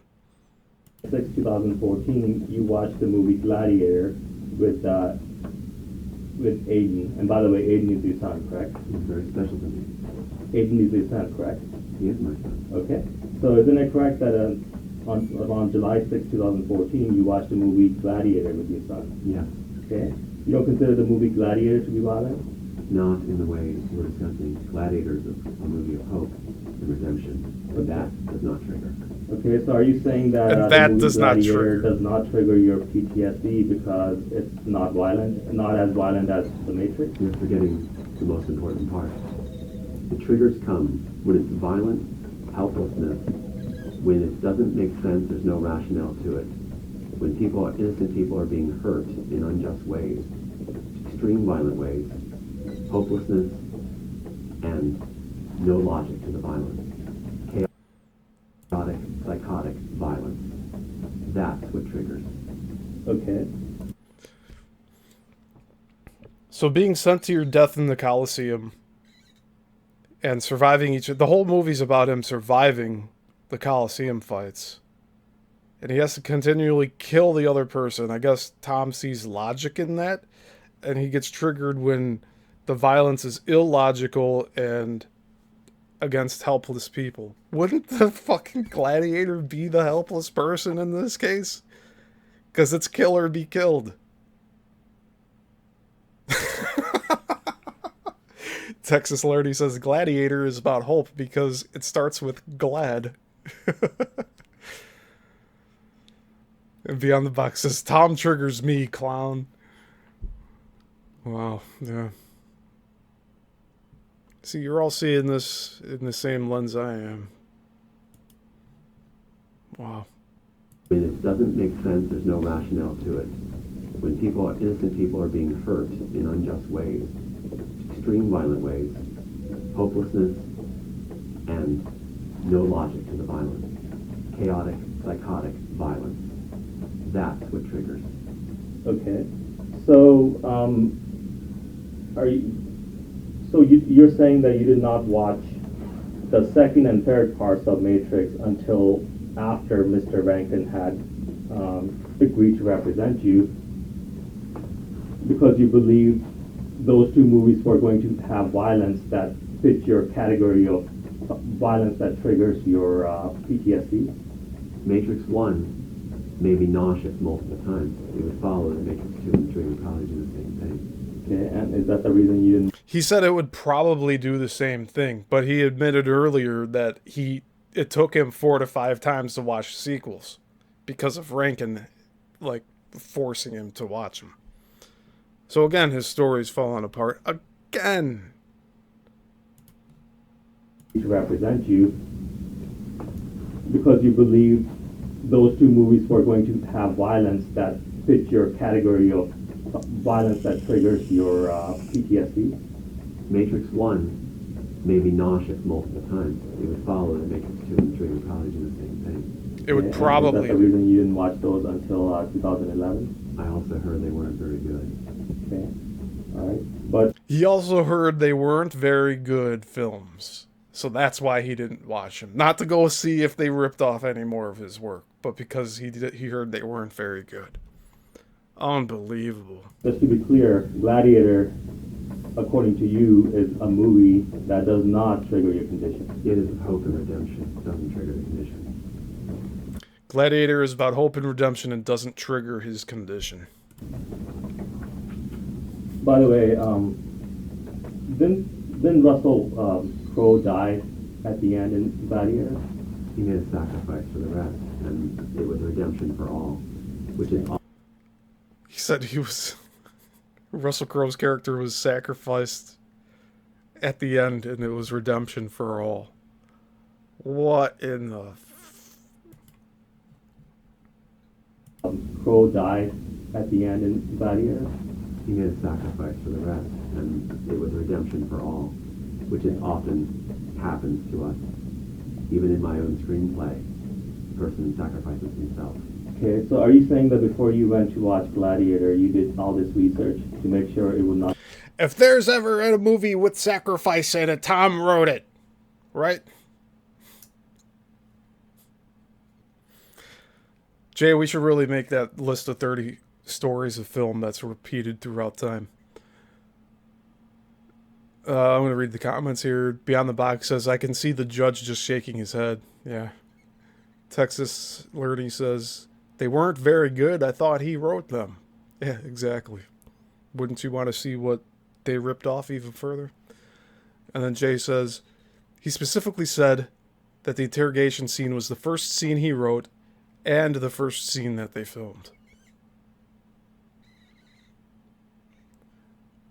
I can verify that in the first 12 pages of The Immortals, that scene is not there. It's not even in a city setting, it's in a jungle. trigger your condition? No, I didn't know what to expect.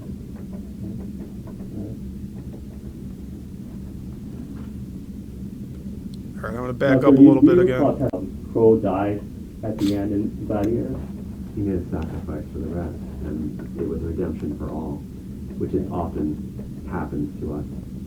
Even in my own screenplay, the person sacrifices himself. Okay, so are you saying that before you went to watch Gladiator, you did all this research to make sure it would not trigger your condition? No, I didn't know what to expect. So he just jumps into watching movies not knowing what to expect, not doing research to see if it's going to trigger him. He just blindly goes and watches movies, and then he doesn't watch the Matrix sequels, even though he said there was nothing striking in '99 when he watched it. He said there was nothing striking that connected his story to the Matrix. This gets wilder and wilder the further we go. Now, so you recall testifying under oath in the underlying lawsuit. You recall testifying under oath in the underlying lawsuit at a deposition? Do I remember that deposition? Yes. I do remember the deposition. Okay. And the deposition was videotaped, correct? It was videotaped, correct? Okay.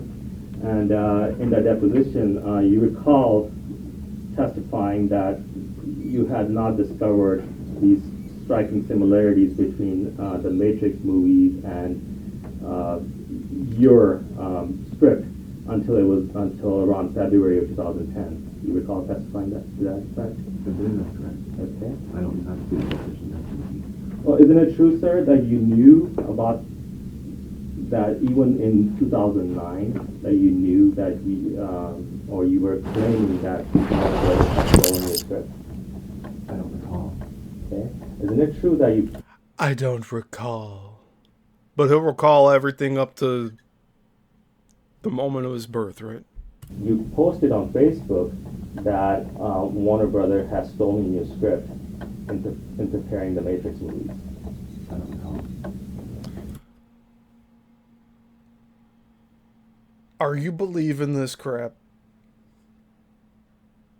The interrogator asked, isn't it true that you posted on Facebook that Warner Brothers stole parts of your script to make the Matrix films? And he says, I don't recall. So does his memory get wiped after every show he hops on? Like, is he going to say he doesn't recall saying any of this on this dude's show? Give me a break. All right, we're backing up 20 seconds again. That you knew that or you were claiming that Warner Brothers had stolen your script. I don't recall. Okay. Isn't it true that you posted on Facebook that Warner Brother has stolen your script in preparing the Matrix movies? I don't recall. Isn't it Isn't it true that you posted on Facebook claiming that Warner Brothers used parts of your scripts to make the Matrix movies? And he says, I don't recall. It's true, sir, that in 2009 your wife showed you how to make a blog so you can blog about your claims that Warner Brothers has stolen your script. I don't recall that either. So his wife showed him the Matrix blogs so that he could go and talk. Man, what if the last freecity.net got pulled because of Tom Althouse? I'm gonna be really pissed off, because that was a good forum to post in. Interfering the Matrix movies. I don't know. Isn't it true, sir, that in 2009 your wife showed you how to make a blog so you can blog about your claims that Warner Brothers has stolen your script? I don't recall that either.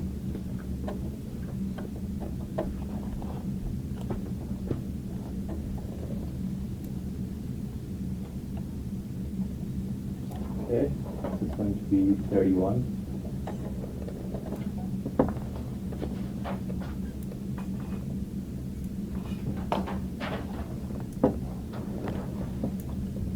Yes, sir. This is again a printout from your portion of your Facebook post. I want you to focus on the one that you posted on December 15, 2009. Okay. It reads, Becca showed Wendy and I how to do blogs. So fasten your seatbelts. I'm about to finally post evidence on my old screenplay Warner Brothers had me submit so long ago that became a blockbuster, and will state the intended message and whom the little girl originally was in the story and who they first wanted to play the lead. This is 16 years ago. Period. Matrix anyone? Question mark. End quote. Perfect. Do you recall writing that, sir? I don't recall writing it, but it looks like it's there. Okay. Do you recall posting that in 2009? I don't recall posting it, but it's just there. Okay. So isn't it true, sir, that you knew in 2009, you knew that, or at least you believed that there were striking similarities between your screenplay and The Matrix? It looks like that would be here, and that, yeah, Rankin missed the date of the file. That's what it was. I'm sorry, sir. Did you ever tell Mr. Rankin that you knew about your supposed claims against Warner Brothers in 2009? When we first went forward to him, we believed it was 2009. That's why we had the date for him to file, which then he didn't do.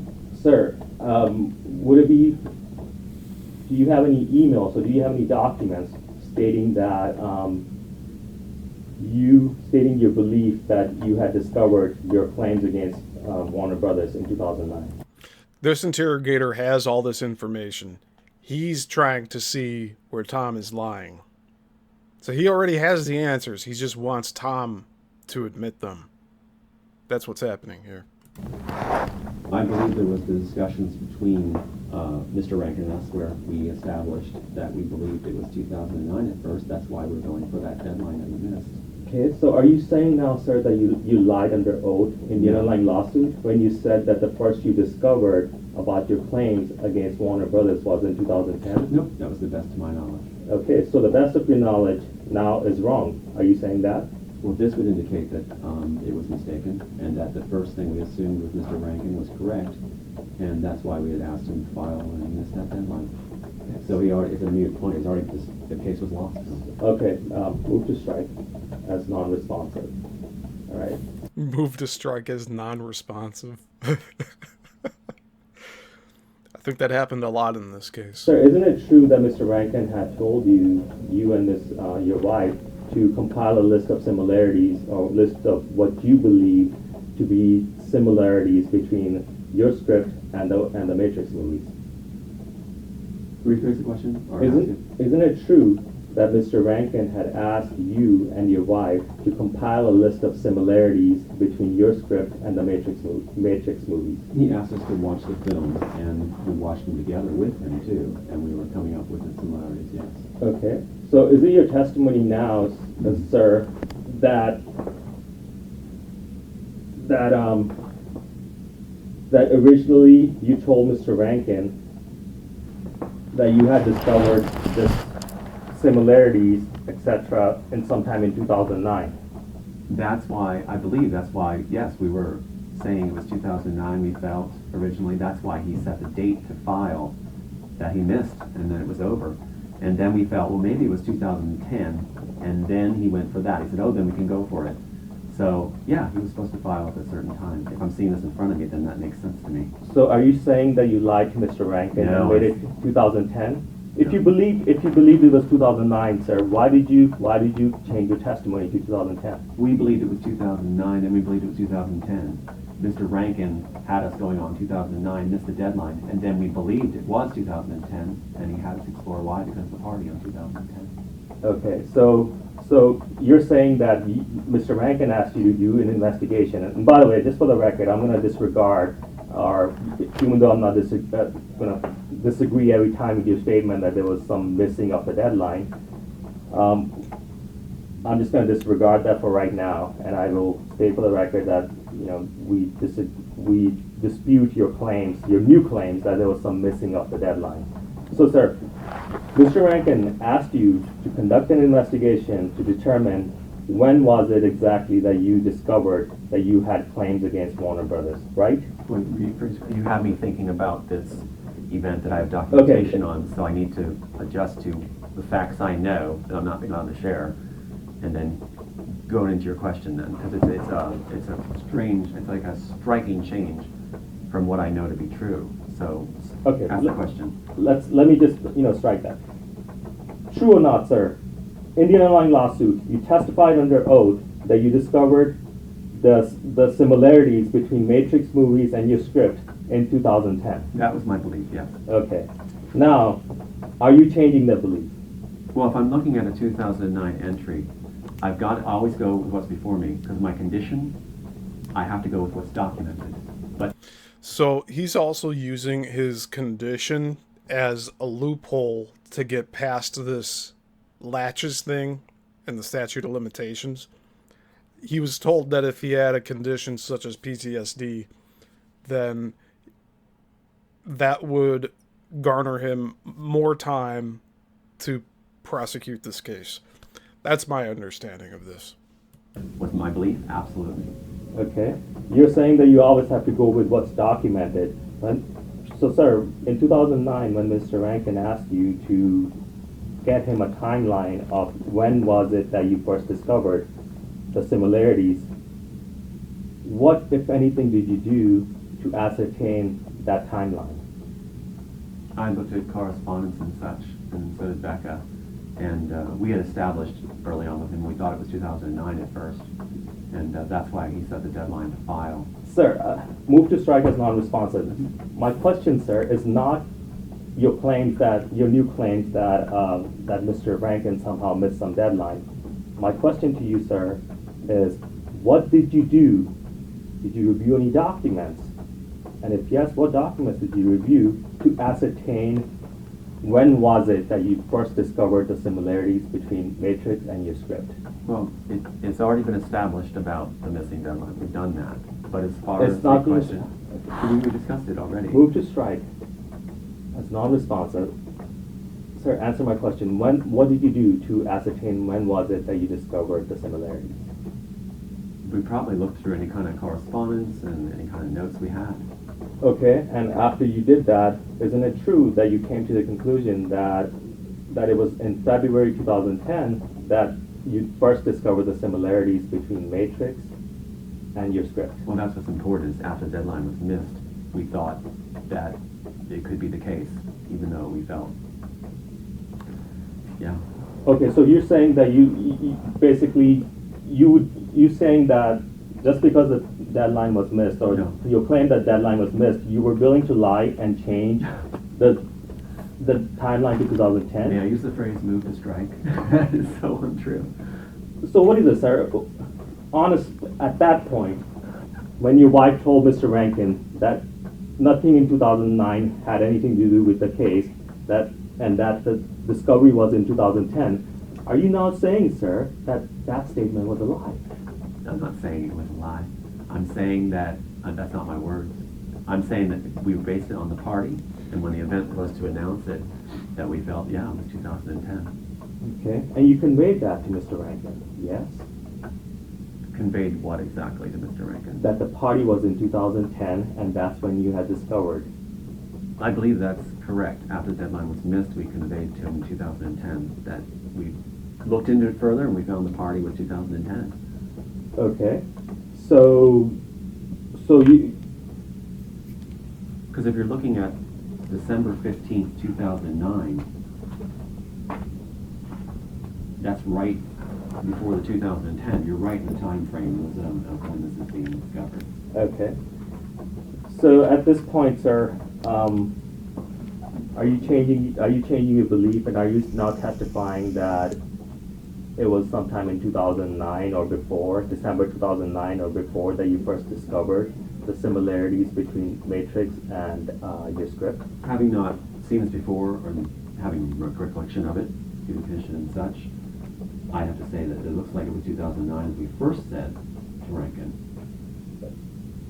Okay. True. But you, sir, you're claiming you have this condition, so, but you remember clearly that you had told Mr. Rankin first that you had discovered this similarities in 2009. The reason I believe we said 2009 to Rankin Mr. First was because the deadline he set to file for statutes was based on a 2009 entry, and after it was missed, which I need to share, this is reason, here answer your question, that it then became 2010 after that when we started looking at it further, and the email correspondence will show that whole situation and trail and what occurred. Okay, what was the deadline that Mr. Rankin had set?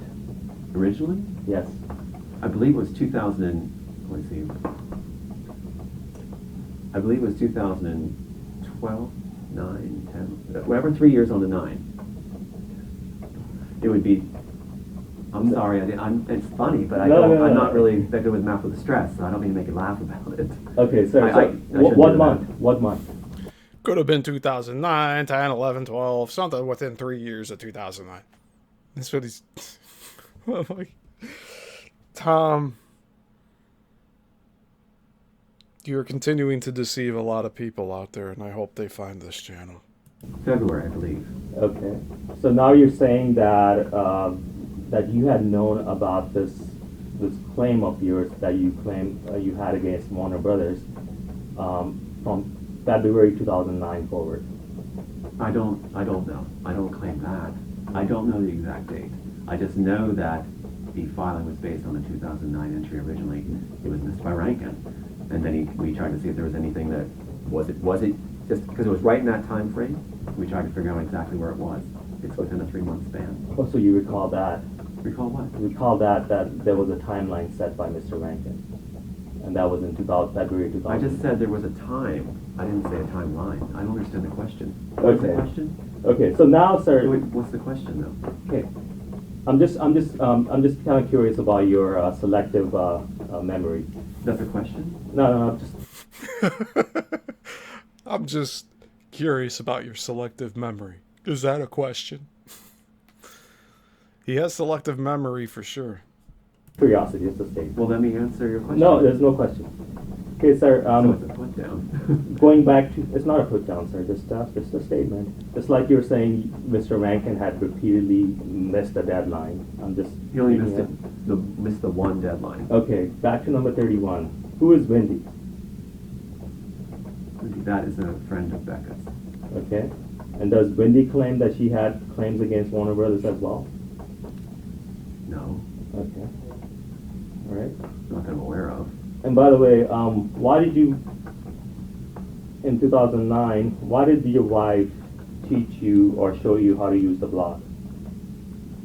I believe she was teaching Wendy how to use the blog. I never caught on how to do blogs. Okay. And so at this time you posted a status update, did you believe that you had claims against Warner Brothers?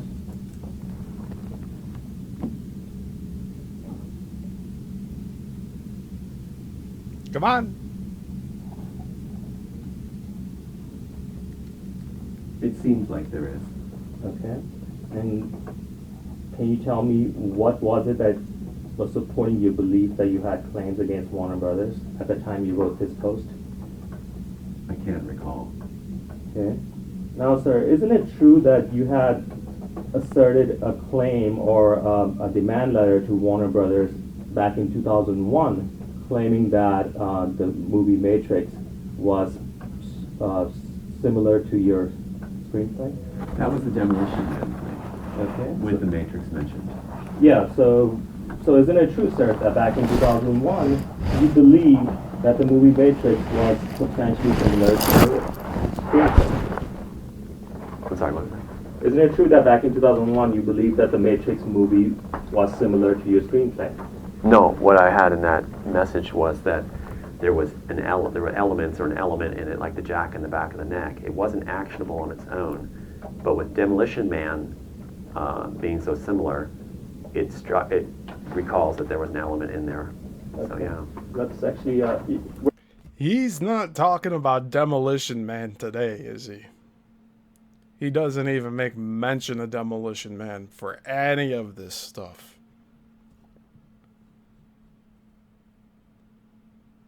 Texas Learning says, I can't imagine being an interrogator. That job must be so damn frustrating. Yeah. And Jay says, I've learned a lot about interrogation from Deception Detective. I think I've heard of that before. But yeah, it's fascinating, isn't it? we're done with 31. Are we done with this thing still? Or Yeah. we still hold on to that? Yeah. 32.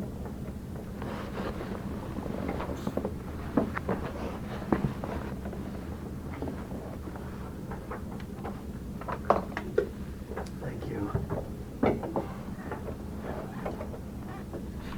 Sir, is this the letter that you wrote to Warner Brothers back in 2001?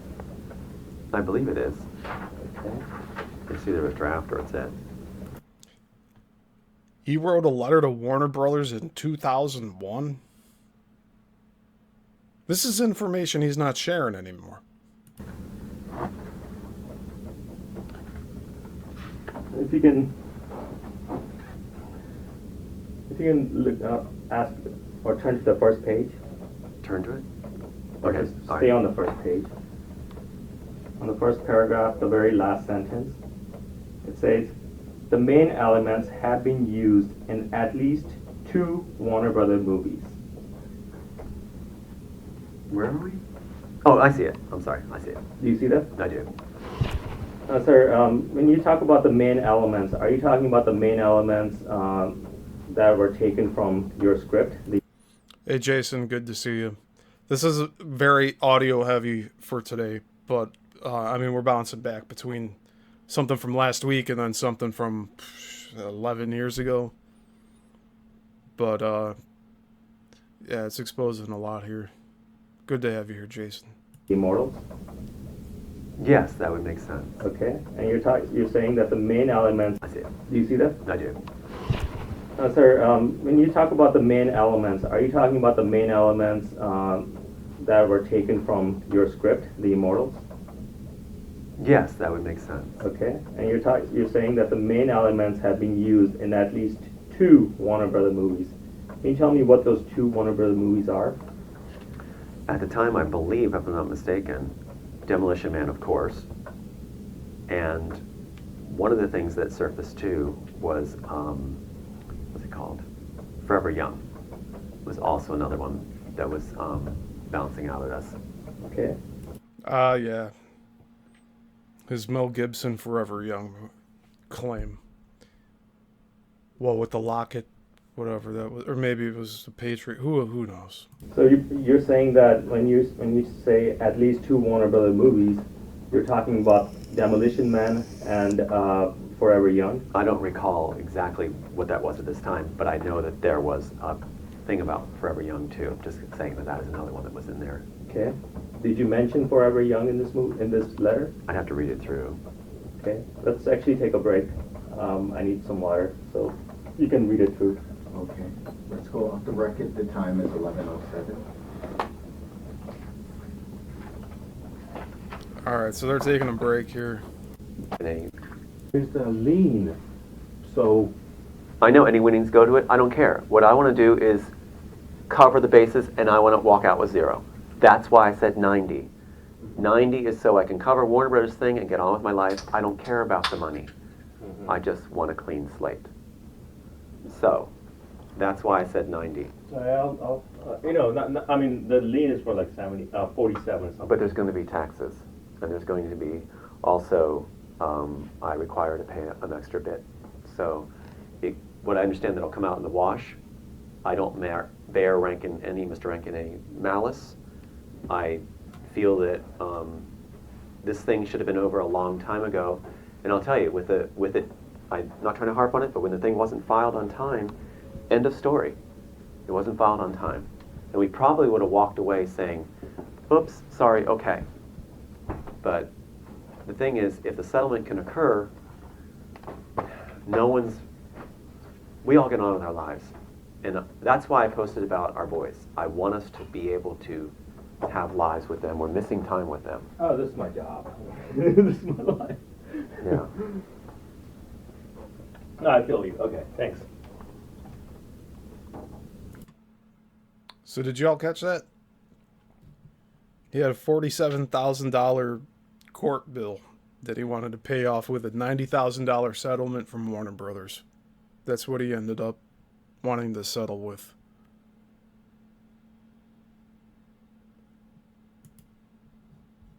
See if I missed anything. Here's the lien.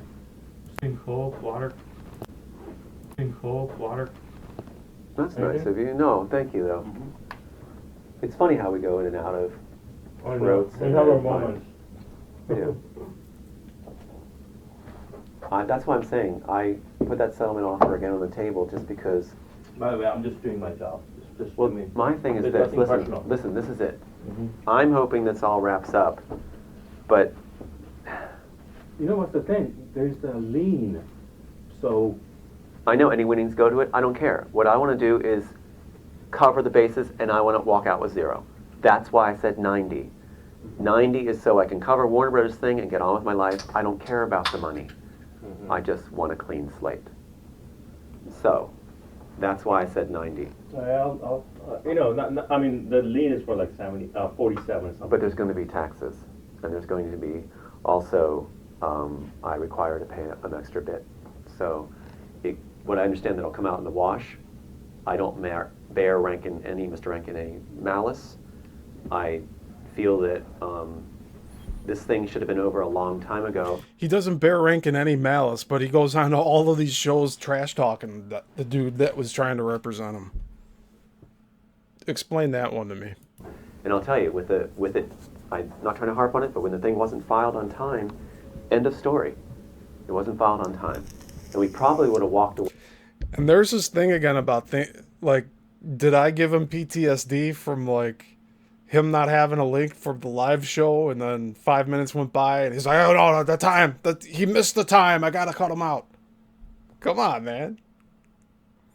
Giving him flashbacks to this deposition. Way saying, oops, sorry, okay. But the thing is, if the settlement can occur, we all get on with our lives.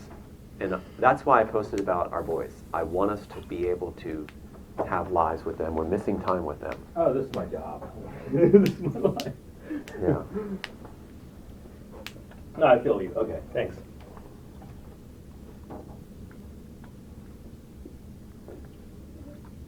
You hear how that interrogator went and said, this is my job, this is my life. Was incredulous to him for Tom to even mention all that stuff. Try to pull on heartstrings.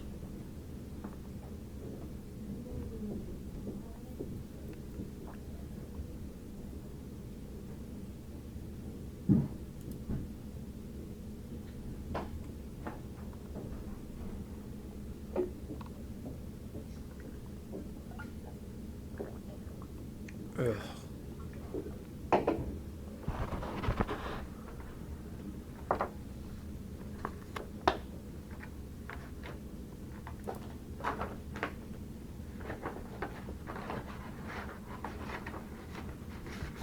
Alright.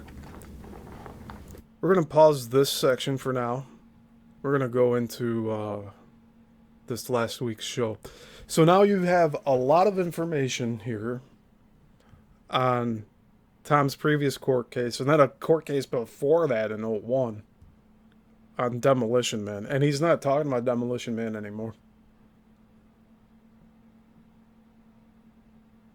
Pennsylvania, yeah. And then if anything happens to Trump, heaven forbid, by popular demand, you'll step in place. Forget Pence. You'll just step in place because we'll want you to be our savior. Now, how do I know all this? See, he's just talking about current politics now. It's just real convoluted here. Because the actual author who came up with neuroenhancer was groomed to be this very person. Elon Musk hired brothers in this. I was groomed by the Christian, at least the religious right. You know what they are. Yep. They're part of the cabal. They're the religious factor, religious control factor. And so I was groomed to be the face of the Christian coalition. Blue eyes, dimples. That even women would say, "Oh, he's so nice. If he does wrong, he seems so nice. We'll excuse the wrong he does because he's so nice." That's the power of the face aspect. Right. So Elon Musk took my place with my tech to be the face, a willing face for the rewards. But he's not that bright. Well, I think that's a good thing. So you're on our side. You're on I said no to their. Yeah, I got groomed. Yeah, exactly. I got trained, and I said no. And you're absolutely right. So here I am, supposed to be a leader in the cabal who wrote these works, and they're afraid of the influence that carries. If I get credit for my work, name credit, even though I have the copyright and everything else, it should be hands down. But of course, they threw the case. If you look up, Tom Althouse's name, they'll say he lost his case. They supplied their own attorneys. They blocked all evidence. We actually won the case, and they blocked us from filing it by supplying their own attorneys. We actually won. We definitely know about the lawfare these days. I mean, you continue to be a targeted individual, and I want to go there as well. For people who have exposure to that, I mean, even in our own, Team Buddha Lifeway team, there's two people who are working with their mutual friend Michael and coordinating. They are TIs. Michael Yako, there you go. That's how he got onto this dude's show. On as well, Jim and Nicole as well, right? Great people. And that's pretty powerful. I hope the White House actually, in a positive way, is working through this, because I've had conversations with Todd Callender, and he and the senior partners of his law firm actually led the world's first class action case in the United States for targeted individuals, like 2,562 or so class action case. And every court, continually, the judge would rule, get out, until they finally went through, right? And to me, he's also a hero because he took on DOD and HHS in the beginning for the vaccine genocide, right? The military had a class action against them, working with them to go, hey, listen, you cannot do this to our military members. This is Nuremberg. This is also medical freedom. They cannot be. So he won that, but it took a long time. And also he lives, what did he say? Major General Valley told me first, and then I've heard it from somebody else who knows Todd very, very well and has worked with him for a number of years. And then Todd said it also on I heard this, I heard that, blah, blah, blah, blah, blah, blah, blah. Show he gets between 30 to 50 legitimate death threats monthly. And because he stands up. So for people to know that there's people standing up fighting back, that all of what we're discussing right now, if this is new for you in the audience just becoming spiritually awake, that this exists, it's all evidence-based as well for those who are just waking up to this information, and that for those who feel like you, there are places to go as well. There's not only is there hope, there's no evidence basis here, dude. This Brad guy is regurgitating the same shit that I used to do in a way. There's no basis for it. Now, Tom gave me this audio clip. Tom gave me this. Like it was proof that he was innocent.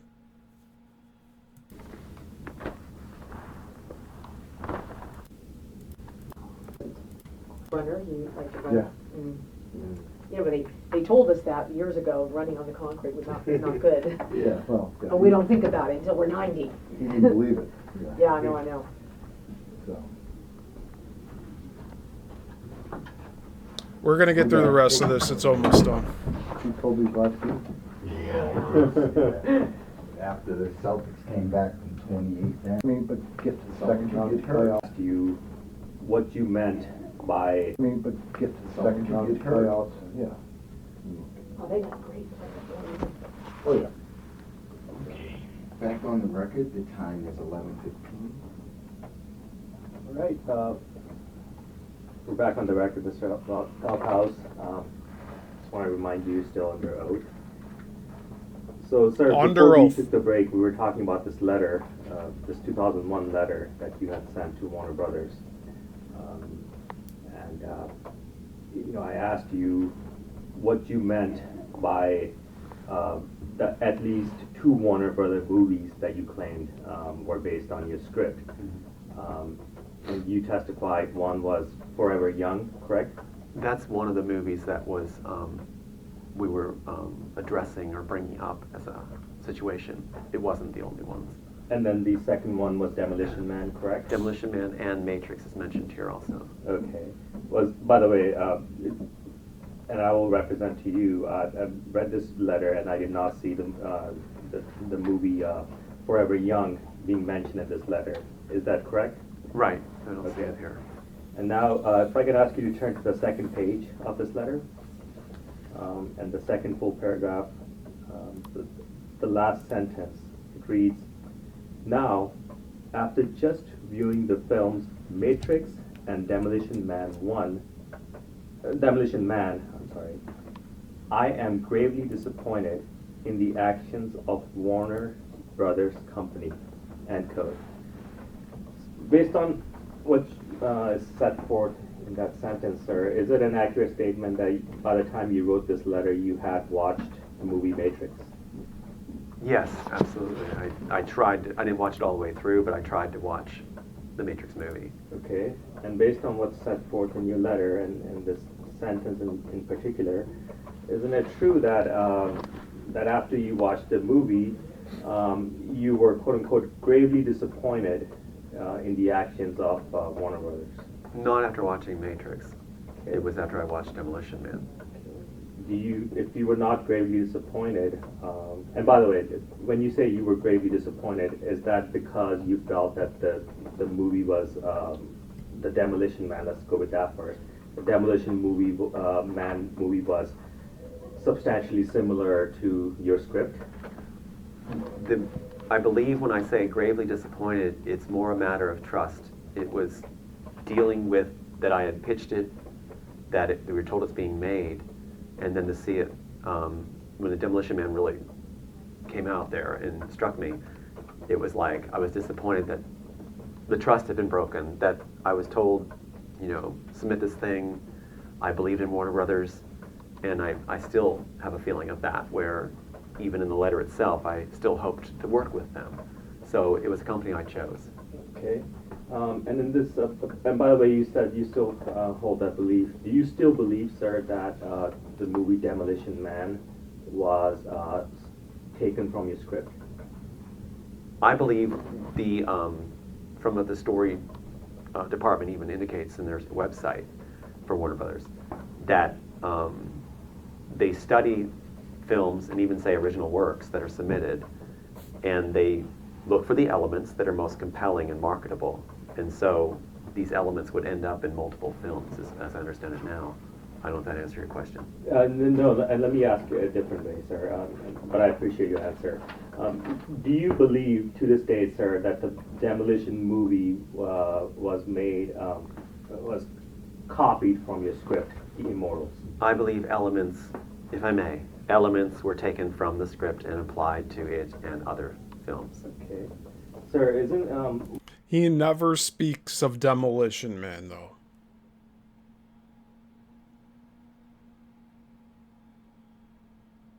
Ain't that something? What if I tell you that the movie Demolition Man was released in October 1993? Would you still hold that belief that Warner Brothers stole elements from your script to make the movie Demolition Man? That would absolutely be perfect because of the timeline. So you allege that in June of 1993, you submitted your script to Warner Brothers, right? It's true, but there were also multiple avenues of access.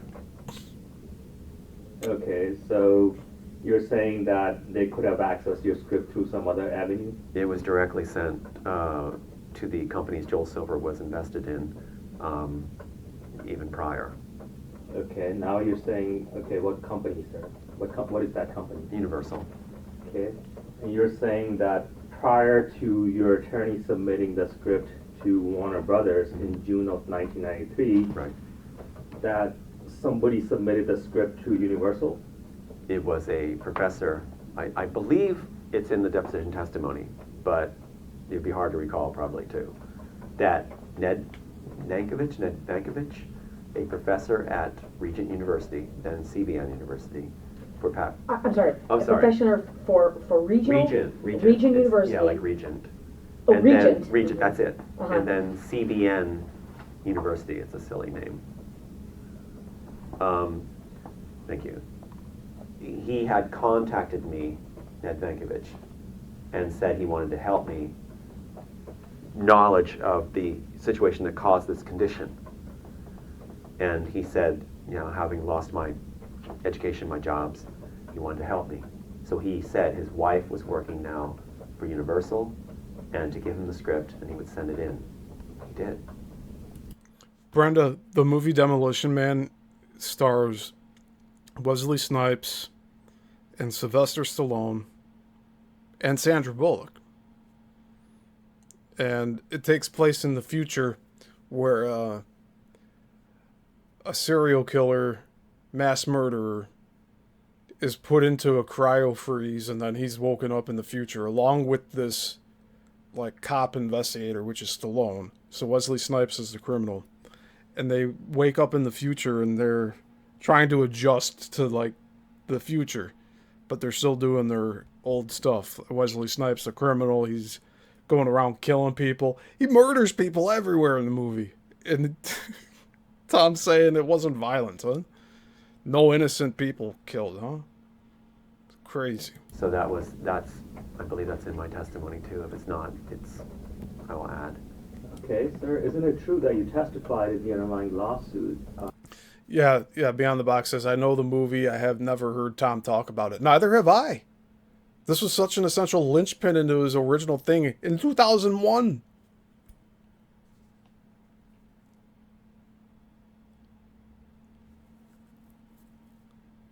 And he said that he noticed back in 93. When it released. So not only did he watch Demolition Man when it first came out, he also watched The Matrix when it first came out. Both he watched probably in theaters. He said he went to the lobby in 99. He had to keep on walking out of the theater and going to the lobby because he couldn't stomach it. So he didn't see the whole film the first time through. And what was triggering him? He can't say specifically what was making him walk out. Under oath, that Warner Brothers was the only studio you submitted your script to because you had a lot of respect for Universal Studios? I wasn't the one that submitted it to Universal. Ned Vankovich did on my behalf. He asked me to give it to him. He submitted. So as far as what that submission entailed, I didn't know. And you'd ask me if I knew he had sent it in. I believed he did because he said he was going to. Okay. Excuse me. Your last question, I think you might have misspoke. Sir, isn't it true that you testified in the underlying lawsuit under oath that that Warner Brothers was the only studio you submitted your script to because you had a lot of respect for Universal Studio? Sorry about that. Okay. You understood my question, Mr. Althouse, that I was referring to Warner Brothers, you having respect for Warner Brothers, correct? You mean, the question is... Never mind.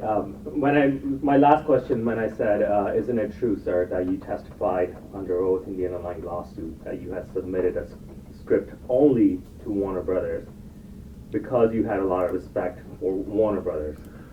I would like to see the exact statement because my feeling of what I intend or what I would want to say, my feeling is that I respected Warner Brothers the most, and I wanted to have them make it. I wanted to honor their telling me that they were going to make it,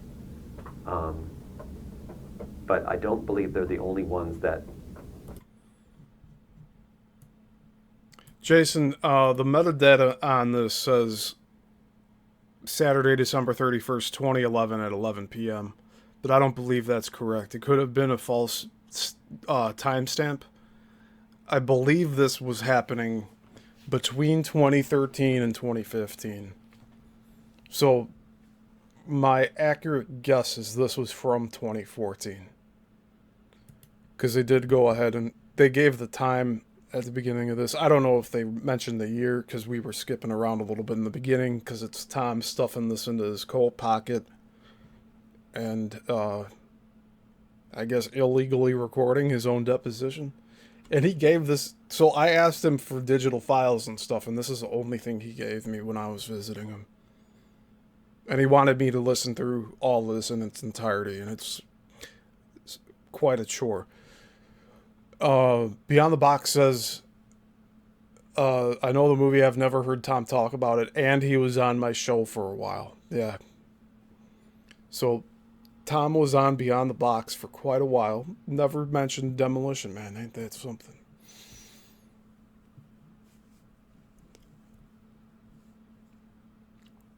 Yeah, to answer your question, Jason, I think this was 2014. It's my best guess on this. And some of these audio recording devices, they'll default back to a different date.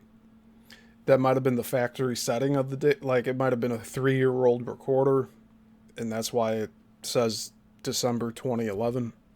Because they're talking about 09 and 2010 in the past tense. Yeah, Jason H. 3 seashells. See, I think at this point in time, Tom was not concerned about the 3 seashells. He was thinking of high concepts being stolen. I don't know anymore. Had access to it. Although it does end up, these things still end in a line to Joel Silver when it goes to Universal, because Universal is someone Joel Silver is directly connected to. Okay. And sir, now let me just get this straight. Now you're saying, sir, that in addition to Warner Brothers, your script was also available to Universal. Which does the business with Warner Brothers, yes. Okay. And now it's your testimony that someone, this professor you had at your university, you believe he submitted the script to Universal. It's in our packet notarized statement materials that Ned Vankovich, yeah, it's right there in the write-up, Okay. which we submitted to Mr. Rankin and everyone else. Do you have any documents showing that Mr. Ned Vankovich submitted the script to Universal? Well, that's what I was telling you. I don't have any kind of receipts or anything. I just know that his wife was working for Universal in the story department, and he was going to give it to his wife. I can only assume that that is what he did, since I, in good faith, gave him the script to send. Okay. Do you have any evidence, sir, supporting your belief that after Universal supposedly got your script, that they gave the script to Joe Silver? There is a plausible trail of immediate events that we're addressing right now, which is Forever Young. And I can clarify why Forever Young would be a kind of a, what is the term used for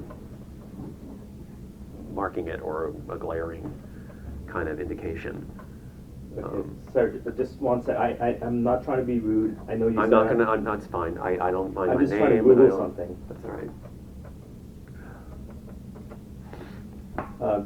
So, sir, other than these, what you believe to be series of events, it's a fair statement that you don't have any documents or any other evidence to support your belief that Universal Studio gave a copy of your script to Joe Silver.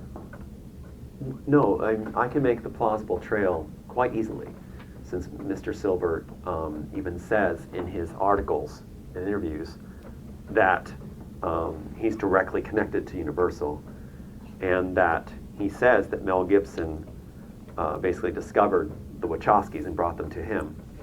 It's interesting. And that I thought it was Tom Hanks. It is Mel Gibson that is involved in what they call the insurance film. And insurance film basically just takes any idea and runs it, because they can't lose on the insurance film. It's guaranteed to have a payoff through insurance. So they can do silly B-grade movies. And Okay. yeah. So, other than that, sir, do you have any evidence other than your belief that after Mr. Silver supposedly got a copy of the script, that he gave the script to the Wachowskis to prepare the to make the Matrix movies? I'm sorry, I got lost.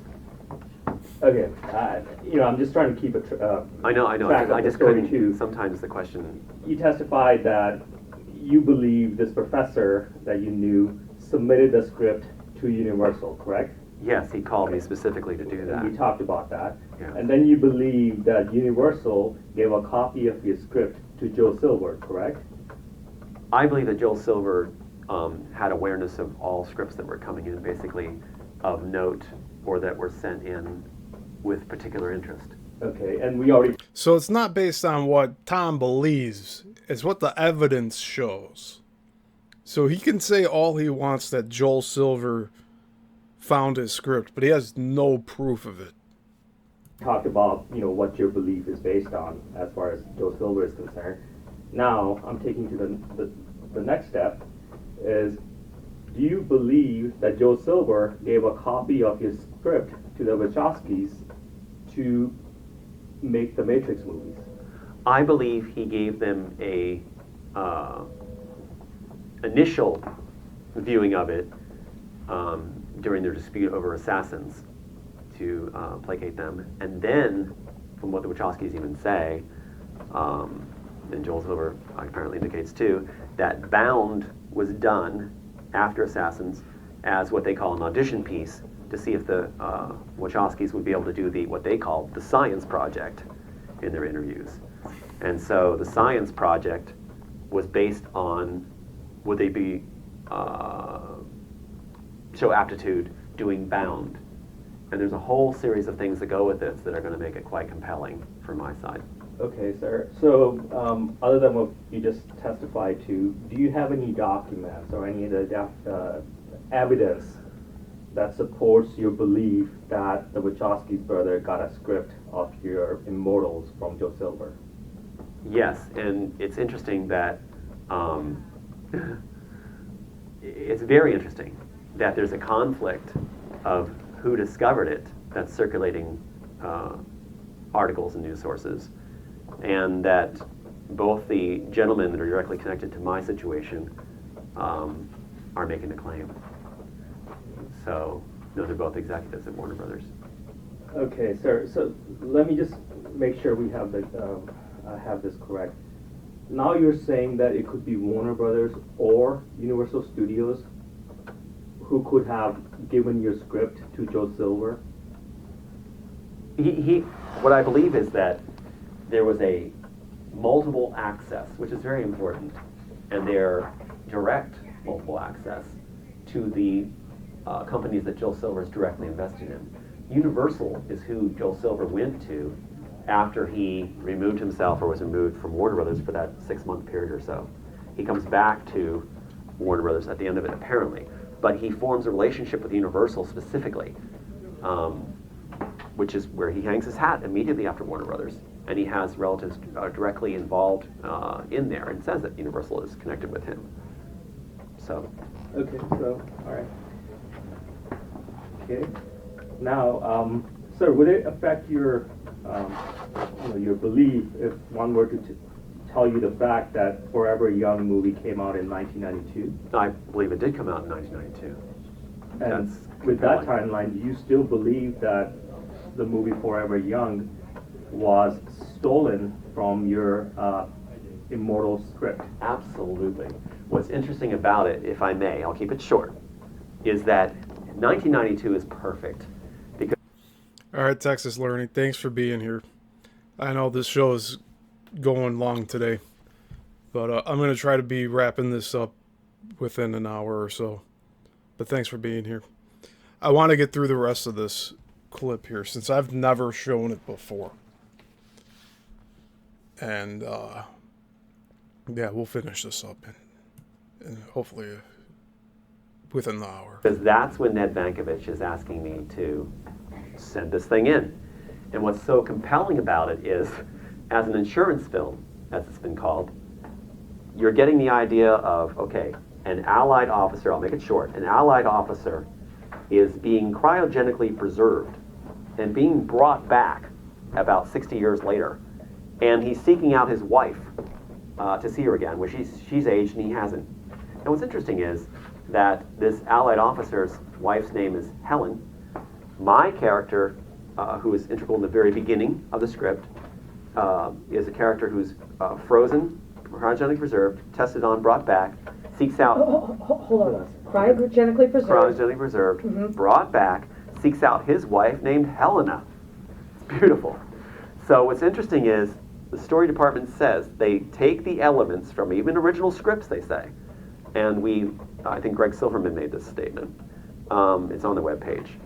Take these elements that are most marketable. That's the staff's job, to see what's most plausible, new, and marketable. And so it's not a leap at all, or even a small baby step to get to, well, here's material we can use for this insurance film. We can't lose on it. Let's just put it in there in 92, right when it arrived. Okay. Sir, isn't it true that you had not completed your script in 1992? In 92, the first part was done. The second part is completed in 93. Okay, and is it your allegation, at least in the underlying lawsuit, that the second part was completed? And by the way, the script had only 2 parts, correct? It has 2 parts. Okay, so you're saying that the first part was prepared in 1992, correct? It's being written out, yeah. Okay, and that first part somehow ended up with Universal Studios through your professor. He asked me to send it. Okay, and that script gets stolen and we get Forever Young, correct? Bad film, yes. Okay, and then the 1993 comes around and you finish your second part, so the whole script is... That's unbelievable that the first thing he has to say about Forever Young is that it's a bad film. If they used your ideas, I guess it's not a good film then. Your idea is not a good film, is it?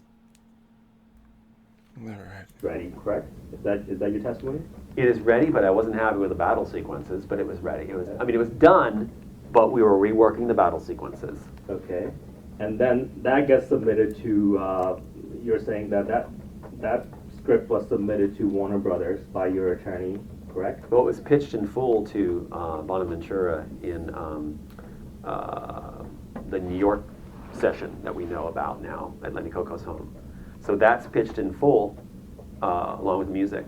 So the whole thing was presented, and Bonaventura made it clear that we're making this and that he was going to be the one that pushes it through, which is really important. Isn't it true, so when you say it was pitched and presented to, isn't it true that the first conversation you had with this Warner Brother executive, it was a phone conversation? It was a lengthy phone conversation. Okay, so you're saying that you pitched your script to Warner Brothers executive over the phone, right? I was put on the phone by Mr. Coco, yes. Yes, so, and then are you saying that the whole script was pitched over the phone conversation? That's right. Okay, and then you're saying that later on, Mr. Boyd submitted the script to Warner Brothers.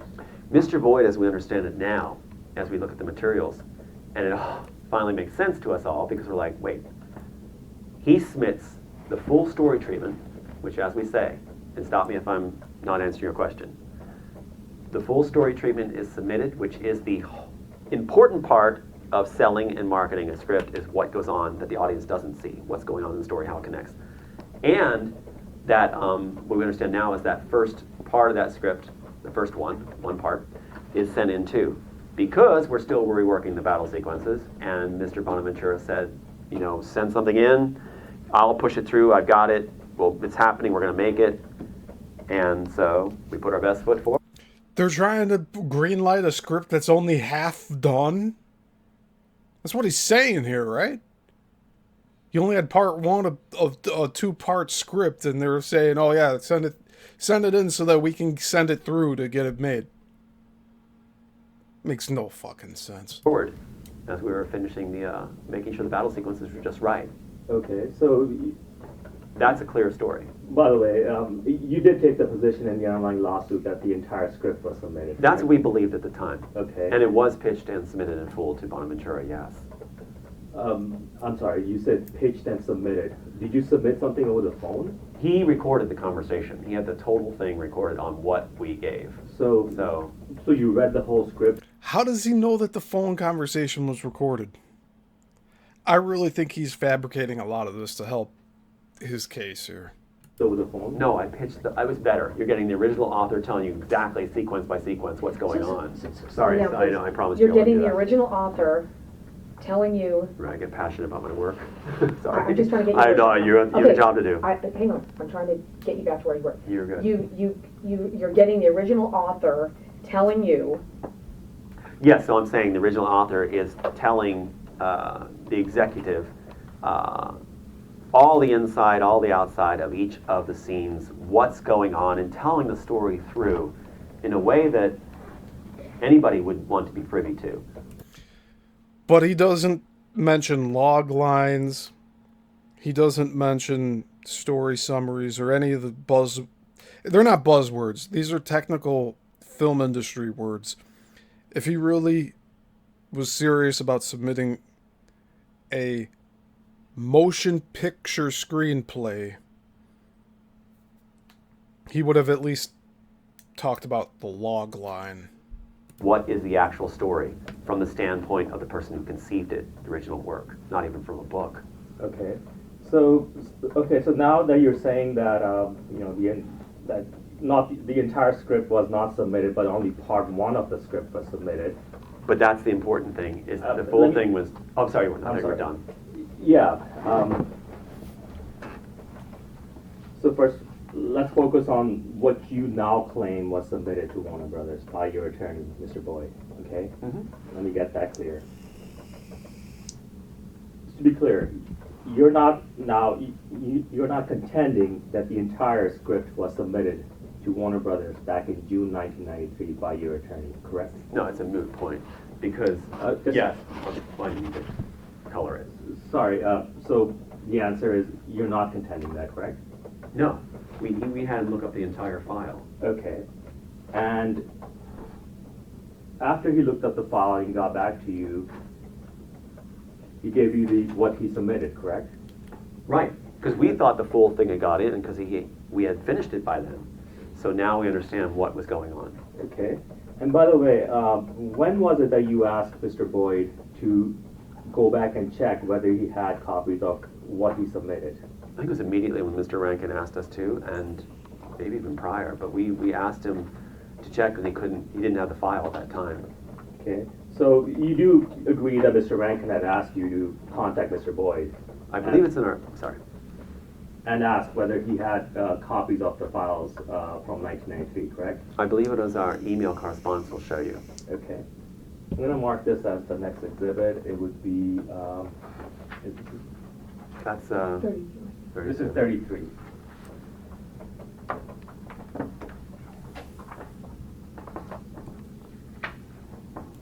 Is this finished, or keep You that can out? just keep that. Keep that out. Yes.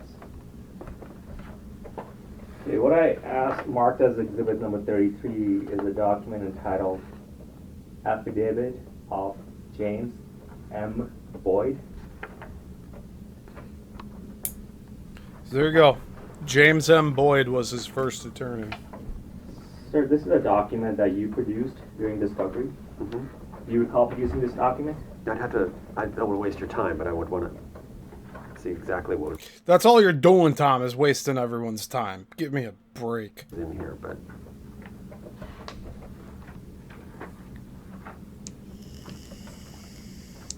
I can represent to you that this is a copy of the exact file it that looks you good to me. filed, as far as I can tell, it looks good to me. that you produced. Okay, sir, on the very first page, talks about the very last sentence, the paragraph. I'm sorry. First sentence. It reads, "On March 6, 2014, I received a phone call from Thomas Althouse. Mr. Althouse called to ask me whether our firm might still have his file from 1993 related to the submission of the Immortals to Warner Brothers." And I'll stop there. Sir, is it true that it was not until March 6, 2014 that you had asked Mr. Boyd to confirm whether he had a copy of his file? I believe that might be correct, but I believe what happened was Mr. Rankin, in our email it'll show, he contacted him and said that Mr. Rios didn't have a file. And so this may have been when we tried to confirm if he did or not.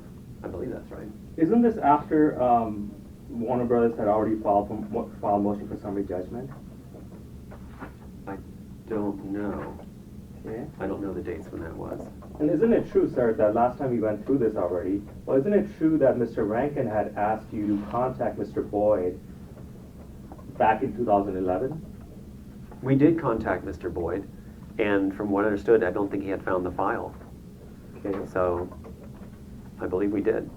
And Mr. Rankin had contacted him and said that Mr. Rios had no file. And then when we talked to him again, Mr. Rios then, I guess, had a file. So it's kind of muddy to me, Mr. exactly. But I'm sorry, you said Mr. Rios. Oh, I'm sorry, that's, Boyd. Okay. So you're saying, let me see if I understand your testimony. You're saying that Mr. Rankin back in 2011 asked you to contact Mr. Boyd to see whether he had a copy of the file, and you did contact Mr. Boyd, correct? I don't know. I'd have to check the correspondence to be sure. I'm making guesses. I don't know.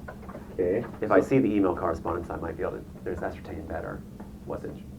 So as you sit here today, sir, you do not know or you do not recall why was it that it was not until March 6th of 2014 that Mr. Boyd was claimed that he was contacted to see whether he still had a file from 1990.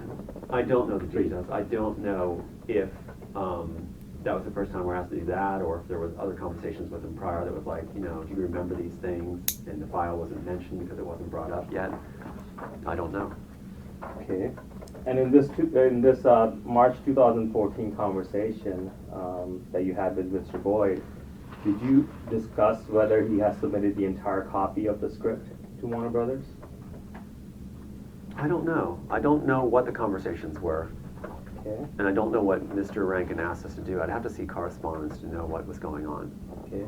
Isn't it true, sir, that you filed a declaration in the underlying lawsuit, which is sitting in front of you, dated 23rd of March 2014, in which you stated that the entire copy of the script was submitted to Warner Brothers? What page is it? If you go to the second page. This is that weird numbering. So 3 of 7? 3 of 7, yes. Thank you. And what section am I? Here we go, right here. Yes. That's what was believed at the time. Yes, like we said, that's what we believed. Okay, so paragraph number 3, which reads, having mailed himself a copy of the full script and the story treatment to obtain a poor man's copyright. That's correct. I did mail myself a full script and it said script enclosed. That's about that packet. So yes, this is true. A full script was mailed to me. And Okay. the packet shows that. So you're saying that before Mr. Boyd submitted the script to Warner Brothers, that you had prepared a full script of The Immortals? Absolutely. That's what I'm trying to make clear to you, is that the full thing was pitched. The battle sequences we weren't very happy with, and so we were putting our best foot forward. So the full story treatment and the script that we were part that we were like set on, send it in, because Mr. Bonaventura said he would be pushing it through. Just get this to them, best foot forward. Yes, the full script was mailed to myself in the poor man's copyright. Okay. That's why we thought a full script was submitted, because a full script was completed.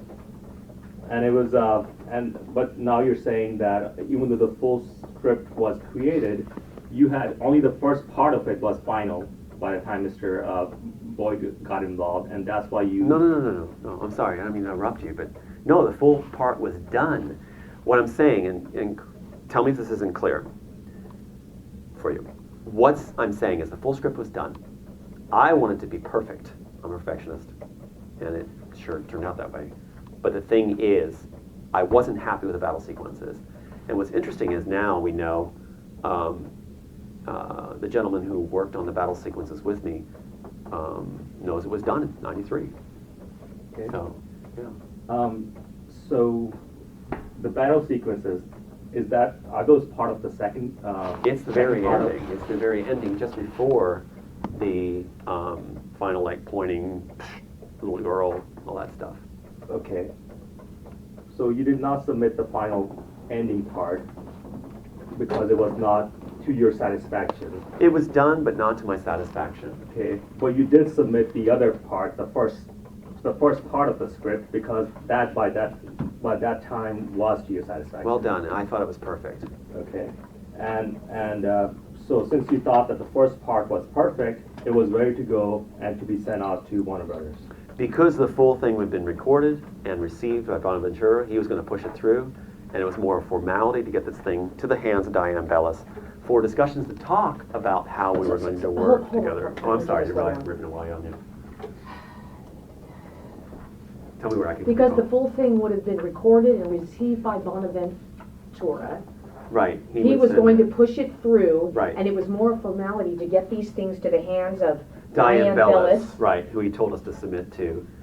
So to get the materials to them so discussions could ensue on how we were going to make it was what we were understanding. Okay. My question, sir, but my question is, so the part you submitted to Warner Brothers through Mr. Boyd, that was the part that you were happy with at that time and felt that it could be sent on to Warner Brothers, correct?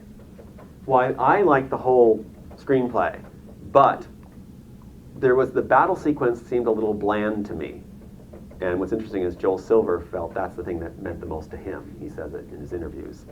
But for me, the battle sequence wasn't fleshed out enough. It wasn't fitting with the rest of the film.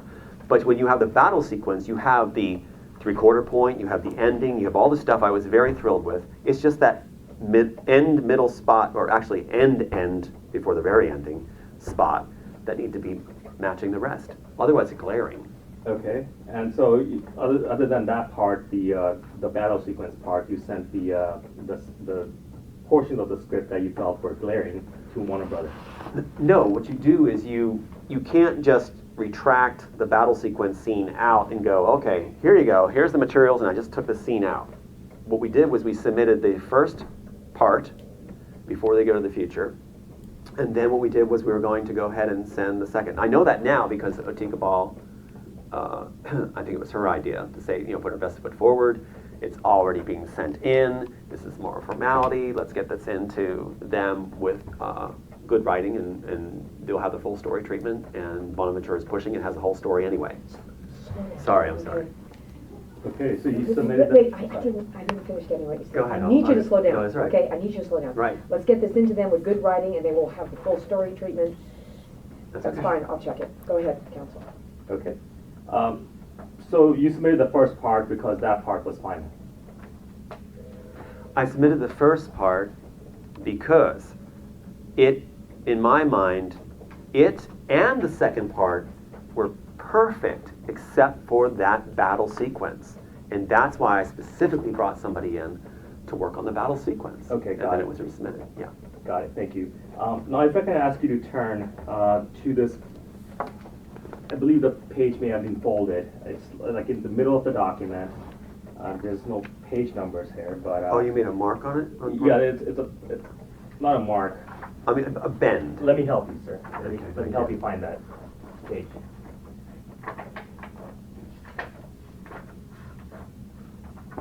Part of my thing is you fix everything. You try to make things better for the world. So I fix creases. Here you go. Man, he's still This going. is part of the script, part of the package that Mr. Boyd provided that you produced in this case. Mm-hmm. And it's the page that we're on right now. It's the caption page has the heading "The Immortals," Right. and it reads "Screenplay by Thomas B. Althouse." You see that? Yes, Okay. And now it has a copyright 1993 at the bottom. it does. Okay. And it has the date March 21st, 1993. I see that. Okay. Sir, is this the script that you submitted through Mr. Boyd to Warner Brothers in 1993? I believe this is the portion of it that we submitted. Okay. Now, if you look at the very first page of the script that we were talking about, you see right above date it says it has the text draft, Mm-hmm. and next to it is the number 1. Yes. Okay. So this is a draft. This is the first draft of the script. Is that accurate? Draft 1, yes, the full script, draft 1, is what it would be. But this is the portion taken from that draft to submit. It's exactly what we talked about. Okay, because I'm asking you, this is important. You're saying that by 1993 you had the whole script created, other than this battle sequence that you were unhappy with. So my question to you, sir, is the Immortals, did it have only one draft or did it have multiple drafts? I think there was another, well, I would consider having the battle sequences done probably a draft 2, but the battle sequences were in the first draft. It was a complete work. It just wasn't happy with that element that wasn't finished. So is it a fair statement, sir, that what Mr. Boyd submitted to Warner Brothers back in 1993 was an incomplete first draft of the Immortal script? What he submitted was an incomplete? In what? Define incomplete.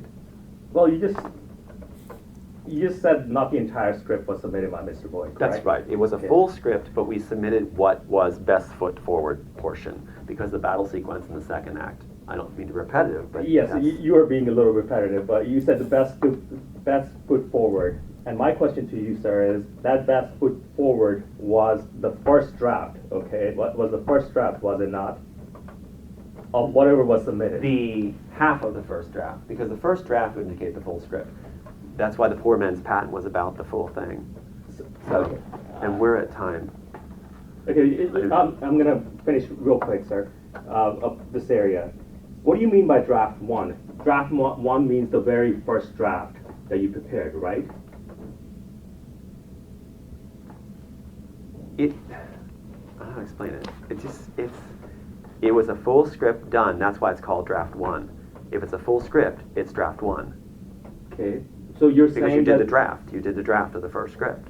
Okay, but there are changes that come to the draft, correct? There can be changes made, but like I said, draft 1 would include the battle sequences that weren't that perfect. It's draft 1. That's why I'm very excited about when the battle sequences are perfected and that goes in. That's exciting to me.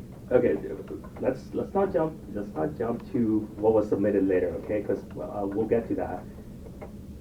So as we sit here today, sir, why would it make any difference in this case for him to even mention about, not that he made a second draft, but that the battle sequence being perfected was exciting to him? It had nothing to pertain to what the guy was asking him. I'll let you finish this one question then. Well, do you want to take a lunch break? No, we're at time. What do you mean at time? 2 hour. No. So yeah. I'm sorry. No. Listen, what I computed was I did everything where time locked it. So are you going to take an issue with this because we are not the judge? We were barely able to finish about 3 hours last time. No, that's a wrong assessment. We can do it. I can bring back I can do the timestamps and show you. But we are at time, and we're not to exceed 7 hours at all. I'm sorry, we did about 3 hours last time. No, I waited where it's actually been done. It's actually laid out, and it shows where it's been productive and everything else. The assessment was wrong on what it was, but I cannot go over 7 hours, and I am right now. Okay, so let's be clear. Before you walk out, you're walking out of deposition. No, I'm not walking out. I'm saying that the 7 hour period is complete. Included. Okay. Well, we disagree with that. We can disagree, but we'll look at the timestamps, and I'm happy to look at the timestamps. So you're just going to leave right now? You're just going to walk out? Well, I'm done testifying. 7 hours is done. You can't go over 7 hours. Well, we're going to suspend this deposition because the witness is walking out. I'm not walking out. He's saying we're done. He's making a Wait. That's it. You have to talk one at a time. No, you have to talk one. It has to have some kind of decorum in here. Right. Yes. Okay. I can't. Go on like that. It's just nuts. We are suspending the deposition because plaintiff has taken the position that his 7 hours are done. We completely disagree with that, but we cannot force him to stay here. So right now we're going to go to court and seek the court's intervention. And as of right now, we're suspending this deposition and we are off the record. Thank you. I have to make a statement though. 7 hours has been completed. Hang on one second. Okay. You're talking right in that sorry, mic. But I have to make a statement. Okay, it's very fine. good. Sir. I'm good. I just want to not have you screaming in my ears. I know. Okay? I have to make a statement though. 7 hours is complete. 7 hours was completed in good faith, and it will be shown through timestamp. And I think it's unnecessary to go to the court to waste the court's time on this. when I gave a full 7 hours, and now plus 7 hours.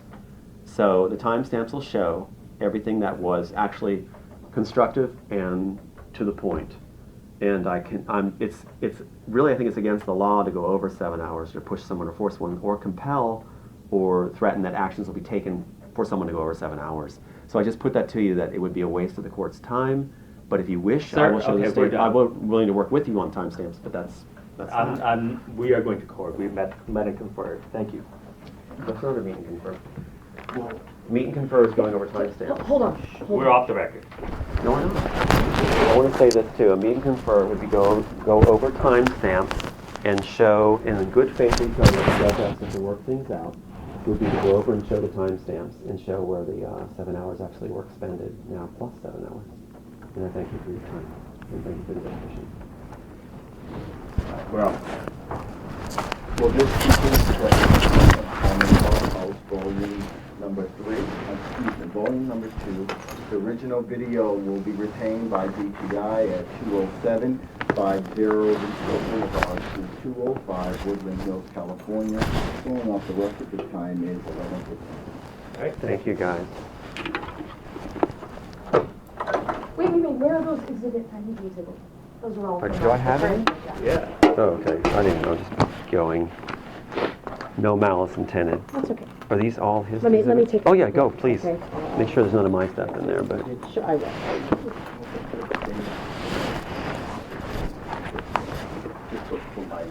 Sure. The first time was February 12th.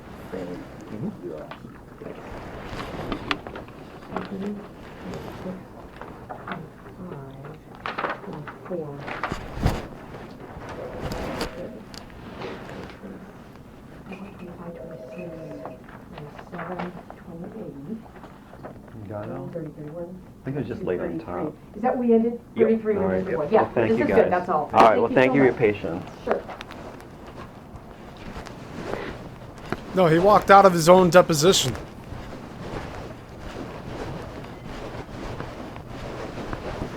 Have a good day.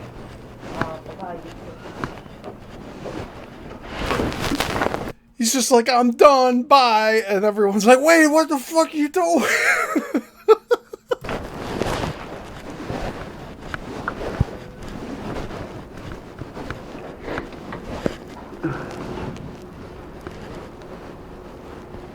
I'm leaving my own deposition and I have no malice. I did 7 hours and now you could add another additional 7 hours. So what does he say, 14 hours? Yeah, he's at the elevator. Dun, dun, dun, dun, dun, dun, dun, dun, dun, dun, dun, dun, dun, dun. Come on, man. He walked out of his own deposition. We hit time. I'm going to get out of here. You're not respecting my time. That dude walked out of his own deposition. The interrogator was still asking him questions.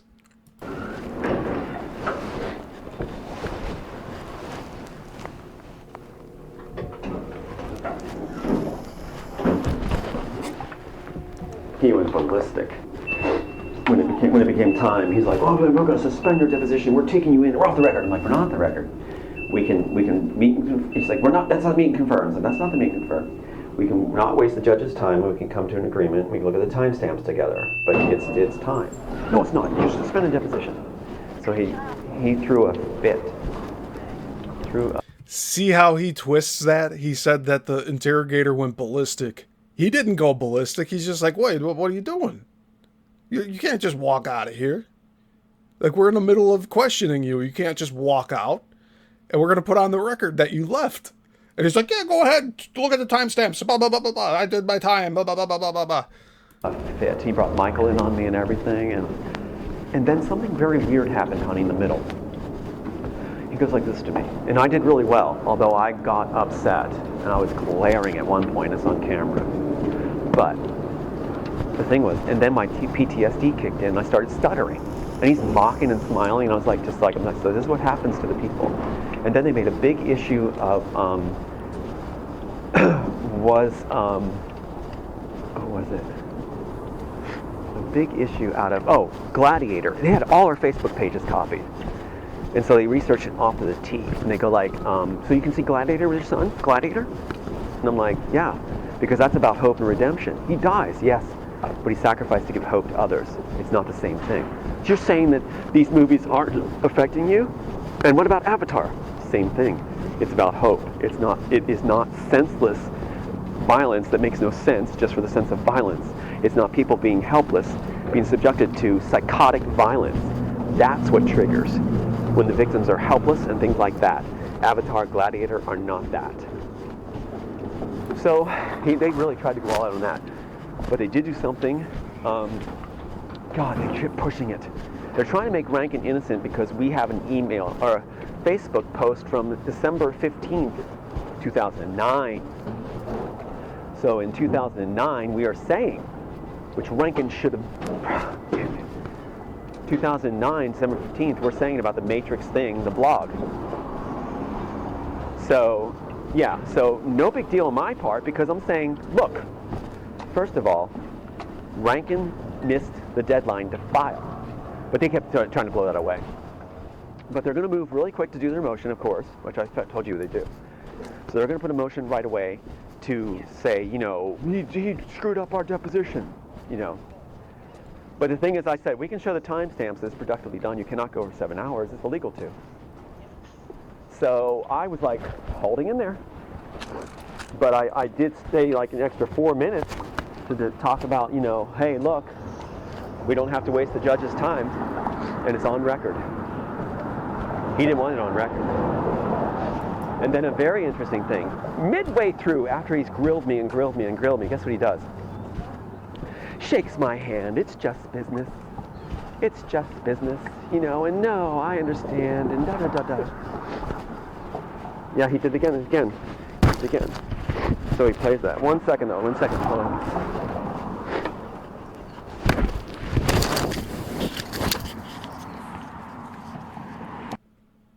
And there you have it. He walked out of his own deposition and said that the interrogator went ballistic on him. But an interesting thing that I heard him say at the end here, because I think he's talking to his wife or something, or a friend that brought him to the courthouse. The thing is, he was like glaring at them while he was talking. Like, I can imagine him being like, "There's no malicious intent. I gave you the time that was legally required."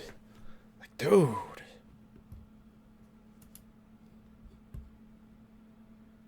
Holy moly. Okay, so that was 11 years ago, and then here's to a week ago. 1 week ago. So he has no more Demolition Man talked about. He never talked about James Boyd, who he had the attorney for the Demolition Man court case. And Anthony Rankin, he talked about a lot on my interviews. But he was trying to say that Rankin's the one that threw the whole case and everything. He walked out of his own deposition. That's probably what got the case thrown out, is that moment. That he refused to sit down for further questioning. A path, you know, to get past walking through the fire and into thriving. You look at this man. I mean, he is thriving while they are still coming after him and what it's done. So that's also a purpose of the art of your heart. And I want to get it back into, if you don't mind, in this pivot. The art. He's sitting here like he wants another court case, but all he's going to do is walk out again. Of your heart. So we've taken it to almost where we are today, relatively. But walking through the fire as a kid, leveraging your ability to go out and do lucid dreaming, which is very powerful. I leveraged that. I didn't know it was called lucid dreaming back then, but you know, if stuff was happening, I checked out. I just called it checking out, right? I just checked out. I went into my mind. I would read books, or I would take off and go into the forest. And but I don't want to kind of set it up and put words in your mouth, so to speak. No, it's like you were a brother that just stood with me in the past and knew exactly what I was talking about and what I was trying to do, because the neural link has to be harnessed. It has to be given back to us to control it, because it will be what destroys. It may have destroyed it before. I have this at 1.5 in the hands of the nefarious that they're going to. I have this at 1.5 speed, by the way, because I'm trying to finish this up. It's already been almost 5 hours again. Do wrong with it, and they see it as a as the Holy Grail, basically, for enslaving the entire community. And they are doing everything they can to paint a pretty picture on it. But it is a killer clown. It is not something that should be unleashed. And they even did with Alder Carbon, with Joel Silver, the defendant, That's right. Silver, who had all my materials, were to deal with Trudeau's and Canada's finance minister to steal the work there. And all these things transcended in Canada. Events happened in Canada that were just, I was just talking This is during Chrystia Freeland when she was the finance minister? It was a gentleman. The gentleman was caught in the Mediterranean on the yacht and everything. Oh, yeah, that guy. Yeah. Oh, yeah, Trudeau, very much. Yeah, And so what's interesting is, this goes back to that situation where they consider the biggest boon, Alder Carbon, the biggest boon for Canada as far as film industry gains, and the finance minister was bragging about that. Well, that was right after Joel Silver had all my notes, drafts, everything, where their attorneys on tape saying they had no drafts, none at all. So he was using up the whole premise about, and this is very important, the rich in the future have immortality, or is used as pawns, are used as pawns. That's the premise that was in my story that Joel Silver solved during the throne case we had. He didn't have a log line. He didn't have any of this that you're required to have. He sent in part 1 of his script and called it draft 1, and he didn't put in part 2 until draft 2, and then there's parts missing, and then people break into his house a few months ago and give him his old script back on his bed.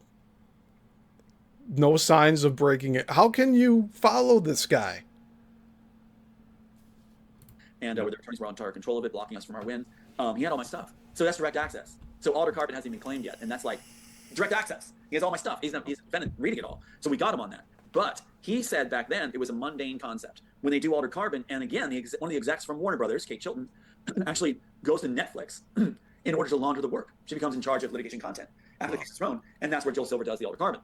And again, now they claim that it's the rich in the future have immortality, the poor is used as pawns, is the greatest sci-fi concept in the history of film.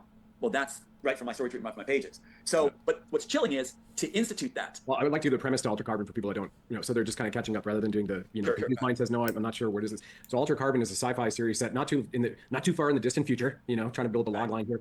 And you have the ability to pull the chip of your consciousness on a little chip right out of the back of your neck, and then transfer that consciousness into another sentient creature, typically bipedal, right, individual, but of course you get your cats and dogs. By the way, this is actually proven, right? It's literally been published in the last 2 decades that they have done tests to transfer consciousness between cats and dogs. But the Alter Carbon is transferring consciousness between soldiers and people. So there's even a scene in Alter Carbon, because I watched that during the lockdown pandemics. Because again, in Canada, in Vancouver, we had a few months, it was full on lockdown, can't go anywhere. I gave him the finger, I got him. Well, I ended up watching Altered Carbon right around the time it came out, and I thought it was one of the best TV series out there. Season 1 in its entirety is amazing, and it's produced by Joel Silver. So me knowing that name and having been a fan of the Matrix franchise, I went and I watched Altered Carbon all the way through within like 2 days. I binged it, and it reminded me of Vanilla Sky. A lot of these concepts are people being cryogenically frozen and put into the future. So why isn't Demolition Man co-creators going after Vanilla Sky? Why aren't they going after like the writer of the Truman Show, being in a world that's deceptive of your, and it goes on and on. You can't just say that all of these ideas are yours, Tom. A motorcycle, went after Whistler and all that stuff, which is great because nobody's on the road while they're murdering seniors with midazolam and still doing MAID, right? Euthanasia right across the board. So with this scene, there's a guy who walks in and his wife Rex says, "Oh, is that you? This is your new body." He goes, "Yes." And she talks about liking the older one versus the thing with the chip in the wrist. In mine, it was the palm. So this is like 1993, 1993, where he puts the palm up, and then everything's like transferred banking, everything else, information gathering, with the palm, and the eye readout. Minority Report, I report. That's the big one. With Tom. Even Spielberg. Philip K. Dick made all of the Minority Report, I, Robot. He wrote all of those films. A Scanner Darkly. He wrote those stories before all of them were made into movies. They didn't make these movies until he passed away. Really stacked it in Minority Report. That's where he put again John A. whatever Anderson. So he put my dad's Captain John. He put my dad's naval rank and name, played by Tom Cruise, where his son Sean has been murdered. He's been put away for pre-crime. My son Sean was murdered after that film was made. Spielberg did pre-crime by doing Minority Report, forecasting that my son Sean would be murdered. And that's not even in Philip K. Dick's novel that the film's drawn from. Philip K. Dick had nothing to do with, or didn't have anything written about a son. There's a first time, he's like 55 minutes in, and this is the first time that he mentions his son by name. And he didn't mention any of his sons by name except Aiden in that deposition that we listened to just now. Son Sean, or son at all, being murdered. They stuck it in. Spielberg stuck it in to mock, just like he did in Saving Private Ryan. I did. This is the first I've heard about this. Yeah, you look at it. Look at the name of the kid, Sean, Okay. and you have the whole thing where he's in. See, this interviewer hasn't done any of his own research. He hasn't watched any of this channel. You got to be kidding me. This guy's just pulling Tom on here because Michael Yako's like, oh, you got to listen to Tom Althouse. Like, dude. I went and I looked at like half a dozen different interviewers with Tom, multiple episodes, before I pulled him in onto this channel to interview him. And this is the first time this host is hearing about any of this. Give me a break. In like a holographic thing where he's come back and talking to him, which is in the Immortals. Yeah. And you have my character, Thomas A., who's actually not named Thomas A. in mine, Anderson. He's actually named Jim Reese. But they take Jim Reese and put him in Terminal List in Amazon and use the exact name there as the agent, CIA agent. So copy that there. But name Neo, 2 names, Thomas A., Anderson, and Neo. They're putting my name as his. And then the first graphic, there's my high school, my birthday, my dad's name, my fiance's birthday, all that's in that first graphic. It's incredible in the interrogation scene. But Minority Report, yes, they alter it. When Philip K. Dick said he didn't want his work. He didn't talk about the interrogation scene in the entire deposition. You notice that? Where he said all of these inserts of all of it, like his high school, his dad's name, his like birthday, and all this. And he doesn't mention about the 9/11/2001 date on it either. Does he? Altered in any way after his death, that after his death it would not be altered. They alter it, and they make it so altered that Steven Spielberg puts in Sean, the son, being killed. The reason my dad's name and rank, Captain John Enterton, will be put away in stasis for life, which they tried to do for me after Sean was killed. But Steven Spielberg didn't stop there. In Saving Private Ryan, he also forecasts that my sons will die. In Saving Private... I think Tom had a mental breakdown when his son died, and his son was estranged from him at the time, which is why he wasn't spending time with him. And it probably had nothing to do with any of this. It must have been a freak accident. That's just my take on it. Private Ryan is fictitious characters, all right? Now, the premise is there. We know that people have lost multiple children in war. We know that. But there was no, as far as it was historically, the Jim Ryan kind of thing. So Spielberg has liberty to do what he wants. Now, here's what's chilling. He chooses Jim Ryan as the main character because Jim is Jim Reese, the main character in our thing, represents Tom. Then they pick Sean again. So Sean is one of the brothers who's murdered, killed in war. And then Kirk Daniel, my other boy, is in there. So you got Kirk Daniel, Sean, Jim, my main character's name that represented me, all in the same thing. Now what's really amazing is they do this. The officer who receives the dispatches that these boys' brothers have been killed, right, and takes it to the colonel in the office, if you will. At the I remember in that scene they actually had the woman on the tech where she gets it and then runs in. You know, like, oh my god. So another thing is he didn't talk about any of these matchups in the deposition. He didn't come prepared to talk about, oh, this was used in this was used in this was used in this was used in this. He was relying on other people to put that together for him. And he just thinks that he could seduce and swindle these people into listening to what he has to say. Oh my gosh, runs in. What's the name of the guy delivering? It's rhetorical. What's the guy's name who's delivering from the woman who holds it up to the colonel? His name is Boyd. Why is that important? Because Boyd, who is the attorney who delivered my work to Warner Brothers. Oh. So you got my son's names. There's the first time hearing Boyd again in quite a while, if at all. But that one was for the lawsuit against Demolition Man, which he never speaks about. Characters' names and the very attorney who delivered it, delivering the message of my dead sons in the Saving Private Ryan. I mean, this is how far I was told, and this gets worse. Spielberg's best friend was named Peter, ex-cop, divorcee from New York in Hollywood, California. He took one of my housemates named Kirsten Leslie, said if she slept with him, she would have dinner with Spielberg and be a lead in Sweet Charity in Hollywood theater. So she acquiesced. She said, yeah, I'll do it. I'll sleep with you for that. And got my work to Spielberg that way. She took my screenplay with her. And Peter had said to me on the phone, don't you ever effing come to Hollywood. You're a dead man. So it makes sense that Spielberg would put my son's names in Saving Private Ryan and also Minority Report. In 2002, Minority Report, changing Philip K. Dick's novel, where son Sean will be murdered, which means the catalyst for putting Neo or Thomas A. away for pre-crime using my dad's name and rank. So what you got is Spielberg committed pre-crime by making a film about pre-crime, saying that when Sean dies, Tom will be put away for life using my dad. So why didn't you go get, after Steven Spielberg, Tom? You know, when you're going and make lawsuits, you try to go after the largest player involved in all these things. Spielberg is at the top of the chain. Why didn't you just go after him? Because he doesn't have a case, that's why. And they did. They came to put me away for life when Sean was killed. Because he probably lost his mind. And he started watching all these movies, and he's like, "Oh no, it was prophesized in these movies from like 15 years prior to when it happened." It doesn't. It just doesn't. It just. How far did they go? So the real concern by the religious right again, Pat Robertson, with the cabal, with the FBI, with Hollywood, was that this man who was groomed to lead before you would have influence in a way they didn't want, blowing the lid off of everything. And working with you, Jen, Lynn, all the rest, Michael, we're able to do this. And now what's happening is, which is mind-boggling, is in the original piece, The Immortals, and I want to just share this with you, give some hope to everybody. Yep. The original piece, the central, Neo is a lower echelon CIA department head. Smith, who's Behringer in this, is in a department over him. Wow. And so you have CIA, Central Intelligence Agency, in this original work, with the backstory. You have that becoming central in the future. Central is what Smith is from, with the room of monitors and everything. Yep. It's not the architects, it's Smith's room. It's supposed to be in the original. That is central, which controls the One World Society's enforcement.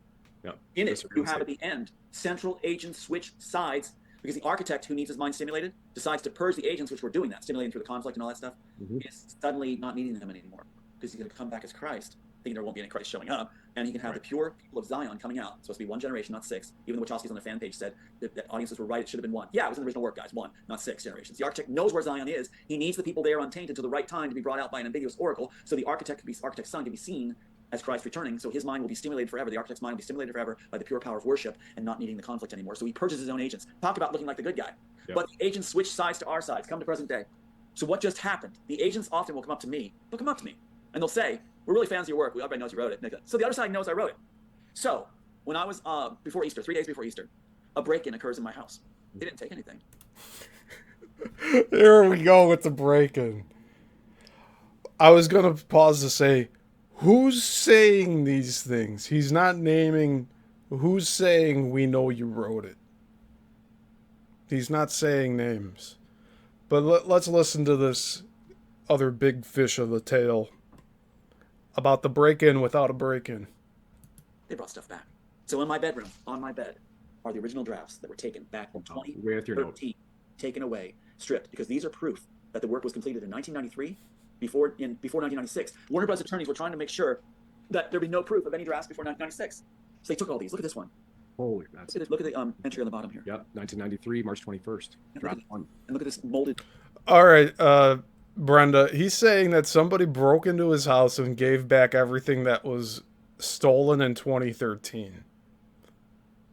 But there's no evidence of a break. He even admits this. There's no evidence of the door being open, the window being open, forceful entry. There's no signs of that. We'll go back and listen to that one more time. Yep. But the agents switch sides to our sides, come to present day. So what just happened? The agents often will come up to me. They'll come up to me, and they'll say... All right, we'll listen to this at regular speed just for this portion here. "We're really fans of your work. Everybody knows you wrote it." So the other side knows I wrote it. No names. So when I was, before Easter, 3 days before Easter, a break-in occurs in my house. They didn't take anything. Back.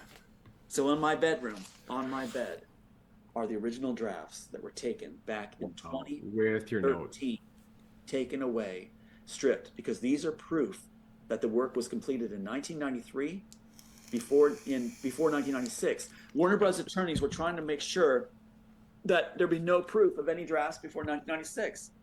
So they took all these. Look at this one. Holy, that's... Look at the entry on the bottom here. Yep, 1993, March 21st. Draft 1. And look at this molded entry up here on the top. It talks about this is being read over. January 1994. Yep, up to date. Yep. After December Christmas. Up to date. So here's the original draft also. That's not all. They also restored this one. Wow. And look at the comment at the top. There's a date on it. By Tricia Fike. October, what's that, 1995. October 7, 1995. Before 96, right? And just commented everything by her. The reason this is missing the cover page, you notice there's another one they restored here. Another one on my bed in my bedroom. 1993. Yep. All these restored. The agencies want us to win now, or at least certain elements. Like Michael said, probably the entertainment one, film one. Again, no color coding on any of these drafts. If he was a legit screenwriter, he would have color coded this stuff with a front page of a color code. So the reason this is missing his cover page is because the cover page had been ripped off by the supplied attorney who had a suspended license, who was classmates with the Warner Brothers attorneys and defense attorney. No malice towards Rankin, but here he is just bashing him, right? He said in the deposition, no malice against Rankin, but here he is being malicious, right? Representing me? No, blocking all evidence and blocking our chance to file our win. And so the cover page was taken, stuffed down my child's art box, ruining his artwork, along with our poor man patent ripped apart by him. And this was taken because it has that entry. Restored now. So what's going on? Why are all these being restored now? Because now they want us to win. They are figuring... You walked out of your own deposition, dude. You had it right there. If you would have spent another maybe hour or two with them, they would have been okay, and you may have had a chance in court. But just that alone ended up getting your case thrown out, dude. What I understand, what I'm being told, is they're tired of working with the failures who are very egotistical and bragging all the time. Again, compassion can have its work and charm. So now they're figuring, well, why not the nice guys and girls? Why not the ones that actually wrote it? It'll be better entertainment if our fans of the work. Why not have them succeed? Why are we working for these failures that all they do is brag and boast and want more? Isn't that what he's doing right now? He has no other claim to fame other than this immortal script, and he's trying to piggyback off of Warner Brothers. That's what I'm getting from this. Jeez. When they didn't even create it, when it's common knowledge they didn't. So now the good guys and good girls are suddenly being considered the ones that have survived the horrors and are still alive. I'm still alive, but I have 2 dead sons. I'll never get over that. Ever. Ask Jen. There's no way I'm going to get over that. I want to say right now, he's lying about his sons.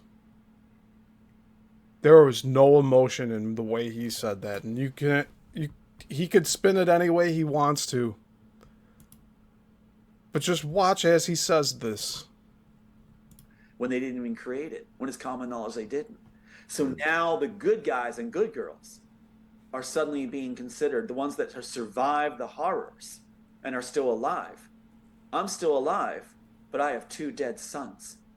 I'll never get over that. Ever. Liar. There's Liar. no way I'm going to get over that. Liar. But I can do this in honor of their memory. And I explained that to Disney on a call I recorded. He said to me, because I had him waiting to show up on my show, I was waiting for him to log in. And because of a 5-minute window, he turns this whole thing from everything's okay, and then by the end of the email, it's in honor of my 2 dead sons. Let us move on with our lives and not talk about this anymore. But here he is last week talking about this shit. And he's been doing this the past 8 months since then, since his disconnect from me. His move, not mine.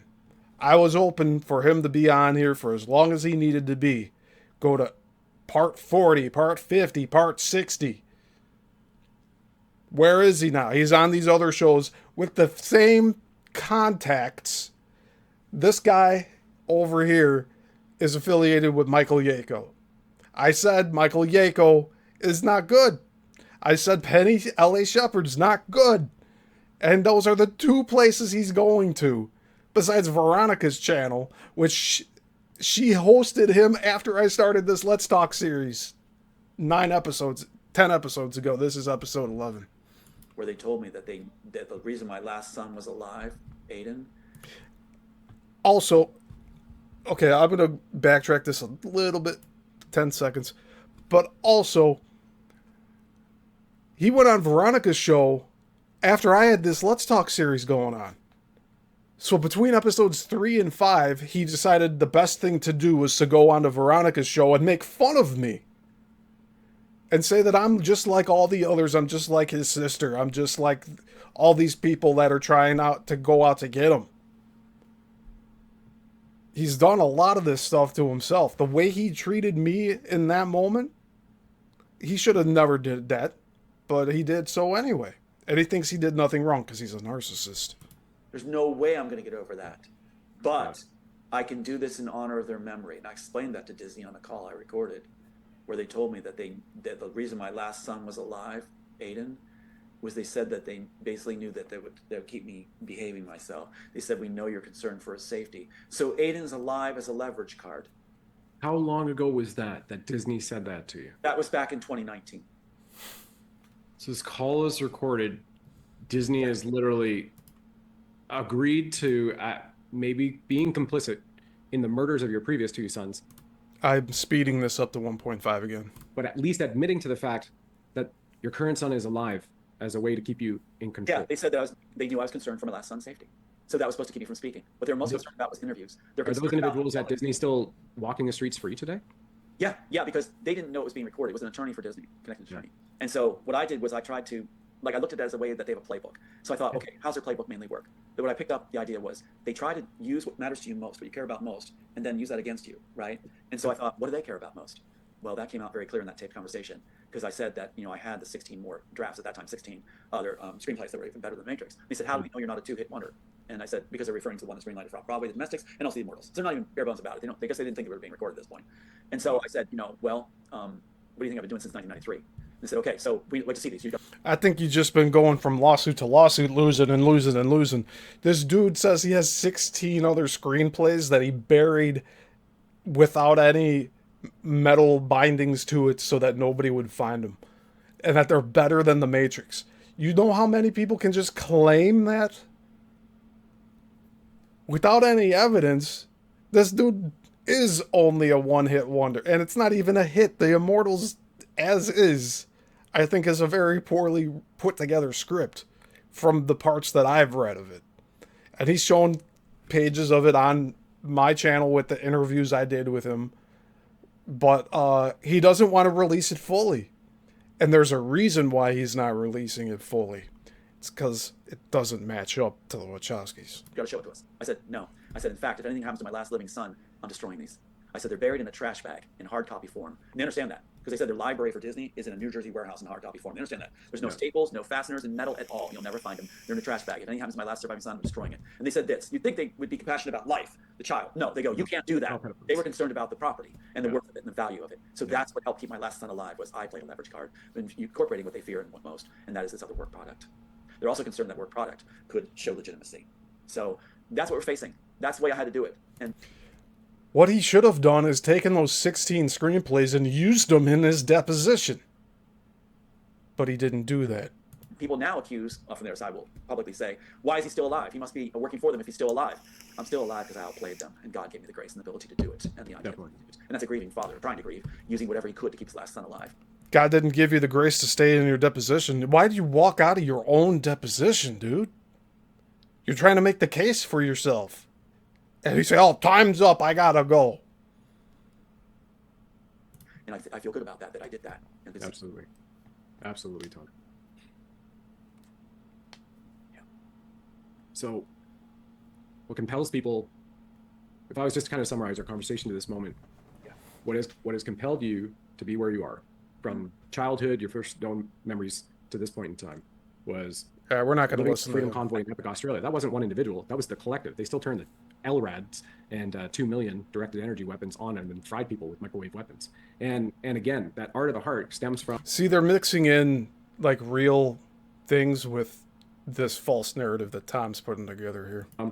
Doing it out of love and still moving forward in spite of that. Like Bishop Jim says, in his versions of the Bible, which I think are a lot better than the 66 or the 61 after the Council of Nicaea, right? They removed, the Pisto Sophia, the Book of Enoch, the other, 600 plus, almost 700 books of the Bible, and then they don't even acknowledge anything about what about these Sumerian tablets over here, or Atlantis, or Lemuria, or these galactics that keep coming in and other parts of the Earth and planet we don't know. So what about the Smithsonian? Did everybody notice that? There's 5 dragons that the Smithsonian in the United States that this was icons.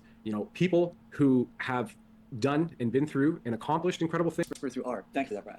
And it was like this. They're pushing now. They have their players pushing put the whole thing online, put every page up online. Yeah. It's like otherwise, no. If I put every page up online, I've shown the train station scene, the matchups, the room of monitors, the I've seen these. I've shown enough. I've shown enough. Just believe me now. Things on there, including the train station scene. So I'm not supposed to put every page up because that's what they want, so that nobody will come see it.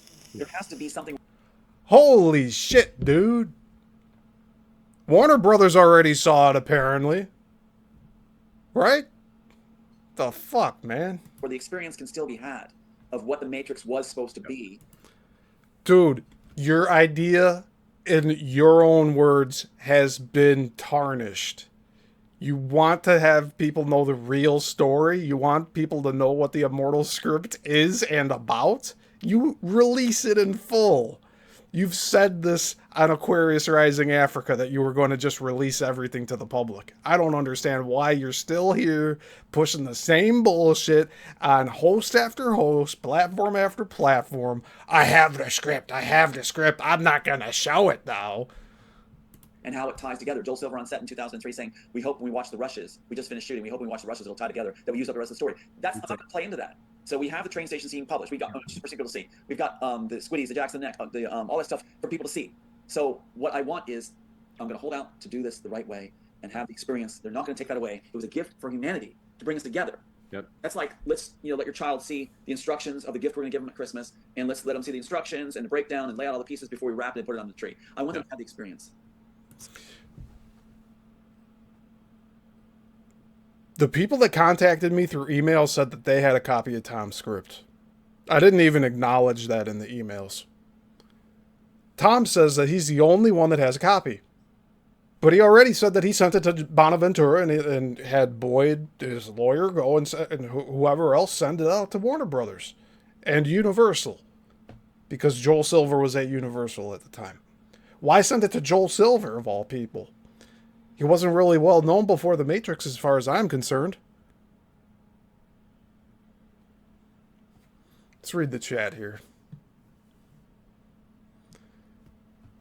Classy Cat says, it's like his real life is some kind of separate Matrix movie. Yeah. And also, so is Tom a genius that got taken advantage of? Did someone mess with his mind? Is he the victim of some mental condition? Is he just a desperate narcissist? How sad. I wanted to believe him. Yeah, I wanted to believe him too. It's why I even spent the time to bring him onto my channel here. Which he was here for 22 interviews. All right? That's why we're spending time on this. Jason H. says, so many people are going to fall for it at the conferences. Yeah. Tom has refined this 45 minutes to an hour and a half story. He can't go beyond these boundaries. He's done it a few times on my channel, but like it's just repetitious. Going back to the same shit over and over and over and over and over. He's saying the same stuff over and over. Didn't mention Demolition Man as much as it apparently is vital to all of this. Never mentioned that he saw The Matrix in '99 in the movie theater and had to walk out into the lobby multiple times. He never shares that on these shows. I think that's a vital piece of information. If he gave these full copies of the scripts to the studios, guess what? If he's saying the studios have it and that they've been using it up till this day, then you're foolish for not releasing your full script to the public so that everybody else can see what you're talking about. So they're not going to take it to the public. Will they get that experience? I heard Roseanne say that she was going to back you. Sure, we'll continue after these three. I heard about Roseanne. Well, now we're going to a commercial break. Jeez. No. Roseanne's another handler. Sorry to say. She's a gatekeeper, actually. She disgusts me. But that's for another show. She's doing a press thing. I think it's in DC now with the release of her documentary, which is great. And she has big things coming up. So her son Jake said, probably this next week I'll be with her. That'd be amazing. But that's going to be a banger, also a big piece. But this is brilliant. I love doing this with you, Brad. So this week he's supposed to do the Roseanne show, right? All right. And then we'll have to wait 3 to 6 weeks for them to edit it because, they're backlogged and everything. They just don't care. So they'll have a time period where they have shot it and then they're editing it together. They're not going to do a live stream like we do here. Like, you saw him live on my channel. You saw him how he acts and all of that. And I say acts because this is a performance he's giving. He's not being genuine here. He's having selective memory, like the interrogator said. He has selective memory. He can remember everything from his childhood, but he can't remember an email he sent months prior. Because you evidently, obviously, you have the heart. The whole team does. I mean, it's like, Jen. And he can't stop talking about Jen, but he couldn't remember her name on Michael Yako's show. I'm sure he got a licking about that one after the show was over. I'm sure Jen called him and was like, Tom, how could you possibly forget my name on that show? John's going to learn the hard way with this one if she's not controlled opposition for him. Nicole, all the rest. I mean, it's like, Lynn is like a sister to me. Michael's like a brother to me. Chrissy Joe. The same thing he said about me. He said, Steve, you were like a brother to me. My mom's, he's talking about his mom. He said, my mom said that you were like the brother I never had. And now he's saying about Michael Yako the same exact thing. He just takes people and places them into spots where he thinks are going to be beneficial, and that's it. And then if he needs to cut them off, he cuts them off, just like me. And I wasn't even talking this way before he did any of that. You evidently, obviously, you have the heart. The whole team does. I mean, it's like, Jen, Jim, Nicole, all the rest. I mean, it's like, Lynn is like a sister to me. Michael's like a brother to me. Chrissy Joe, all these guys. I mean, that's what I was, even back to my childhood when I'm being beaten, I knew someday I would meet beautiful people, great people. And in the piece, it's all about a remnant gathering, those that were scattered, that's that child mind again, scattered, coming together to solve world problems by bringing their different disciplines and having each their shared compassion. That's how we change the world. And we need to change the medical industry that way too. Child services should be outlawed, and we should have people in place that actually care about our kids. It should not be a weaponized system where you take away the children of targeted individuals because it pleases those in power. And see, he places in these talking points to try to rope people into his story. He takes real life events and he's trying to incorporate them into what he's trying to do. He's not caring about the kids. To break us, it's got to stop. So what I would like to see is a compassion brought in. I would rather have compassion emulated rather than professional absolutely trappings presented. Absolutely. Show me people with heart and you'll have healing. Heart is the healing. And I think that's where it all started from originally. Some of the, like, whether it was Boy Scouts, Girl Scouts of America, and all these clubs were originally started with that compassionate level, I feel, and then obviously we get back to it. The return to sovereignty and God, and I truly appreciate it. How would what advice would you have for parents listening to this to guide themselves to raise their kids right, and then any children or teenagers or young adults who are listening to this dreaming to get into the arts, because there's things are a lot more positive these days as certain things flesh out. I think that's why we're seeing a switch up too. It's being conceded that we have, quote, won. We haven't seen the money, we haven't seen the power, we haven't seen anything like that, but that doesn't mean as much to us. What we're seeing is the influence being restored, that we can cause an effect and have a positive influence. What I would say to parents right from the get-go, especially new parents, is include your child in the creative process. If you want them to be able to create, include them in the creative process. When you go to make a decision, even over dinner, ask them their opinion, ask them their input. Let them have inputs all along the way in what you do. If you go to work and come back, share with them what you had at work and ask them what they think they would have done and their opinions. Let them formulate those synapses of problem solving and create. Why did you let Aiden sit upstairs all day when I was staying at your place in that very room that Tom is sitting in right now? Aiden didn't want anything to do with his father, Tom, or me being there. It almost felt like he was being forced to shake my hand to introduce him the first day I got there. And then after that, boom, just upstairs, not even involved with anything. He's bringing dinner. Tom was making dinner and bringing it upstairs to his son to eat in his room. Not having it sit down with us and eating. He's totally isolated upstairs. So how is he trying to advocate for including his children and stuff and other people's children in their lives? And then he does the exact opposite. Whereas, oh no, I'm going to leave Aiden alone upstairs and let him do his gaming and whatever else he's doing up there. You ask him to come downstairs and eat, or else you don't eat.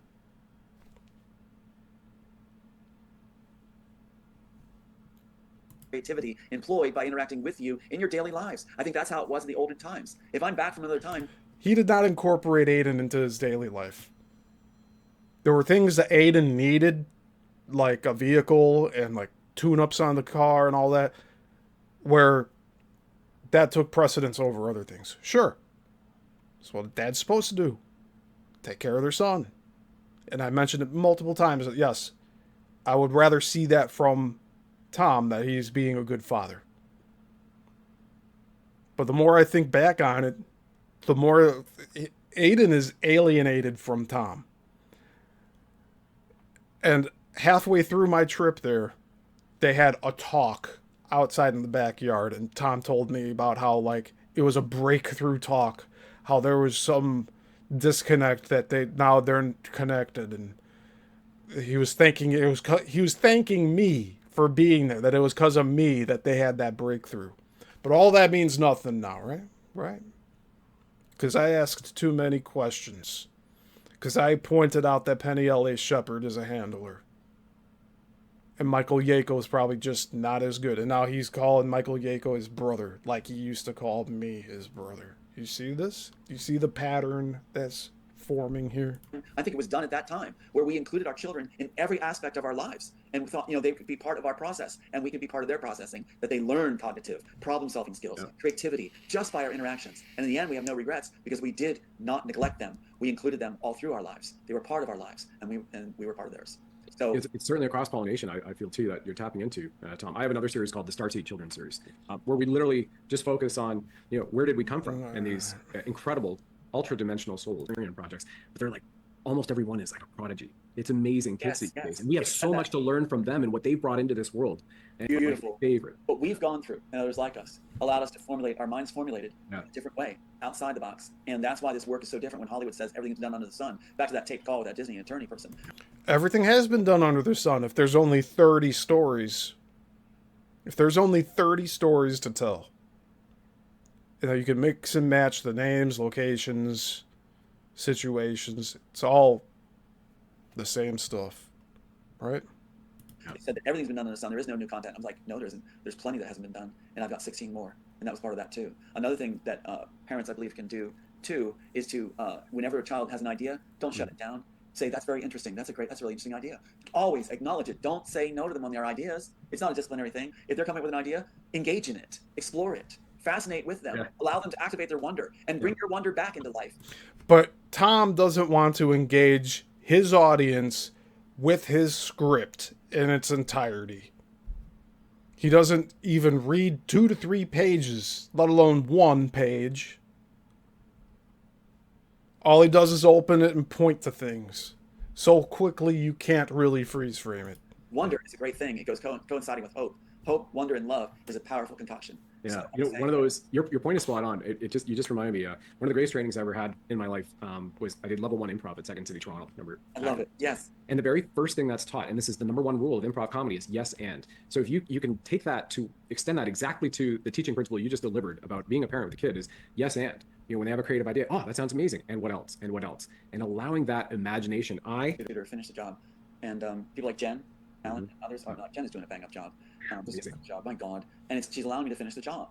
And so people like that, imagine a whole earth like that filled with Jens. It's like, right? Exactly. It all gets done. God bless her. And she's got she's 80 years old now, right? 70, skin wisdom, rocking into their life wave, putting everything together, going. You gotta be kidding me. Jen is 70 years old? Holy shit, she sounded like she was in her 20s or 30s, the way she sounded on the phone. Something fishy's going on here with that. 8 friggin' kids, great grandma to have like a small little army platoon, and incredible. Yeah, absolutely. I got my wish as a child. So how does a 70-year-old help Tom create a website? If Tom can't even do, I don't know why he can't do that on his own. He's not mentally capable of doing so, but he claims to have wrote the script that they based the Matrix off of, right? To meet the best. And to work with the best. And that's what I was living and breathing for and trying to grow up fast to meet. And that's what I put Whispered Through Art in the Matrix story, The Immortals, was to gather that remnant. In fact, if you want to know the actual name of Trinity, it's not Trinity. The reason they call her Trinity in the stolen version is because Neo... Oh, man. I really think that Jen is straight up lying to him. Because I swear, I heard a younger woman's voice on the phone with him, because he had her on speakerphone one day when I was there. And she was going, wow, yes, I'm just so fascinated with your story, and blah, blah, blah, blah, blah, blah. The same dribble that's said about Tom with every other person that's newly introduced to him. When he's being chased all over the place, Thomas A, if you will, is because he had 3 love interests in the end, because he had to survive the 3 love interests. One of the final ones was he was sent, told that when he's cut from the program, the train station scene, the same as they had in Matrix, they ripped off exactly. Added the train man from Ghost, which was stupid, filling what they were, blanks in. He gets through with Trinity helping him through. Now, that's where I recognize it. You just said the train man from Ghost, and I had to go back to oh yeah, yes. Right, that was added in because they were filling in what they're familiar with into the gaps. Yeah. So that's why they did Alice in Wonderland and everything else, is they're making it up on set. But he uses the Matrix script's character names to describe his immortal characters' names. You see this? He can't separate the two. Off this piece with the visual storyboard and the other, thinking they could create that. God knows. So what happens is, the Trinity character was actually named Monique. So all these people, parents that name their kids Trinity, what you're naming them is, if it's off the Matrix, you're naming them, okay, the 3 love interests that were stolen from the original piece. Actually, her name was Monique, and she had a second name, Remnant. She had a biblical name also. That's why they gave it the biblical name with the 3, see? But the biblical name was Remnant, because he's asked, who's that? That's Remnant. She was part of Remnant. Remnant is all of us that have that heart, that have been scattered, the hijacked timeline, cast aside, that are now coming together to right the world and right the wrongs, make a better world. That was the vision. That was the code in the piece. And I'll say to people, I am honored to meet you each, and you, Brad, too. And God bless you all for seeing me through and never giving up, as my son said. Never give up. And I'm honored to be in the company I'm in now, getting it done, getting the job done. Couldn't do that. I'm seeing it through, Tom. I'm seeing it through. Don't you worry about that, boy. I'm seeing it through to the end here. Mahalo, Tom. The feeling is absolutely mutual and truly inspiring. Where can everybody go to support you now? There's a site called TomAlthouse.com. My other friend Jen did the whole thing for me. Nice. And so she made it memorable. I wouldn't forget it. So TomAlthouse.com, and on there is even a site to donate if you want to help the documentary, things like that. But or even just keep living through this all. But it's like that site, she did a really good job with that. So with your permission, we'll put this up there too. Absolutely. That way too. Yeah, absolutely. Well, I hope we meet someday in person very, very soon, and it allows it. And God bless and Godspeed. You're welcome to come on at any time and give us updates. And thank you so much, everybody. That information is right below the description. So if you're watching this broadcast or you're listening to this on the podcast, just scroll right below the very top of the description is Tom's website. Follow him, stay in tune, and I would encourage you to listen to this a few times again, because the nuggets of wisdom delivered by one of the greatest sages of our time and scribes is right here on the screen, or you're listening to him right now. So I would encourage everybody to go back a few times and allow the different vibrational notes, those nuggets of wisdom. I cast you out, Tom. In your heart, in your spirit here as well. God bless you all. Thank you all for being here. Thank you, Tom. And we'll see you next time on the Yissilmissil Show. Hey, dear soul, if you know it. What a wild ride today was. I can't believe we did it again. 5.5 hours. Holy shiest.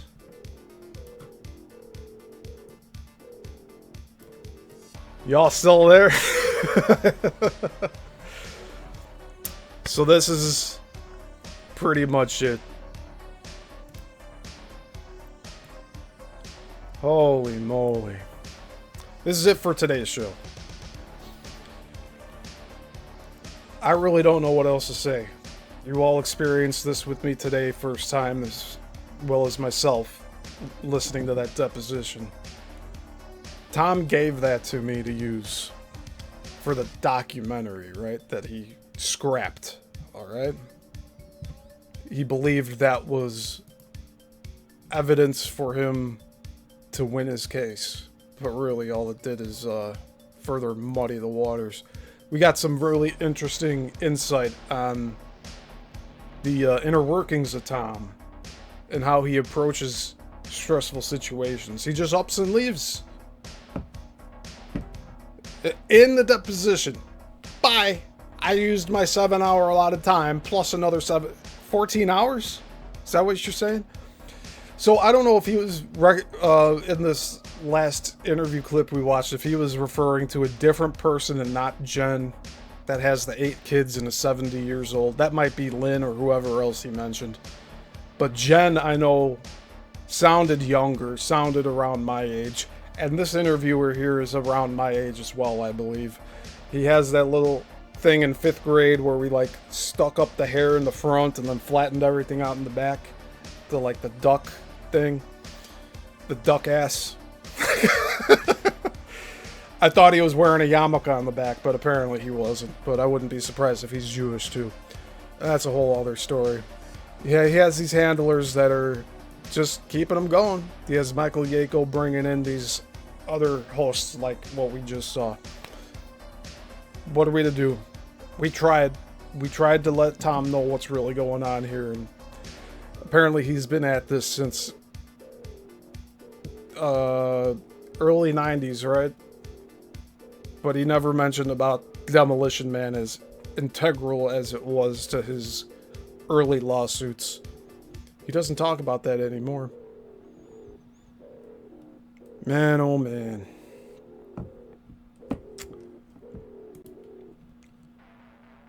So that's going to be it for today, guys.